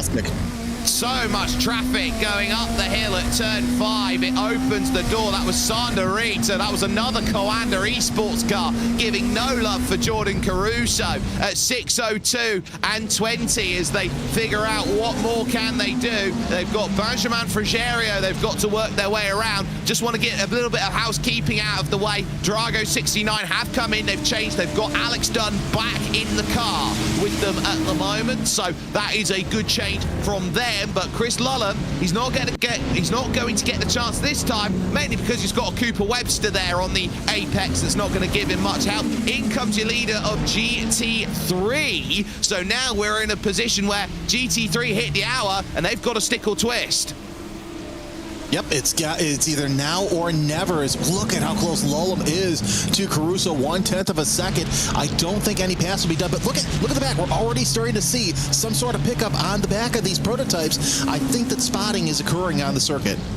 And if we start seeing those rooster tails kick up and say this circuit's got enough standing water that they are starting to kick enough up into the air, they are going to be in for an absolute treat. Chris Fondanessa down in the pits. And now, wake up and work it out. Where are you going to find these moves? Chris Lullum would love to jump up into second. There are ideas of many trying to jump in. Gustavo Ariel is now trying to get in and pit. Johan Hart jumps back in behind the 299, and it is rush hour along this section. They're all going to have different braking zones. They're going to have to try and work out together. What a lunge by Chris Lullum, straight down the inside. Oh, magnificent goes the pass. The chance will come back for Jordan Caruso as he sits on the rear. Chris Lullum from a mile away picks up an absolutely almighty pass to put himself up into second position. What a wonderful way to finish off hour 4 here with RaceSpotTV and iRacing. I'm going to take the chance to step away at this moment in time. Jeremy Scott is going to be still with you on the ride, but what a perfect time to jump in when the rain falls down, when Lully is starting to make some moves. Welcome back to the commentary booth. Arjuna Kankapati. It's like silly Lully knew I was going to be jumping back in. What an audacious pass with the changing conditions as we head towards the halfway mark of this iRacing Petit Le Mans, powered by VCO, our 4th and final VCO Grand Slam of the year. Haven't seen anyone switch on to the wet tires, as I think we kind of expected here, Jeremy, so it's survival. It's about staying on track and keeping yourself on the straight and narrow as Ate Kauppinen brings the race-leading Drago racing car to pit lane. And there's no surprise, Arjuna, that this is happening now. We'll see if Lullum or Caruso come in. They are not going to come in, as they're really still trying to make their way around this circuit, which at some parts it looks like that they are starting to pick up just a little bit of moisture on the racing surface itself. But Lullum, man, what a fantastic pass. Full commitment through 10A and 10B. Usually we see a pass like that end in tears with drivers shortcutting 10B and having to give that pass back, but really no surprise that BMW M Team Redline driver was able to be up for the challenge. So a couple more pit stop takers. Cooper Webster for Team Redline, Xander Reed for Coanda, as well as we take a look at that band of rain that is currently nestled midway across the track. Here's the zoomed in look to show you that we have a slightly heavier band on the track right now, but we are talking very slight differences between the rain that will move over in a handful of moments' time. One thing to remember in the GTP class in particular, although it will be a factor for LMP2 and GTD, is it takes a little bit of time for the tires to come up to temperature, and so especially on these outlaps with the dry tires in these moist conditions, it's prime for a mistake, Jeremy, and that's the last thing any of these drivers, especially if you're just jumping into the car, will be hoping for. That's something that, you know, we were talking about earlier on. If I was a strategist, I would have brought my guy in the second that band reformed coming to the track, because at least at that point you'd stay on slicks, but when the rain hits, you'll still have warmer tires. You're going to have Competent dancing around in his BMW with tires that need to be warmed up, so it's going to take him just a little bit longer to get those tires up to temperature, as we see drivers coming out of the pits as well. Let's see if there's anybody else still in pit road.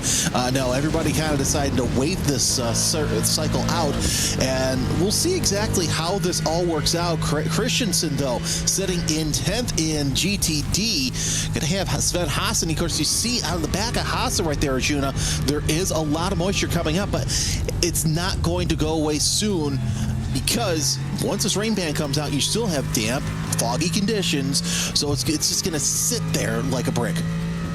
So that was Gustavo Ariel jumping in front of Julian Sonnen that you saw a moment ago, on board with the Dane train as they ride the curbs on the outside of turn 5. There goes Drago Racing flying their way on through, already seeing that's Michael Romanidis rather than Ate Kalpinen. Ate Kalpinen is going to be next on the scene in just a handful of moments' time. For those of you just joining us, because I saw at least one person commenting that in our chat, we started with 58 competitors. We are down to what appears to be 44 still left out there and playing traffic bonanza out there around Road Atlanta.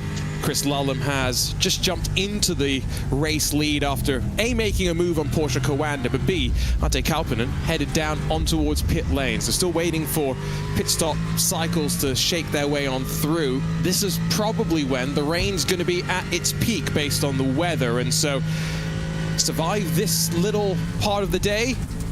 The rain percentage chances are still looking relatively high, but Jeremy, they have stayed away for the majority of the day, which I think some drivers will be happy about. Some would have been hoping for the chaos and the mixed conditions. We're so lucky to have just this band right now. It could be a lot worse. Yeah, looking at the rain chances throughout the day. So, you know, maybe it's a case of save your rains for later. Just keep out there and keep out of trouble. We did see, it looks like somebody made their way through that gravel trap coming out of the S's, which is, even in dry conditions, is just as tough. But, yeah, you know, with this light band and the number of cars out there, the groove will come in quite nicely. So we'll have that dry slot throughout the circuit. But, yeah, I just don't see any need to get out there and put wet weather tires on right now.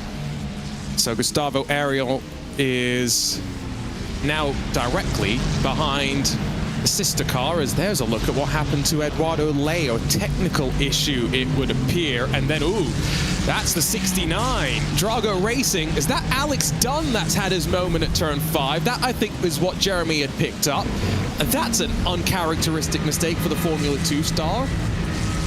Yeah, not a good end of the week for him as he goes, and yep, that's exactly what looked like. Yeah, going through there and just wham, right there, missing the tire wall, and then going right head on into that concrete, and thankfully able to go on, but nonetheless going to have to come into the pits and fix some of that damage to that Aston. It actually hit relatively square, so I'm under the impression that he'll stay out there for a little bit longer, as, oh, don't tell me Olivier Piatic also has had technical issues. That's not the first nor last time we'll see that. So Chris Lullum is in pit lane. He's followed his teammate Eduardo Leo, so maybe we'll see the GTP sister cars try and work together as well. And this is something I'd called out slightly earlier, Jeremy, when we saw Elvis Rankin have his moment within the first hour of the race. Having, you know, 2 or 3 cars from your team in the mix, well, if one of them has an issue, then you can often keep that car in the race, not to try and get a result for it, but just to go out there in these sort of conditions and figure out if, well, wet tires would be beneficial, dry tires would still be the option. It gives you the chance to experiment a little bit in ways single car teams just can't. Yeah, exactly. And here's the thing. It is a great time to test if you're, several laps down, because you can use that for future races when these rain events arise. It's so random for that. And you can test it in single car testing when you're, in your private session, but you have nobody else around you to really determine whether or not it's the right call or not. You may think it's the right call. Hey, this is great. Much like you see pro teams go out there and try different things, and then when they get to the real world race or whatever, it doesn't work, as we see Harth trying to look to the inside of that Ferrari. Oh, just all over the back of the fellow Ferrari. Looks like that is a battle for the lead between Florian Liberger and Johan Harth, and Alex Dunn still out there, 1.4 seconds back. And they've got a BMW behind who is not for position. That is Team PGZ and Christian Steenberg, who's got a great view of this fight for the lead. Harth maybe a bit too optimistic in looking to the second part of the chicane, but back into line. We'll see the lap time for Alex Dunn. Now, traffic obviously impacted the leaders on the most recent lap a bit more, so Dunn actually gained about 0.8 of a second. Based on the radar, the rain has left the track, but Jeremy, my eyes do not deceive me. I am still seeing some of that drizzle at various points around the circuit. Yeah, and that's what we've seen the past hour or so. I know I kind of watched for a little bit, and it seems like it's gotten a little worse, but yeah, we are starting to see some of that drippage there on our cameras as the field working their way down that back straightaway. And I think it's just one of those cases where it's raining, but you look at radar and, there's nothing going on. I think part and parcel of that is because of the condition with it being so muggy out there. The clouds are just crying, to say the least. Gustavo Ariel back out onto pit lane as the track continues to get soaked from the clouds crying. Down towards the line, we'll get another benchmark from Dunn, who's really closed the buffer, and Steenberg pulls out of the way as he sees the Drago Aston Martin close, and wow, Alex Dunn, 1:17.9 last time by. He is the only driver cracking the 17s. The next closest driver is doing an 18.4 as out through turn 7 as Luka Vunch pops in front of the Williams Gaming Club Aston Martin. Very close between the two of them. Dane Warren has just jumped up to third. I think that means we've had another couple of GTP pit stops. The Porsche Coanda duo still sit out on track. No surprise here. All three Coanda cars, Caruso, Sanchez, and Warren, have yet to pit right now. They're using track position, but that was a little bit of, dare I say, argy-bargy from Wunsch as trying to get around that Williams Gaming Club in the number 2 there, as there goes some more prototype traffic around, but that was a little interesting, to say the least. Yeah, I guess as well, now that we've had 4 and a bit hours gone, if you've been in the car for a little bit, you might start to mentally be feeling the pressure. Marcos Nunes up the inside in the fight for 8th position, and very close now is Fonte Garcia in the Rincon Racing number 12 down the hill. Remember, GTP traffic closing from behind has got a slightly higher top speed, but LMP2 cars very nimble through the corners. There goes Porsche Coanda and Dane Warren straight on through with, and now net race leader Ate Kauppinen directly behind. Jordan Caruso, by the way, has hit pit lane from the front of the field in the other surviving Porsche Coanda 963. And we'll see how long the pit stop is for Caruso as Sanchez also comes into the pit, so would not be surprised to see Warren come in. And I bet you that the Porsche Coanda team's in Warren's ear saying, watch your pit entry, because that is what cost Warren a chance at a long short pit stop right there. Minute 21 had the black flag, so the stop and hold penalty was in full effect.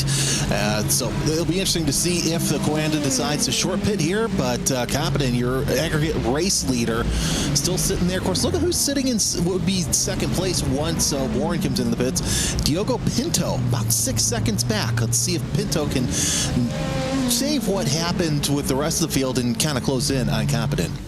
So not just, I think, Porsche Coanda 093 heading in towards pit lane next time by, because Dane Warren has cycled around for at least one more lap. I saw Danny Chivisciabo head down towards pit lane in the Apex Racing LMP2 machine. The fiercely forward Marcos Nunez car continues just to sit in all of this traffic as pit lane a rather busy place. Now, for those that are going to watch next week's 28th running of the Motul Petit Le Mans, it is a round of the IMSA Michelin Endurance Cup, and so there are a couple of different points in the race where Endurance Cup points are handed out. We don't have that here in the sim, which I think actually makes things a bit simpler strategy-wise, Jeremy, because otherwise, you know, the engineers, the strategists, they'll be thinking, right, we want to be at the front of the field at hour 4, hour 8, and at the checkered flag, not just thinking to the conclusion of the race 10 hours in as we pick up Jordan Caruso, who's weaving to try and get the tires up to temperature, and Diogo Pinto, with warm tires already, straight onto his case. And having those endurance points issued throughout the race. Oh, here he goes. As Pinto goes to the inside.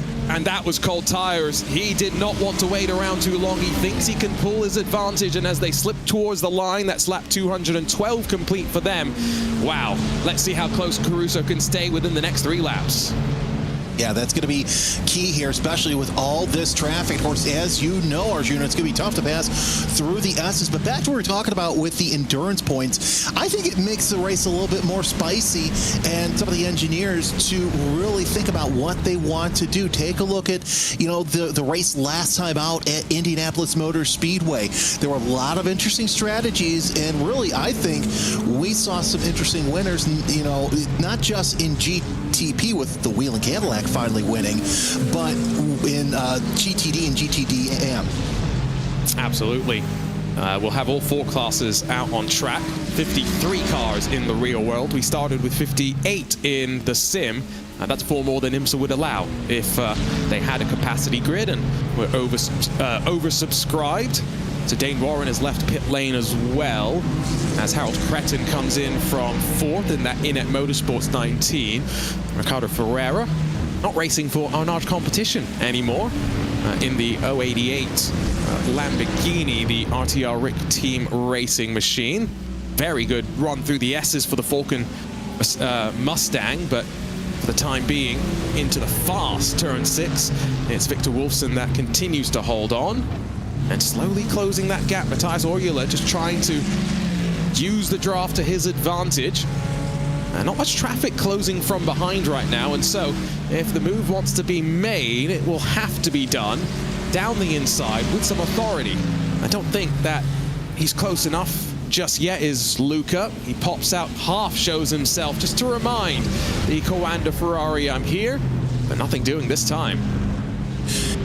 Wunsch was better off just using these final couple of corners to kind of keep pace and close in, but yeah, I don't think he's going to be close enough this time by. He's about a car length too far away as Wunsch is going to show himself once again, pop back into line. So it's going to be another lap or maybe another couple corners. We might even see them coming off the S's as we see one of the prototypes coming off of pit road. So that's going to slow this battle down just a little bit going through the S's, but the prototype comes out and really opens up a little bit bigger gap. So no harm, no foul, but there are more faster cars behind this group.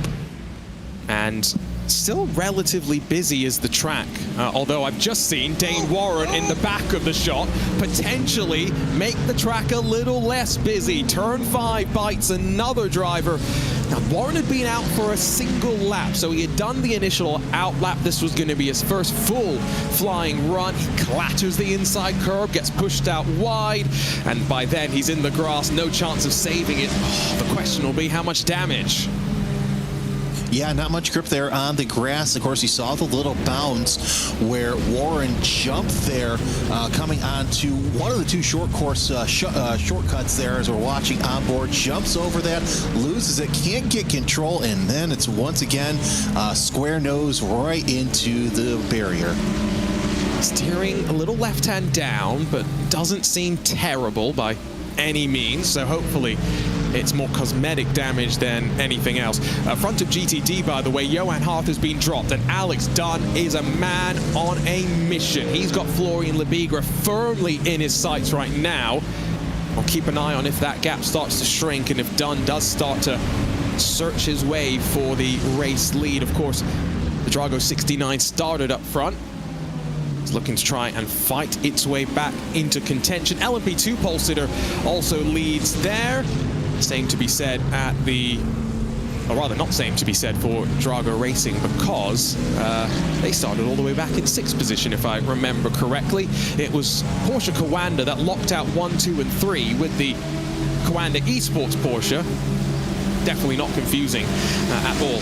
But then in 4th position as well. So they clearly, Jeremy, had dialed the car in really nicely for qualifying and just found the ideal setup for the conditions.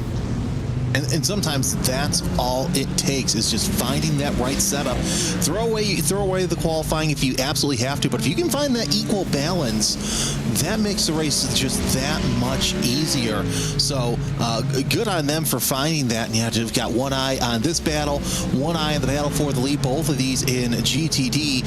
So really, it's something that Jake and I talked about, Arjuna, is the fact that this is the class where you just throw your hands up and go, you know what, this is still anybody's race, and it doesn't matter how far back. Because looking at the timing sheets, you've got 15 cars still on the lead lap. So hypothetically, with this point in the race, there are 15 drivers and cars and teams who still have a legitimate shot of either being on the podium or winning this race.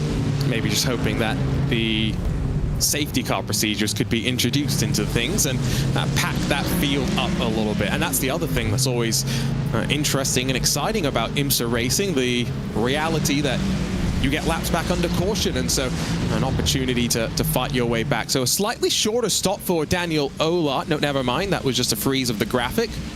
It's going to be the full 40-odd seconds to change the 4 Michelin tires and top it off with the VP Racing fuel. Here is Alex Dunn. Now, Florian Lebigra is very adept at absorbing this kind of pressure. He has Gustavo Ariel just in front of him as well, partially assisting with some slipstream, but not really getting too involved in the fight. I guess the question is, if you're Alex Dunn, do you really want to go for the lead? Because now you've got past Florian Lebigra. Your next target will be getting past Gustavo Ariel, and that wasn't even fought. So Team Redline tucked back into line and focused on their fuel saving. Yep, and just as you say it, he goes right to the front. So Alex Dunn, especially after that incident in this stint, goes right to the point as he leads GTD once again and opens up a 0.2 of a second gap. But looking at the lap times, it was about 0.4 of a second separating Dunn from Lebigra. We'll see if I mean, Alex Dunn is within 0.4 of a second of his car's best lap of the race based on my timing screen. Oh, no, don't. Yeah, okay. Bit of a technical hiccup there, but breathe. Exhale. It's all okay. And let's see how quickly he'll pull his advantage. Let's talk GTP now that the pit stops have truly cycled out, and Jordan Caruso has got the tires up to temperature for the 092. It's about 4.5 seconds between each of the podium steps right now. So Arte Kalpinen clear of Diogo Pinto, and then clear of Jordan Caruso. But we are at the stage where there are big swings in the fuel numbers that is starting to develop, and so this is something that, especially at a track like Road Atlanta, where the laps are so short and a pit stop is still rather painful of a penalty. Jeremy, I think Porsche Coanda will be feeling very good about where they sit right now. Maybe not cutting out a pit stop, but it's going to be a lot less time spent on pit lane towards the end of the race. It really is, and really we can count the 093. I mean, still sitting in 10th, but they can still get back up. I mean, they've had their problems with the black flag, and then this past it with the hitting the wall coming off of turn 5. Those have been issues, but I think that if you keep the Coanda of Caruso up near the front, yeah, they have a legitimate shot of winning this race. But here's the thing. We've got 5.5 hours left, Arjuna. Anything can happen here in this GTP. Glass spinner! That's Elliot Noren in the fiercely forward machine right in front of the GTD leader, but that's good avoidance to see it, and that's a wily old head on Alex Dunn. He's seen plenty of precarious situations, both in the real and virtual worlds. And yes, I agree with you as well, that we've got a long way to go, but it's just one moment like that that can catch someone out. Tries to get up the inside of Gustavo Ariel, just gets squeezed onto the inside curb. And then, actually, it was Florian Lebigra that needed the better reaction, if anything, than Alex Dunn. Dunn was well and truly past the scene of the incident. Florian Lebigra keeping Team Redline's hopes in the 105 alive. Going back to what we're talking about with strategy, I think back to Indy. You had the United Autosports LMP2s up near the front, but near the end, they ran into trouble. So really, the race is not over until it's over. So if I'm, Team Redline, Coanda Esports, or even Grid and Go, I'm not gonna lay back and let the Drago Racing and Redline have that lead, because it takes one wrong misstep, as we saw there, even off turn 6. That's just a famous case of somebody going too much into the apex and then spinning off, which, as we know, happens at least once, twice during Petit Le Mans. Oh, yeah. Now there's going to be some big incidents at Petit next week. There's no doubt about that. Last year we had one in the fight, not just for the lead, but the WeatherTech Championship as well. Apologies, by the way, for the cars blinking on your screen. German internet, you have to love it sometimes, but hopefully it will settle down and none of our drivers will be afflicted by anything similar. Especially because if this is what they are experiencing, Jeremy, this is the most disorientating sort of time to be behind the wheel, because suddenly people aren't there, suddenly they're there again, and just trying to keep on top of that is crazy. It really is, because if you make a move, sometimes you have the car inside of you. We've heard that in several races and even seen screenshots of it. So it'll be interesting to see exactly how long this lasts and how some of these drivers, they handle whatever happens, because, it happens. It's part of having internet coverage. You're going to have these little hiccups, and it's all a matter of how you handle it. And all I will say is, based on my now half a season down on pit lane with a great team at IMSA, every time you think everything's hunky-dory on the broadcast, you don't know about all the fires that sometimes happen behind the scenes. As a producer told me at NASCAR Productions today, it's their job to make sure the commentators aren't aware of how on fire everything is behind the scenes. So a big shout out to everyone that makes things possible. And again, apologies. We'll go radio style for just a little bit while we get this sorted out. If you're just joining us, 5 hours, 36 minutes left to go. Let's give you a quick update of the top 5 in the classes. Drago Racing lead by, well, now 4.5 seconds over Diogo Pinto and BMW M Team Redline. That gap holding relatively steady. Third is Jordan Caruso for Porsche Coanda. They qualified 1, 2, and 3, and a real show of force, but unfortunately, one retirement already for Porsche Coanda. The second of the cars still running is all the way down in 10th, and Dane Warren is 1 lap down.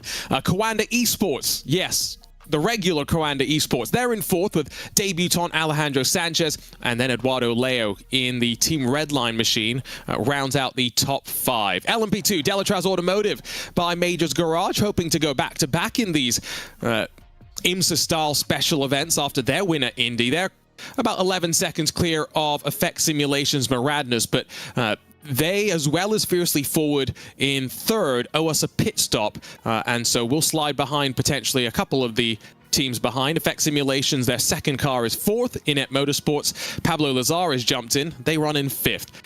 GTD, last but not least, Alex Dunn, wow, 1:16.984 last time by. He has just set the fastest lap of the race, and he is 4, maybe 5 tenths clear of the rest of the chasing pack. He's already 4 seconds clear of Team Redline and Florian Lebigra.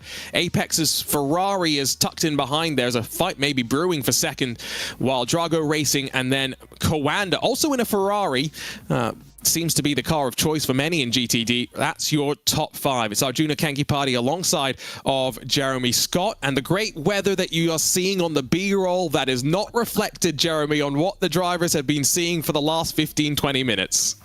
No, and it has been nothing but soggy, wet, just outright nasty racing. And as somebody who also has done some pit work, you'll appreciate this as much as I do. This is weather where you make sure that you have a duffel bag somewhere where it's dry, and then halfway through your stint, you just go in, change your socks and everything, because this is just nasty weather that we're seeing here at Road Atlanta. This is obviously B-roll, but we had that rain that moved through not too long ago, and because of the damp conditions, we're still seeing just a little bit of wet stuff here and there. But the drivers really are handling it quite well. I'm not really surprised, but I'm also not surprised to see Alex Dunn as we got a problem. Yeah, I'm sorry. I may have just cursed the Coanda esports team. They race from the Coanda hub, and I have seen Alejandro Sanchez and Dane Warren drop out of the server in a matter of moments. It was almost simultaneous. And remember, Alejandro Sanchez was up in 4th position at the time. Dane Warren is all the way down in 10th, yes. But now my fingers are crossed, Jeremy, because Jordan Caruso is also racing from Germany right now. If they have any more issues, it could be disaster. Yeah, it could be disaster. And of course, you don't want to have those connection issues like we're having here, to say the least. But, it happens, as we mentioned. And it's just a shame that it's happening to such a good team with Apex Racing. Now they're falling further down the order, and it's only a matter of time until Porsche Coanda with Dane Warren at the helm gets up into that 9th position. But we'll see if Apex gets their issues sorted out. It was Dane Warren that's unfortunately disconnected, so we're not going to see him, unfortunately, head out. Mitchell de Jong's going to take over. Now, Mitchell, as far as I remember, I was chatting with him just after the Indy special event. He's based back in the US for the time being. Elliot Veyron's going to take over the 08. And Elliot, I think, is based out in France, so hopefully they will have some stability there. But it's now 2 laps down is what I'm seeing for Elliot Veyron and Mitchell de Jong. So that is very, very frustrating. If you've got any questions, this is also your time to ask Jeremy and myself. If you're curious where your team is, how your drivers have been doing, just pop those questions into chat and we will try and answer them to the best of our ability. It's now 4 seconds, the gap between first and second. So Alex Dunn not extending the margin, Jeremy, as fast as I thought he would. Looks like Florian Lebiger has had A, some good luck in traffic, but B, has been able to pick up his speed. Yeah, no surprise here that the Team Redline Ferrari holding station with Alex Dunn, and that's not saying anything against the talents of either driver. It's just that point where you're going to see one car get faster than the other, so it'll be interesting to see how long Alex Dunn can kind of hold off the 105 Team Redline Ferrari. And it turns out that Jeremy was just seeing the future, because Dan Amor has now disconnected from the session as well. So this is worrying signs for a lot of these drivers, and we are potentially in the situation where you might do a forced driver change. If you are worried that your teammate is going to disconnect, you'd much rather get the replacement driver in and minimize the penalty. Now, this is not necessarily iRacing's fault, right? This is definitely a bit localized to Germany, potentially. I'm still connected to the server just fine. Jeremy, are you still connected just fine? You know what? I'm actually on backup computer, so I'm trying to get to the server as we speak. But this is interesting. I love doing radio style stuff. Yeah, and now we finally have some pictures back as we have hit Control, Alt, Delete, and the equipment has come back to us. Again, apologies for the brief technical issues, but we will hopefully get that live timing running again. If you're looking for the live timing link, search App Engineering Live Timing. It should bring you towards where you need to go. And the live timing has all sorts of analysis and spotter's guide and all these little features. A big shout out to our team at ATVO, continuing to work hard and make our broadcasts as special as they can be. This is the SimRC Adam Isaacson driven Ford Mustang GT3. Gotta say, Ford Mustang sounds spectacular. The sound of 20 of them, the Dark Horse R's rather than the GT3s, running around the Charlotte Motor Speedway, it was like an echo ball. It was fantastic. I believe it because you know as well as I do, hearing that the Mustang bounce off the reverb off the grandstands at the Indianapolis Motor Speedway a couple of weeks ago was fantastic. And I can imagine that it sounds just as good with all those cars going into turn 1 there at Charlotte, and that's got to be great for those drivers because now they're in front of the NASCAR crowd and they're getting some notoriety. Which, by the way, hand to Andrew Aquilani, a good friend of mine who I've known for years. About darn time I see him back in that series. I didn't even realize he'd helped develop the car. He had a pretty good run as well. Finished, I think, up inside of the top 6, if my memory serves. Focus on fight for third. And now, with the pit stops having cycled through, we've just seen the Delatraz Automotive and Effect Simulation Maradness entries make their pit stops. They are still a good 22 seconds in front of this little battle as Pablo Lazar into the Inet Motorsports number 19.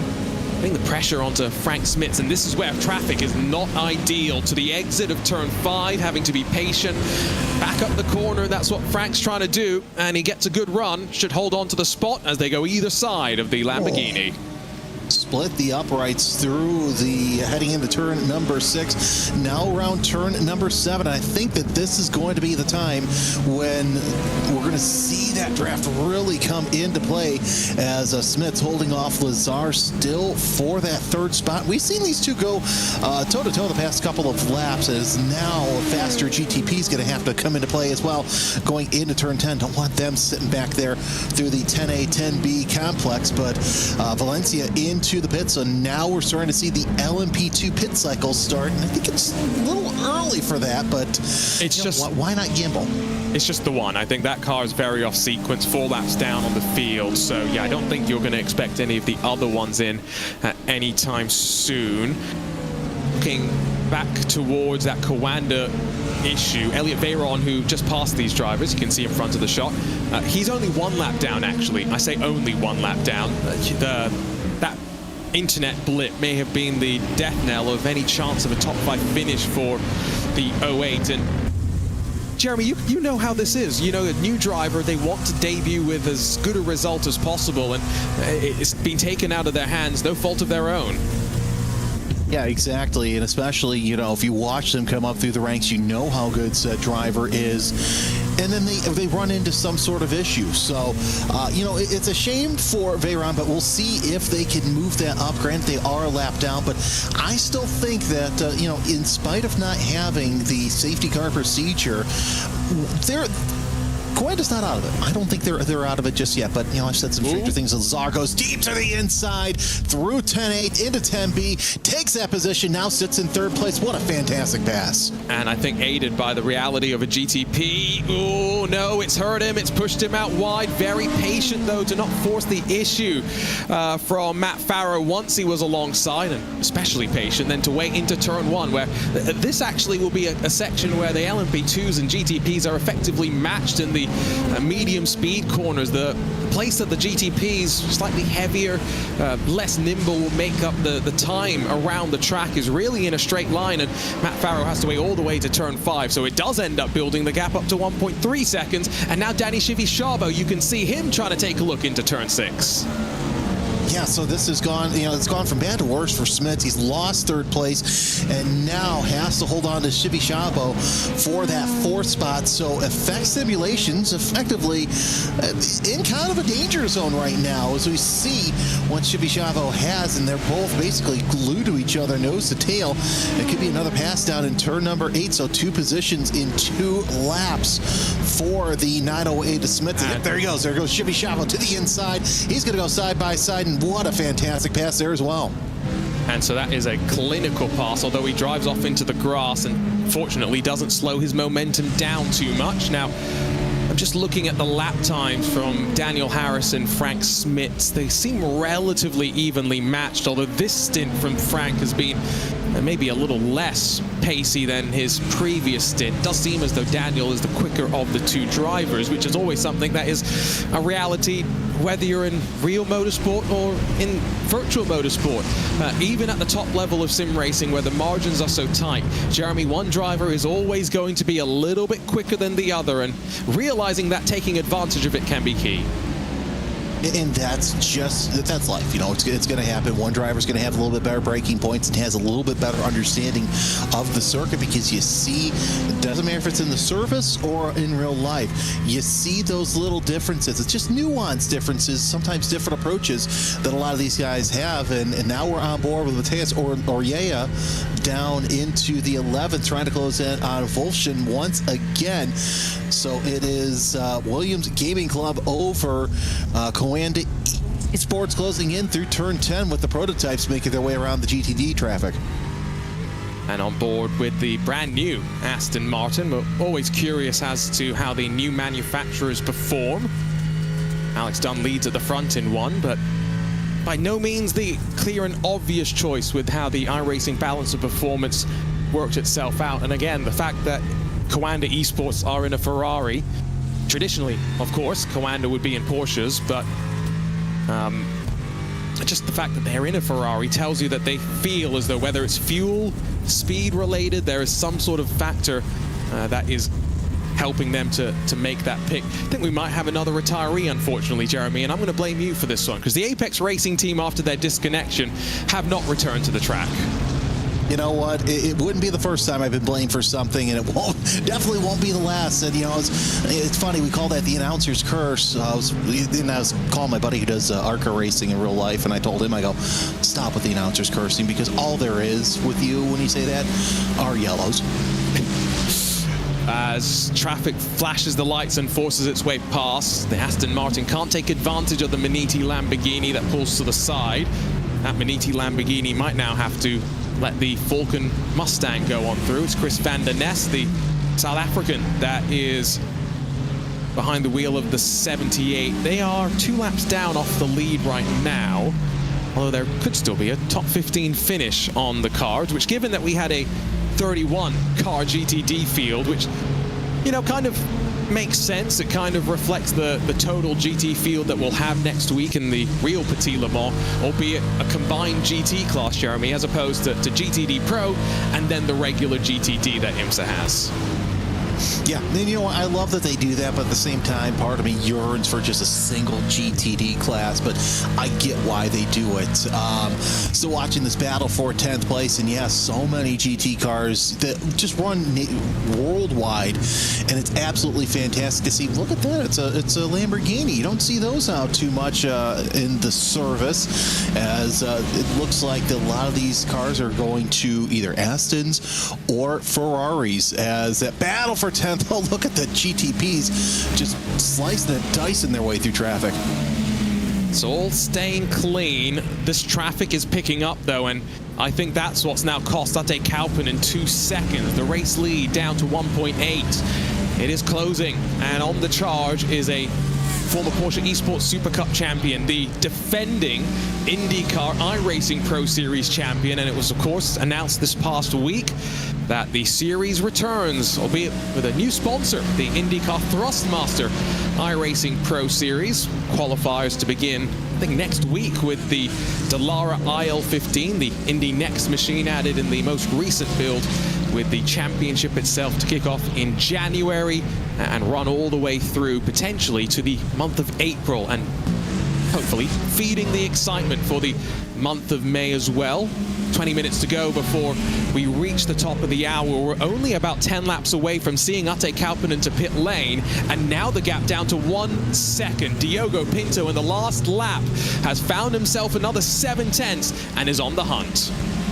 And you don't want Diogo Pinto behind you at any point, especially in a red line BMW. So it's going to be BMW ahead of BMW here momentarily, as we're seeing just prototypes work their way around. This is the battle for 10th in GTD right now, with Wolfsson trying to hold off Williams and Falcon for that 10th spot.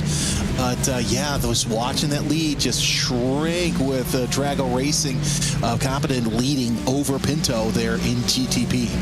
And this little three-way fight that we were watching, now four-way fight behind the Dane Train Aston Martin. The Dane Train so far has had Lasse Bak, who did the first 130 laps of the race, and Rasmus Christensen. So two drivers that now race, I guess, or have raced in 2025 on different teams, but coming together for a stealth black look. And the Dane Train nickname that I think really was coined by Nicky Thiem and Marco Sorensen for many a year. There is Luca Wunsch onto the back of this four-car battle for ninth.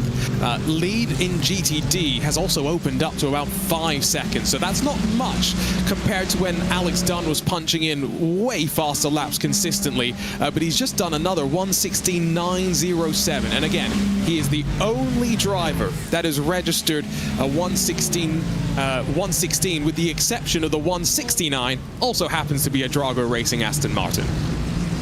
Yeah, and like we were mentioning earlier, the Aston just coming onto its own so fast since being reintroduced to the service is absolutely fantastic, because we thought it'd be a little bit longer, but really in the hands of Alex Dunn and Drago Racing, these Astons are absolutely flying on the circuit. And yeah, once again, it's just a battle of GTD, and that's what I love about the series. In spite of all the parity and different manufacturers, you still have that BOP fine-tuned just enough to get a group of cars together and have a good race. Less than a second at the front of the field again. It's going back and forth through traffic, so every time one blinks, the other finds a way to take advantage, and vice versa. They are trading blows for the time being. There comes Eduardo Leo on the inside of this fight. I'm pretty sure Luca Wunsch, yes, flashing the lights. Not thrilled with that late lunge up the inside of turn 7, but that is multi-class racing at the end of the day. It really is. You know, you've got one car that needs to watch its mirrors, the other's got to be patient and try not to take out the slower cars ahead of them, but that's just going to happen in multi-class racing. Honestly, Arjuna, that's what makes it just so much fun. You say fun, but as many people know, there are pros and cons of multi-class racing. The Dane Train under fire into turn 1. Victor Wolfson, nice and easy, I think, has slid his way through in the Ferrari. And the stealth black Aston Martin now tucked back into 10th position. They've got the Cheza Lamborghini behind them as well. I often say this. GTP stands for going to pass, LMP2 stands for let me pass, and GTD, going to die. There's a reason why that is a true statement as well. And you know what? Let's just throw LMP3, or even, I'm going to date myself, LMP Challenge into the mix. Then we really have a lot of fun. I can't say what I want to say without getting in trouble, I think, so I will steer away from the LMP3 memes, but anyone who's in the IMSA Discord probably is aware of where my mind was headed. It's often funny to me watching this particular style of special event where you've got the prototypes and then the GT cars are the slowest, because when things turn around and we go to, for example, the Nürburgring 24, Jeremy, then the GT3 cars are the ones doing the murdering on the slower class cars. It is interesting, indeed, you know, so it's kind of a delicate balance with the GT3s, and sometimes they're doing the murderings on themselves when it is a special GT3 only event. So really, I can see why a lot of drivers just stay in GT3s, but it's interesting to see how you balance having the faster cars, you know, come up on you and try and pass you. Got to hold your line, and if you're not used to that, well, then you encounter so many problems. Of course, here at Road Atlanta, there's just stretches of track where GTPs are going to try and make their moves, but at the same time they won't, as we see Isaacson into the pits. And that is the opening of the GTD pit window. It will be a 10-lap window or so, given the spread that we have amongst the majority of the field. Still, this fight for 10th continues, although I think for the time being somewhat stagnant. Maybe because Falcon Sim Racing probably due in this lap, I would guess. Christensen in the Dane Train 5, Euler in the Williams Gaming Club 2. Give them another 2 laps, I would say. And then Victor Wolfson's got at least 6 more laps because he has been out there for 34 laps as compared to the Falcon Sim Racing 42. Where's the Mustang in shot? I think off to pit lane. So it's going to be pit time for these. Yeah, indeed, Wunsch is into the pits in that number 44 Falcon Sim Racing Team Mustang. So now we're starting to see who decides that they are going to play pits here at Road Atlanta. And that car shared with Lewis Woods, the Scotsman, so maybe we see Woods jump in this time by. Daniel Lafuente has also made his way into pit lane for Veloce Thrustmaster. That's the team that you traditionally expect to see, at the very least, Lasse Back may be part of, but again, he's switched over to his Dane Train pairing. Cody Deeth taking over from Daniel Lafuente in the Lamborghini for Veloce Thrustmaster. Lead back up to 2 seconds. So, you know, this is very much the traffic giving, the traffic taking. And again, this is why we love the multi-class racing. The fact that you can never really take a breath. And at a track like this, Jeremy, that is never more true. It really is never more true indeed. And, you know, that's why I love, that's why Petit's one of my favorite races, is because it's such a tight circuit in terms of endurance racing, because you stop and figure Daytona's 3.5 miles, Sebring's 3.5 miles, Road America, where we're going to next year, that's 4 miles. I think Watkins Glen with the boots, 3.5 miles. This is just under 2 miles. So it's a lot of traffic. And right from the word go, that's where you see the prototypes having to deal with traffic. So you're on it the whole time, and you're also trying to have to avoid, you know, certain death with certain teams and classes. There was a small issue for Sim RC, by the way. I'm not sure if that was cold tires, but a very, very slow outlap. And we'll see if that is because of any... Now, I haven't seen that car in a little while, so I don't know if the damage was there before or not, but it's definitely looking like the front end has been compressed slightly, mostly on the right side, I would say. Nicholas Matteo, Olivier Piat, a couple more takers down towards the pit lane. 44-lap run for Nicholas Matteo. Oh, yes, I was right. Oh, just... deciding, you know, here's that thing. You've got the bridge, and it compresses, and you have to go downhill. But yeah, I wonder if it's just the cold tires hitting the rumble strips. It's just a lethal combination that ended up with a couple of cars ending up in the side of that Sim RC Mustang. But not good. But regardless, they're still on the circuit. Mateo and Piatek are both into the pits as the GTD pit cycle continues. And so, Olivier Piatek, it's going to be around 41. Yep, 40.9 seconds on the muddiest. As you'd expect, Adam Isaacson heads back in towards the pit lane. Don't think there was much question about whether that was going to be necessary. Slide up the inside for an LMP2 car. That was very nicely handled by Euler to see it coming, not cost himself even more time by leading to lift out of the throttle. Lead is back down to under 0.8 of a second, and I think this might actually be an opportunity for Diogo Pinto to latch onto the draft of the race leader. And with just a handful of laps remaining, we are at the end of the stint. They are as light as they will be. Tires may be at the worst as well, but they've still got plenty of grip to work with. 109.3 last time by for Diogo Pinto. Affected by traffic in through the chicane as the race leader. Oh, it's well and truly on. Yeah, this is the game on for Pinto. He sees and smells and tastes the blood and water. Oh, that was a perfect move by Competent, but Pinto's going to ward it off. Another GTD car up ahead. So this, let's see what happens is, yes, Competent's going to try and go to the inside. And smart move by believe that's going to be the smart move by that Lamborghini to kind of tap out the brakes and let Pinto go by. So Competent opened up a little bit of a bigger gap, but not enough to ward off that Team Redline BMW of Diogo Pinto. Now, Arjuna, we're getting to the point where they'll come off of turn 6 and into 7. And I think Pinto's going to cast that line out and kind of reel in Competent. 43-lap stint for the race leader, Alex Dunn. What a stint as well. Some of the quickest lap times of the race on a drying, greasy, uncomfortable track. He has had another monster stint and showing the world why he is so highly regarded in the world of Formula One. So no driver change. He will stay behind the wheel of the car. He is not done pushing. Oh, Diogo Pinto has to push to the inside. Now he will take the lead, but that's because Ate Kalpanen's headed to pit lane. It's 41 laps for the race leading Drago Racing #1.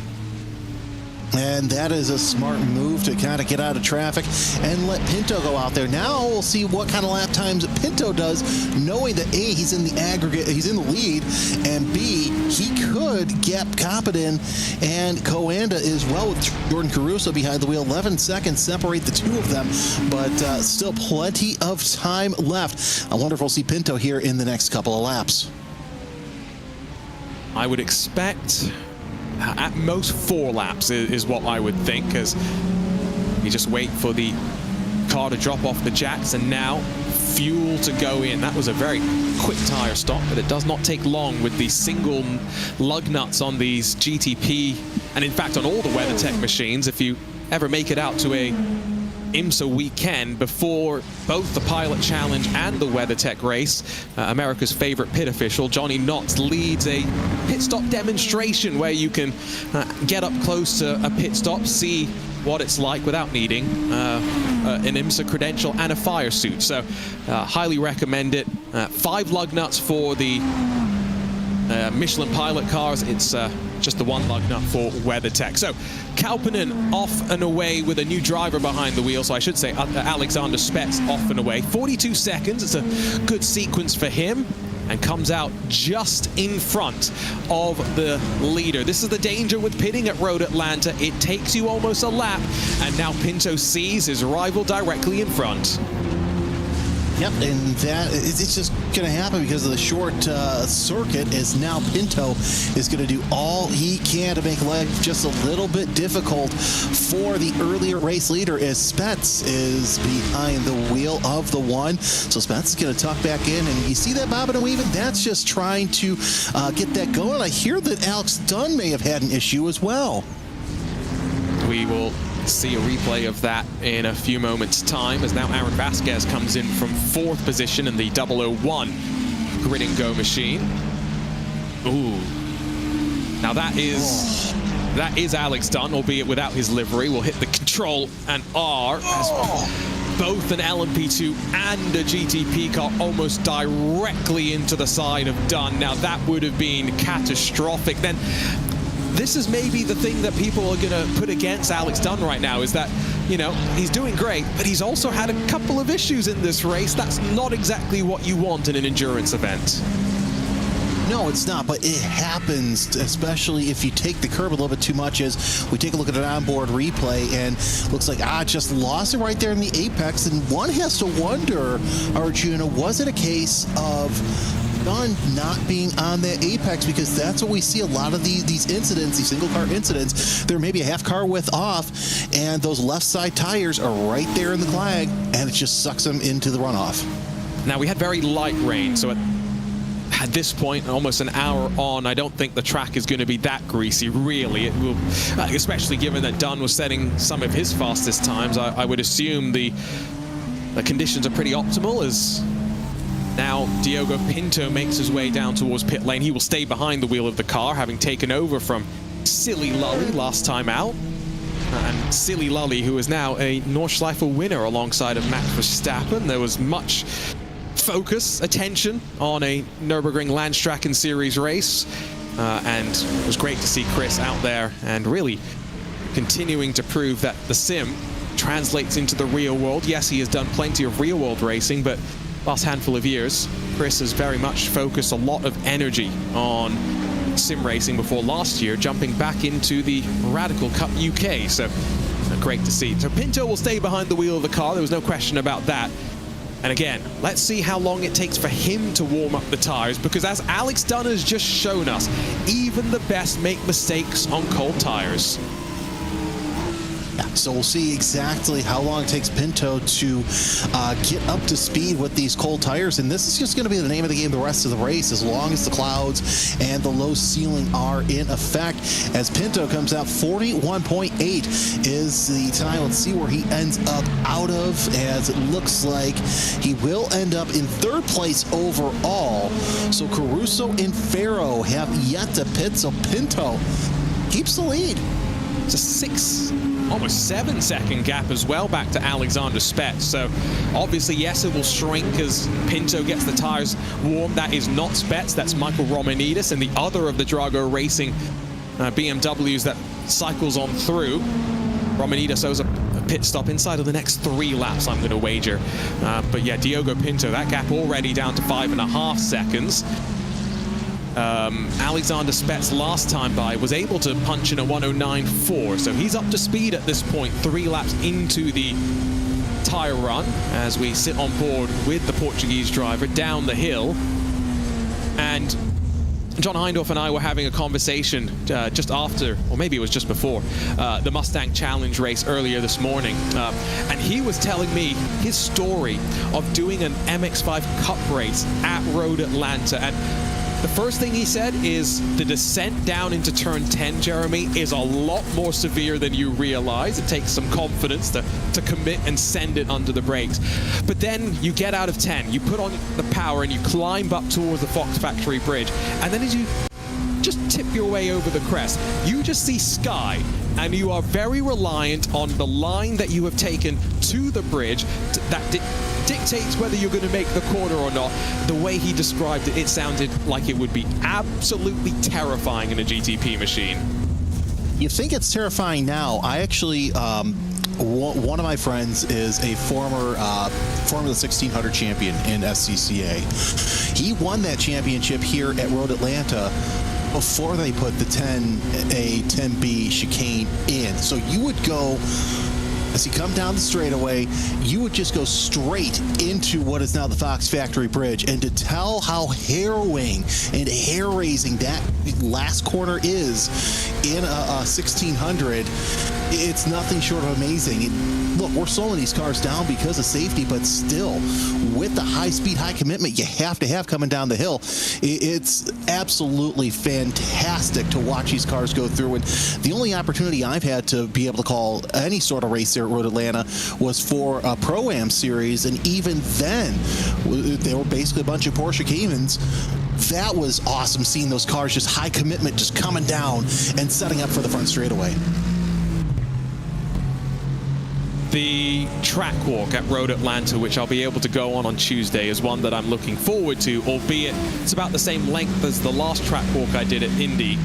This one's going to take me a bit longer with all the elevation. Lasse back in the 5, taken over from Rasmus Christensen. Matthias Orjula stays behind the wheel of the Williams Gaming Club number 2. These drivers have lost touch, of course, of the other drivers in the fight earlier. Luka Wunsch a full 6 seconds off of these drivers. It really does make a difference how your pit stop cycle goes. Your entry to pit lane is so committed, and even now with the pit speed limit line being brought a little bit earlier so you don't have to commit as much as you used to, that was a big factor. Michael Romanidis is now in pit lane as well, and with Diogo Pinto having warmed his tires up, the gap 2 seconds, but this is a change effectively in the lead of the race. BMW M Team Redline, once Jordan Caruso comes in from the lead of the race in the Porsche Coanda 92, Diogo Pinto will be leading this iRacing Petit Le Mans powered by VCO, as we have about 70 seconds left before we are halfway through this 10-hour sprint. Yeah, it's over a 2-second swing now that we've seen Pinto with the overcut. So that was actually a fantastic move, but at the same time, will Coanda do a short pit with Jordan Caruso, and how much will affect? We see 55 seconds separates the 092 from the 3 as we see that Porsche going down the back straightaway. Would not be surprised to see them come in within the next lap or 2, but give a hand the BMW team Redline, as it just absolutely mastered that overcut to get ahead of Drago Racing. And Alexander Spitz, who we've seen lead the good portion of this early part of the race. and Alexander Spetsu is sitting third in the Renault. That's not even the same country of manufacturer. Oh, that's Marcos Nunez in the fiercely forward LMP2 car that's had a spin out through turn 3. Now, he has shed the rear clip of that car. The engine cover has gone flying. That signifies a hard bit of contact, unfortunately. Turn 3 is a dangerous spot. Now, was it self-inflicted? Yes, it was. Well, at least it was the tire wall instead of being concrete there. If you remember several years back, there was that really nasty crash with, I believe, Scott Sharp behind the wheel of the Tequila Patron. Was it that the Acura at the time?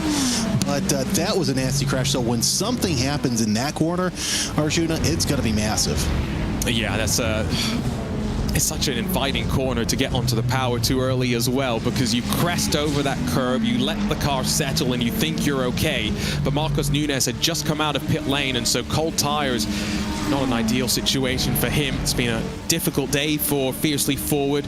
The 16 is, yes, in 5th spot, but the 2 other cars, 9th and 10th respectively, and the 113, which is in 10th, is 7 laps down from the leader, but at least they are persevering. That's what we love to see. Endurance racing spirit in these iRacing special events, as Jordan Caruso, it's a 43-lap stint for him. So keep that in mind as we get towards the end of this race, because we will start back counting. Once Ewan and O'Leary, Cam Roger jump into the broadcast booth in about an hour, we will start working backwards on strategy. I saw Johan Harth went 46 laps in GTD, so it's possible to go 4 laps longer, Jeremy, than some other competitors are doing. That's going to be a big swing at the end of the race. It really is, and it all comes down to saving. You want to get up there, you want to race with everybody else, but you still got to be able to have that mindset to save. As we're watching, the Rogers is going to be in that the Porsche Coanda 982. They're off the jack stands, and right about now we see Diogo Pinto with the lead in the BMW team red line. Let's see where the Porsche Coanda 092 comes out, and it's going to sit comfortably in 3rd place. So a fantastic strategy by the 092 to get out there and lead a little bit, but then come in and only be about 6 seconds their closest competitor in 2nd place. Probably going to extend with the cold tires, I would think, to 12 seconds at the very least. But again, they are now 10 laps better off than Alexander Spetsu. To get back to the point that I was trying to make before we had an LMP2 spinning, sits 3rd in the junior class of the Renault Clio Cup Bohemia as he goes racing with Drago Racing in support. So it's been great to watch the journey of the team, not just the driver. Team manager for the esports side of things has been learning about how to be a team manager in the real world as well. So we'll be cheering Alexander on for the remainder of his campaign. So now that we've cycled through, we just have another pit stop expected for Elliot Veyron in the 08. Everyone else in the GTP that's on the lead lap has cycled into pit lane. It's 1.6 seconds at the front of GTP. It is 15 seconds at the front of LMP2. And what effectively is the battle for the net race lead is down to 0.08 of a second. Florian Lebigra owes us a pit stop from the front of the field. He has been out there for 45 laps and counting. But as Johan Harth gives a shove to Alex Dunn down into turn 10A, that's a clear sign of 2 cars working together, not wanting to fight, but instead pushing each other as fast as they can go. And you know what? That's what you need to do sometimes to get out ahead of everybody else. As Dunn comes across the line, Harth comes across the line. Here comes LMP2 traffic on the inside. That is Elliot Noren in the Fiercely Forward Black number 16. As we got another one deciding it wants to come play with the 2 GTDs and kind of split them right down the S's. So no surprise that we see Dunn and Harth as Leberger comes into the pits. We'll see where the 105 comes out, and I have a feeling we might have a race for the lead depending on how long this pit stop's going to last. I also think that it's going to be Florian Lebigra, the Frenchman, out, and Bosch Thompson in. Of course, the Isle of Man native, although having said that, the car stationary for 24 seconds, no driver change. That does seem to be what I think is a 3rd consecutive stint for Lebigra. or maybe it's even more than that. Last time we saw Josh Thompson, these cars are touching lap 232. Last time we saw Josh was about lap 138, so it has been quite a while. Out of the chicane comes Dunn as he begins that plunge down towards the line. Now, left-hand side of the track is the support paddock, so if you're watching Michelin Pilot Challenge on Friday this coming week, you'll see the cars pitting down there. Right side's the regular pit lane, but it's, wow, 6 seconds the advantage that Florian Lebigra has over Alex Dunn. Now, obviously Dunn had that spin in turn 6, which has cost him time. I didn't realize it had cost him upwards of 6 seconds.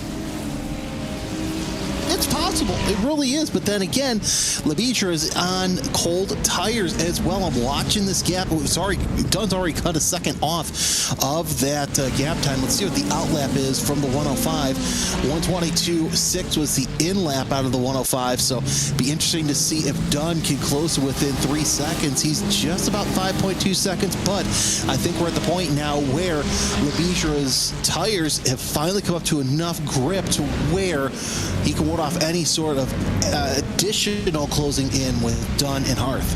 We'll see if Alex Dunn's able to drop back down into the 116s once the fuel load has started to shed. The lap time last time by was a 17.6, so still one of the faster cars on track, but also carrying more fuel than he was when he was really flying. Gap between Diogo Pinto and Alexander Spetz is around 1.2 seconds. They've got then another 10 and a bit seconds back to Josh Rogers, so has stabilized around 12 seconds now that Rogers has got his tires up to temperature. And great to see Josh Rogers back in an iRacing special event. I think the last time we saw him might have been, was it Watkins, maybe Sebring or Daytona, but definitely much earlier in the year as the Porsche Coanda team effort begins to grow on iRacing. And now that we are closing in on the last 4 hours, we really do have our contenders at this stage. We know the players, as some would say. The winner in GTP and GT3, they earn an invite into the IMSA Esports Global Championship, which begins on November the 2nd. The public part of the qualifiers begins on Tuesday, on October the 6th, so we are or is that Monday? We are really not that far away from teams being able to focus their efforts on the qualifying, but not having to go through a time attack qualifier is always a benefit. So it's not necessarily Redline and Drago who are thinking so much about the wins from that perspective. They've already earned qualifying spots through victories in previous VCO Grand Slams. But Jeremy, I think for Porsche Coanda, if they can magic up some sort of a win here, just boost your confidence going into what's going to be a grind of a week for many. It really will be. I would not be surprised to see Rogers try to do what he can to close in. By the way, Vince Cussy checking in. Thanks for joining us. Says last Rogers special was Bathurst, where he finished P4. So it's been a while since we've seen Rogers behind the wheel of a special event. Now, which Bathurst? Now, I know he's just. Yeah. I know he means the 12 hours, but we did have, of course, the Bathurst 1000 what was it, last weekend? So very recently. Cody Deeth alongside of the Redline 103, which has still got Gustavo Ariel behind the wheel. He's on his outlap from pit lane. Other point I was going to make about the IMSA Esports Global Championship is that the schedule's quite rather interesting this time around. We, of course, have our traditional season opener here at Road Atlanta on November the 2nd, a week off, and then we will return to the Sebring International Raceway, which is a pretty, I think, normal track for many. It's the next round of the championship, which is where I think the eyeballs were raised once they saw the schedule. Eyebrows raised when the schedule was released. A 75-minute sprint race for GTP cars on the streets of Long Beach, and then a 75-minute sprint race for the GTD cars at VIR. That's going to be very, very different, Jeremy, to anything that we have seen in what is now, I think, our 4th season of the IMSA Esports Global Championship.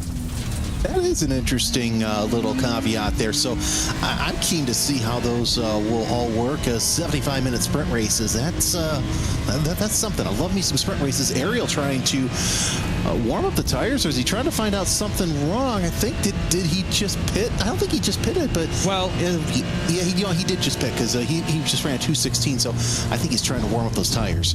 I think that's definitely it. What also kind of reminds me of is if you drive an Indy car on iRacing and you take your hands off the wheel at speed and it just starts to shake back and forth with the oscillation. Have you ever had that? It's been a while, but yeah, you get off. It's like okay. Yes, no, you always want to leave one hand on the wheel if you're driving, especially the Indy car, which has no power steering. So there are some cars which have this tendency to oscillate, is I think the technical term, but don't quote me on that. I am not an engineer by any stretch of the imagination. The Dane train, now that Victor Wolfson has pitted, Lasse Backus closed up to the Ferrari for Coanda Esports, and he's left the Williams Gaming Aston Martin and Falcon Sim Racing in his tire track. So Lasse back into the car. Back is back. The classic Backstreet Boys hit. And now starting to get to work. I think this will be a good stint for the Dane train as they try and claw up a decent position. Delatraz Automotive in from the lead of LMP2.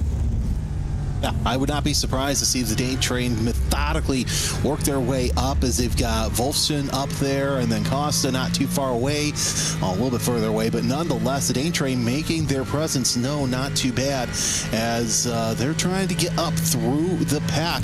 And Olsen also into the pits from LMP2, so your first and second drivers in the category all coming in for pit stops. I just was looking through the rest of the chats, by the way. Do let us know if you've got any questions, either on the iRacing Twitch or iRacing YouTube chats. At least Vince Cousi's not talking about wet toast, although now that I've said that, he might start up again. Oh, so. God, no. Yeah, you can blame me for that one. Someone else just said they finished one of the earlier time slots. 9 hours. 9 hours of continuous rain. Now, Dreambound, you have to answer this question for Jeremy and myself. Was it monsoon type rain, much like they had back in 2015 in the real world, where, I think Jeremy will remember this as well, a Porsche, not a Porsche prototype, a Porsche GT car went on to win the race because there was so much rain? Yes, that was then. I do remember that, yes. Or remember in 2011 when they ran the race and one of the remnants from the Hurricanes came up and it actually was a shortened race. Oh, I'd forgotten about that one, actually. Oh, yeah. So this is as I was told when I was preparing for next weekend to head out and work on the actual pit lane, which, you know, if there's 9 hours of continuous rain, I'm not going to be a very happy camper, that's for sure. But what I was told is it will either be, what was it, relatively warm with an occasional thunderstorm, could be cold and miserable, which I won't be so complaining about because I'll have my fire suit on at the very least. That will keep me warm. Or it's just going to rain buckets all weekend. Unfortunately, Jeremy, the forecast for next weekend is dry, and so they're going to show a bit of restraint and not ruin my iPad. Well, I've got to say this, Arjuna. Normally, we have to deal with a lot of rain here in this part of the season. And it's been absolutely fantastic on the eastern seaboard, as you know, I know here in the Chicagoland area, although I'm not happy my lawn's not very green right now, but we've had a nice dry stretch, so we've seen a lot of these series able to get in these ending races with, great dry conditions. And with Petit especially, it's a 10-hour race, it's an endurance race, but you don't want it to be wet during any part of it, especially if you're sitting out there watching the race. Yes, no. Although I've heard that the spot to be this year is with the iRacing production team. Drew Adamson will be somewhere patrolling the track. So if you say Drew, say hello to him. Drew will be part of our broadcast effort for the IMSA Esports Global Championship later this year. And if you are going to be at Petit Le Mans next week, I will give a plug for the meetup that we will hopefully do Friday around 9 a.m. is my hope, at a location TBD, but the hope is that I can convince enough of the IMSA radio team to come and join. And that would mean, yes, if you want to come and meet John Hindorff, this might be your opportunity to come and say hello. We had a nice meetup yesterday with someone at the Charlotte Motor Speedway. Just one fan, but a very lovely fan who works at JR Motorsports, was a big fan of everything John had done, and we had a really nice conversation. So if you are there, there's plenty of people to meet, plenty of driver autographs to get as well, but come say hello. 9 a.m. Friday, just before the MX-5 Carrera Cup action that precedes the Fox Factory 120, the last round of the IMSA Michelin Pilot Challenge. Lots of pit stops right now for LMP2, which is quite interesting. This one is in from 9th, so that's one of the fiercely forward machines. But now with our leaders in class having rolled out onto track, 2 laps complete on the tires, so up to temperature as well, Jeremy, is Alexandre Delatraz with a 17-second advantage right now over Effect Simulations Moradness. Those two are very much the class of the field. They have about a 40-second buffer, I think, over anyone on a similar strategy to them. Yeah, and that's exactly what you need to do, is get those similar strategies out of the way. A couple of house cleaning points, and I want to correct myself. It wasn't 2011, it was 2009 when we had the big deluge that ended the Petit Le Mans early. And I'm going to give you a crack at who were the overall winners of that race. Which year was this again? This was 2009. So, and this is going to throw a wrench in it as well. This was the time when the European teams, the ALMS and the European teams would come over and run the enduro races. Man. See, the thing is, I didn't watch this live. My ALMS history in particular, but specifically endurance racing, I only really fell in love with it because of the Truth in 24 documentary, which if you've never watched, highly recommend it. It's on YouTube. Yeah. It chronicled Audi first with the open top R8 and then later with the R15 in the fights with Peugeot. Absolutely thrilling, but it has to be an Audi, right? If it's 2009, it's either Audi or Peugeot. It was Peugeot with Montagny. Oh, I had a 50-50 chance. Frank Montagny and Stefan Sarrazin, and second place was also Peugeot. Nick Manassian and Pedro Lamy, 184 laps were run on that one. If you see Bo Barfield ask, or even really Bo Barfield, ask him about that one. Oh, that's a good point. Bo Barfield, the race director for IMSA, great guy, always gives some great insight as well as to how his mind is thinking about things. And often, this is the other thing I think a lot of sim racers maybe don't have in their viewpoints, but race directors not just thinking about keeping the driving fair. Your first priority at all times is safety, and everything else trickles down from that. So as someone who has lived more in the virtual world than the real world of motorsport, very interesting to get his take.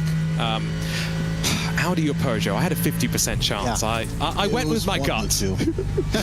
Also, Dreambound, continuing on his point, it was a medium rain, but the track was properly wet, though. See, we were lucky in this group to have that rain that moved through that did not create any sort of issue. You know, everybody was able to stay on slicks, but so that's interesting how some of these different races are having different rain strategies throughout. I find that kind of cool. And that's what the system was meant to bring, was the uncertainty, the fact that no one could just go off what other time slots had experienced. So that's great to see. Although he says medium rain, based on how the system works in iRacing, that's about as heavy as you want it to be. Anything heavier, and you are hoping for a red flag, at least in some of the league races that we have done. Ooh, wow, that's a car into the grass. Aggression there from a Porsche 963, I think that was. As Lasse back heads down in towards turn 10. He is about a second off the back of Victor Wolfson, who's done a decent job of keeping the Dane at arm's length. That has not been the story at the front of the GTD field, where Alex Dunn has left Johan Haar 4 seconds down the road and is only 2 seconds away from Florian Lebigre. This is a really interesting battle, because at this point in the race, 4 and a bit hours left to go, I would say if Drago Racing makes another mistake with the deficit on fuel that they have as well, they are 11 laps deeper into the stint than Team Redline. one more mistake, it could be their chance at victory in the books. Or in the bin, rather.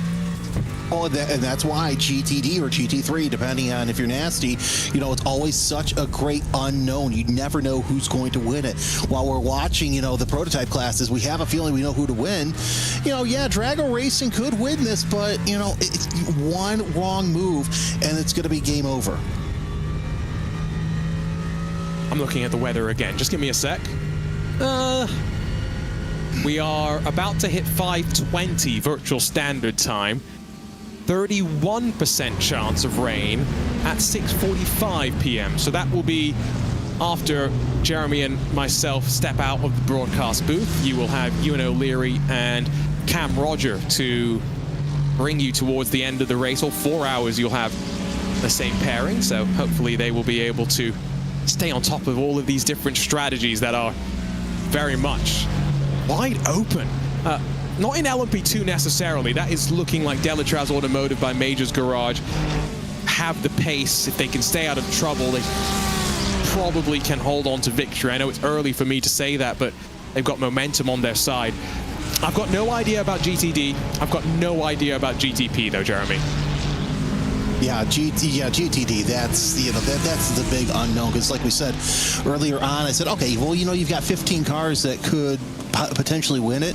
Now that we're 4.5 hours left to go in this race, I would say maybe the top 8, anyone within that could possibly win it, with someone in the top 3 with a really good chance. Heck, even that second Drago Racing 169, that, man, GTD is just a crapshoot. You know, blindfold yourself, put, you know, a spotter's guide up, throw a dart at the wall, and take your guess at that point.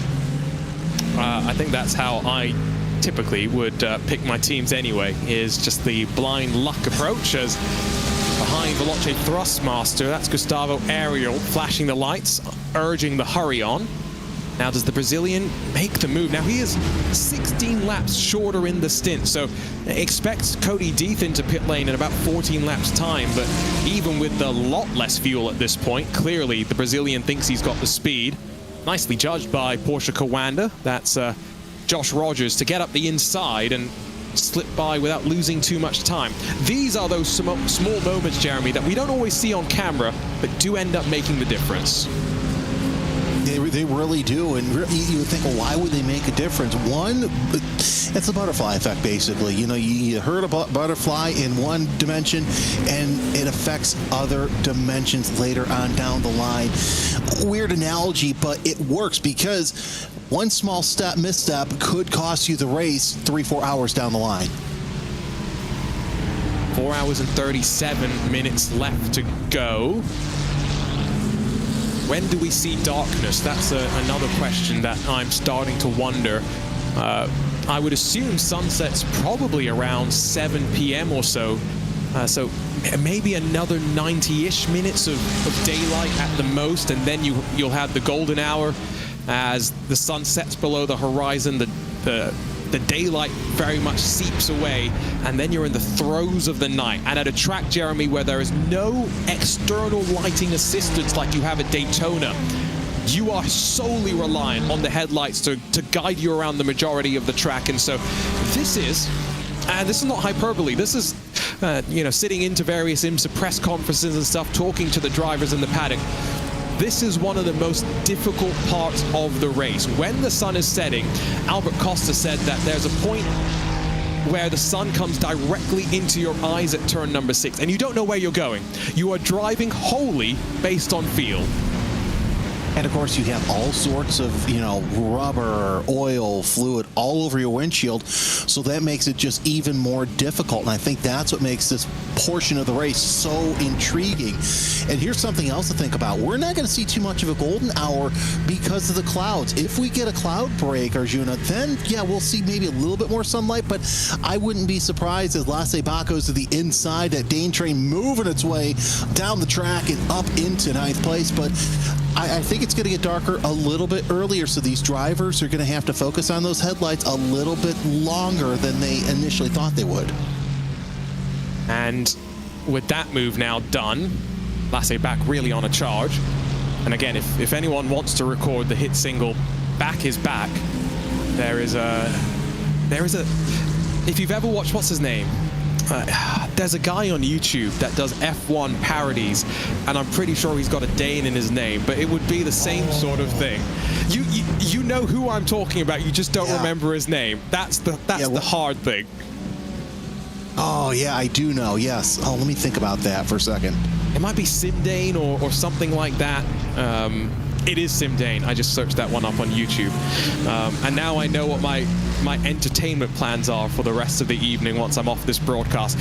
Lead for GTD is down to 0.9 of a second, Jeremy. Alex Dunn has caught the Ferrari up front.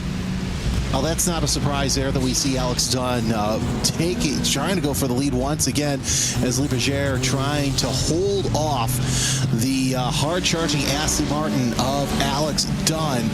The lap times, as you see there, Dunn running faster, as much as a half second faster than the leading Ferrari. So no surprise that Dunn is able to get up there. Now, as a matter of fact, Dunn keeping that car pointed forward, but knowing how good Dunn is, he doesn't make that same mistake twice. Those are some good lap times.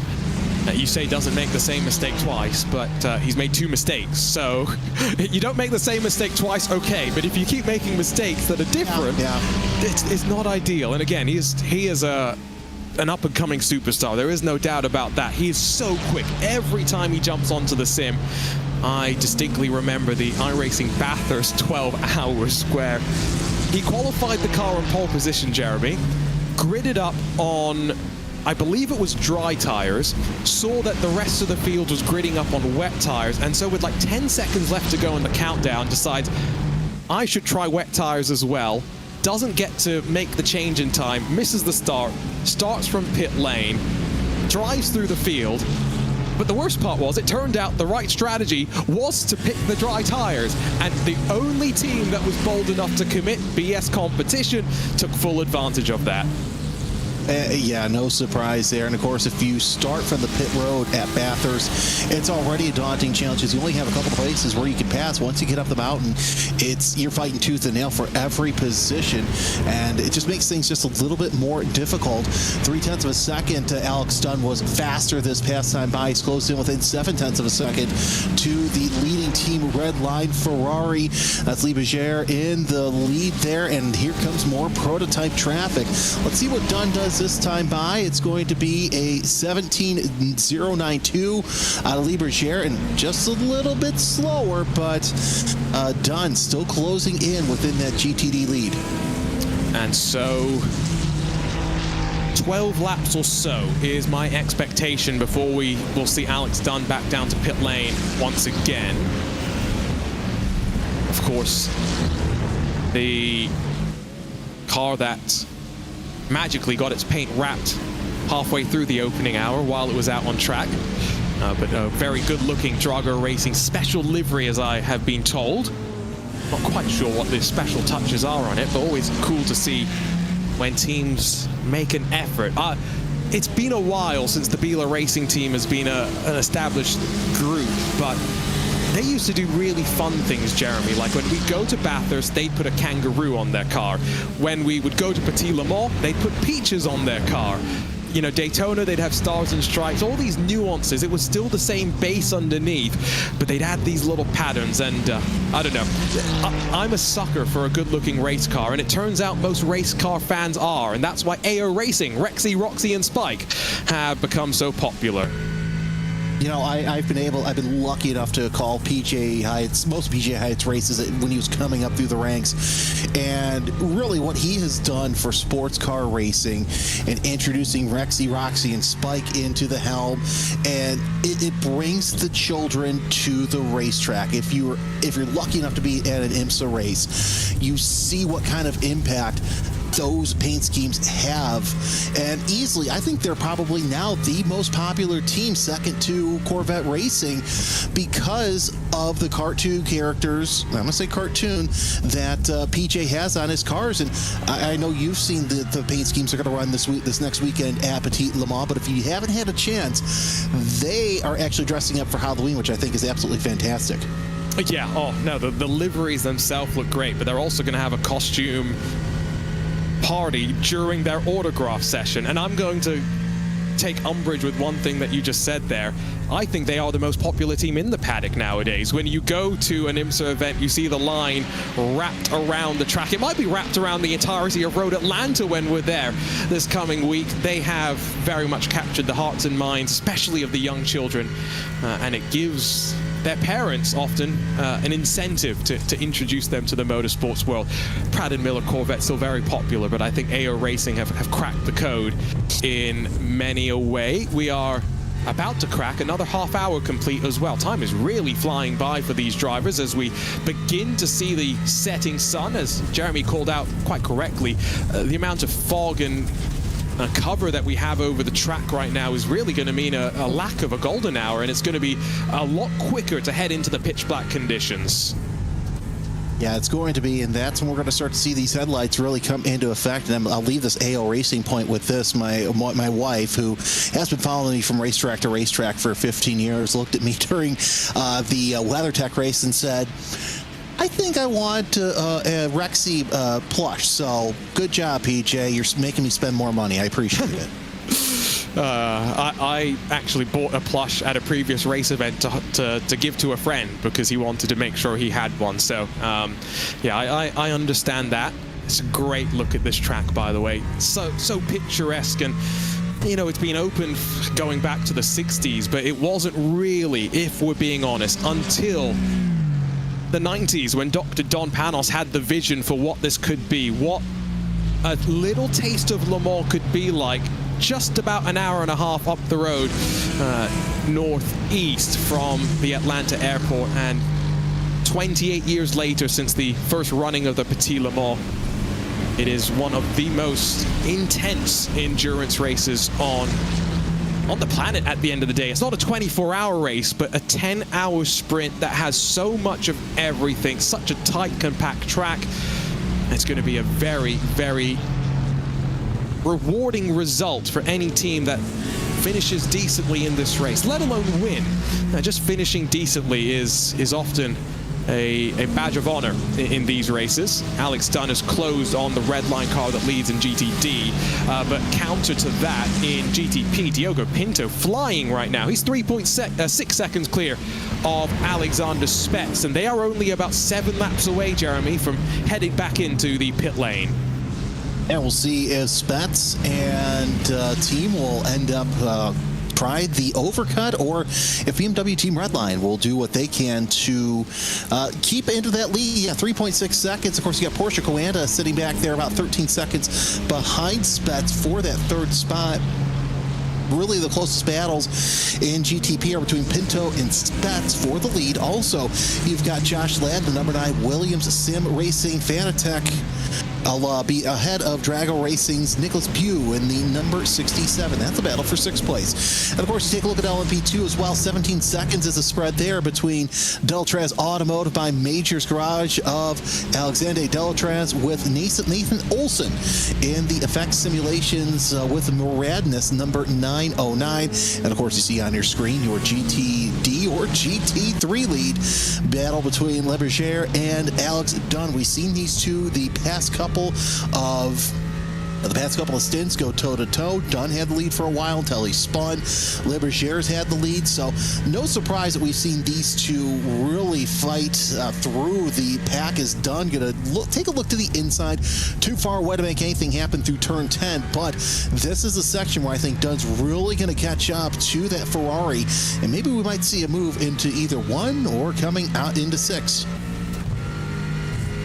Not going to see, I think, the aggression just yet. I think Dunn is content to wait to turn 10 to make his pass. The reality is there's only a couple of heavy braking zones, turn 7 and turn 10, and those are usually where you would want to make your passes, right, Jeremy? And so everywhere else you can use traffic, but it's asking for trouble to make a pass. Yeah, so you definitely don't want to make a pass here because you really got to set, that's where you can set yourself up. And if you think you can make a pass here, it's going to be very opportunistic. You definitely don't want to make it there. But here's the area where you really going to want to set yourself up down the back straightaway, because you're going to have plenty of time to catch up into that draft and make something happen through turn 10. 4 hours, 25 minutes to go, and maybe it's my eyes. I've been up for going on about 12 hours at this point.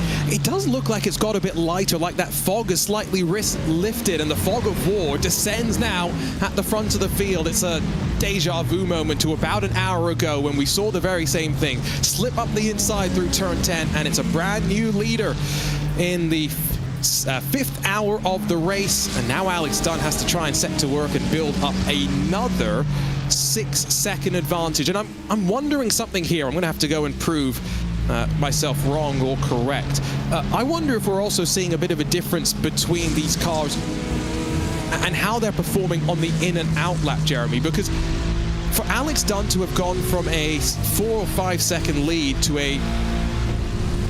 call it close to an 8-second deficit to Team Redline, I don't think you can put that all down to the one spin. There's clearly something else that I think's kind of playing a part. I think you're right. And again, I wonder if it goes back to the quote-unquote newness of this Aston Martin. And to your point, I think the iRacing Mother Nature gods are trying to laugh at me because, yeah, we are starting to see a bit more hint of light on the circuits. You saw through turn 1, there was a bunch of light, bouncing off the pavement and right into the driver's eyes. Just listening. Yeah, there's about 50 meters of fuel saving there for Florian. And Florian really impressed me this time last year when he was competing in the IndyCar iRacing Pro Series for Team Redline, where he did have some teammates. He had Diogo Pinto, Gustavo Ariel, Eduardo Leo, and the entire Redline support system. But then, counter to that, he was also running in the Porsche Tag Heuer Esports Super Cup Contender Series, and Kawanda had about 13 cars in that championship. Redline had just Florian Lebigra, so he was often, I guess, in the races by himself with not much assistance, and that's a difficult situation to be in, right, Jeremy? Switching between two very distinct cars. There's nothing similar around about an Indy car and a Porsche Cup car. Focused on two important championships, trying to split your time and focus. It's always difficult for a racing driver to try and maximize themselves on multiple fronts. There's always a handful of drivers in the real world who have a hard time going between car and car. So it's no surprise that Florian's able to make it happen. By the way, did you see out of the front of Florian last time by, right as they're going under the Fox Factory Bridge? It looked like that Dunn, his nose got a little swirly there as the car was unloading going down the hill. So something to keep in mind here as we end the stint on the GTDs, that those tires might be falling off the Aston. You say that, but he's just done another 1:16.893 last time by, so that's within 700ths of his fastest lap time. Alex Dunn, he does seem to come alive the later into the stint that he gets. A great flying look at the packed virtual grandstands on the exit of turn 10. Now, this would be a great spot to sit and watch the race for a little bit. I think it would also be a great spot to sit and watch the championship finale for the MX5 Cup Series this coming weekend. How many a 3-4 wide moment have they had down into turn 10 over the years? Oh, so many. I've actually been lucky enough to call some MX5 Cup races at Road America, and it is easily my favorite racing series.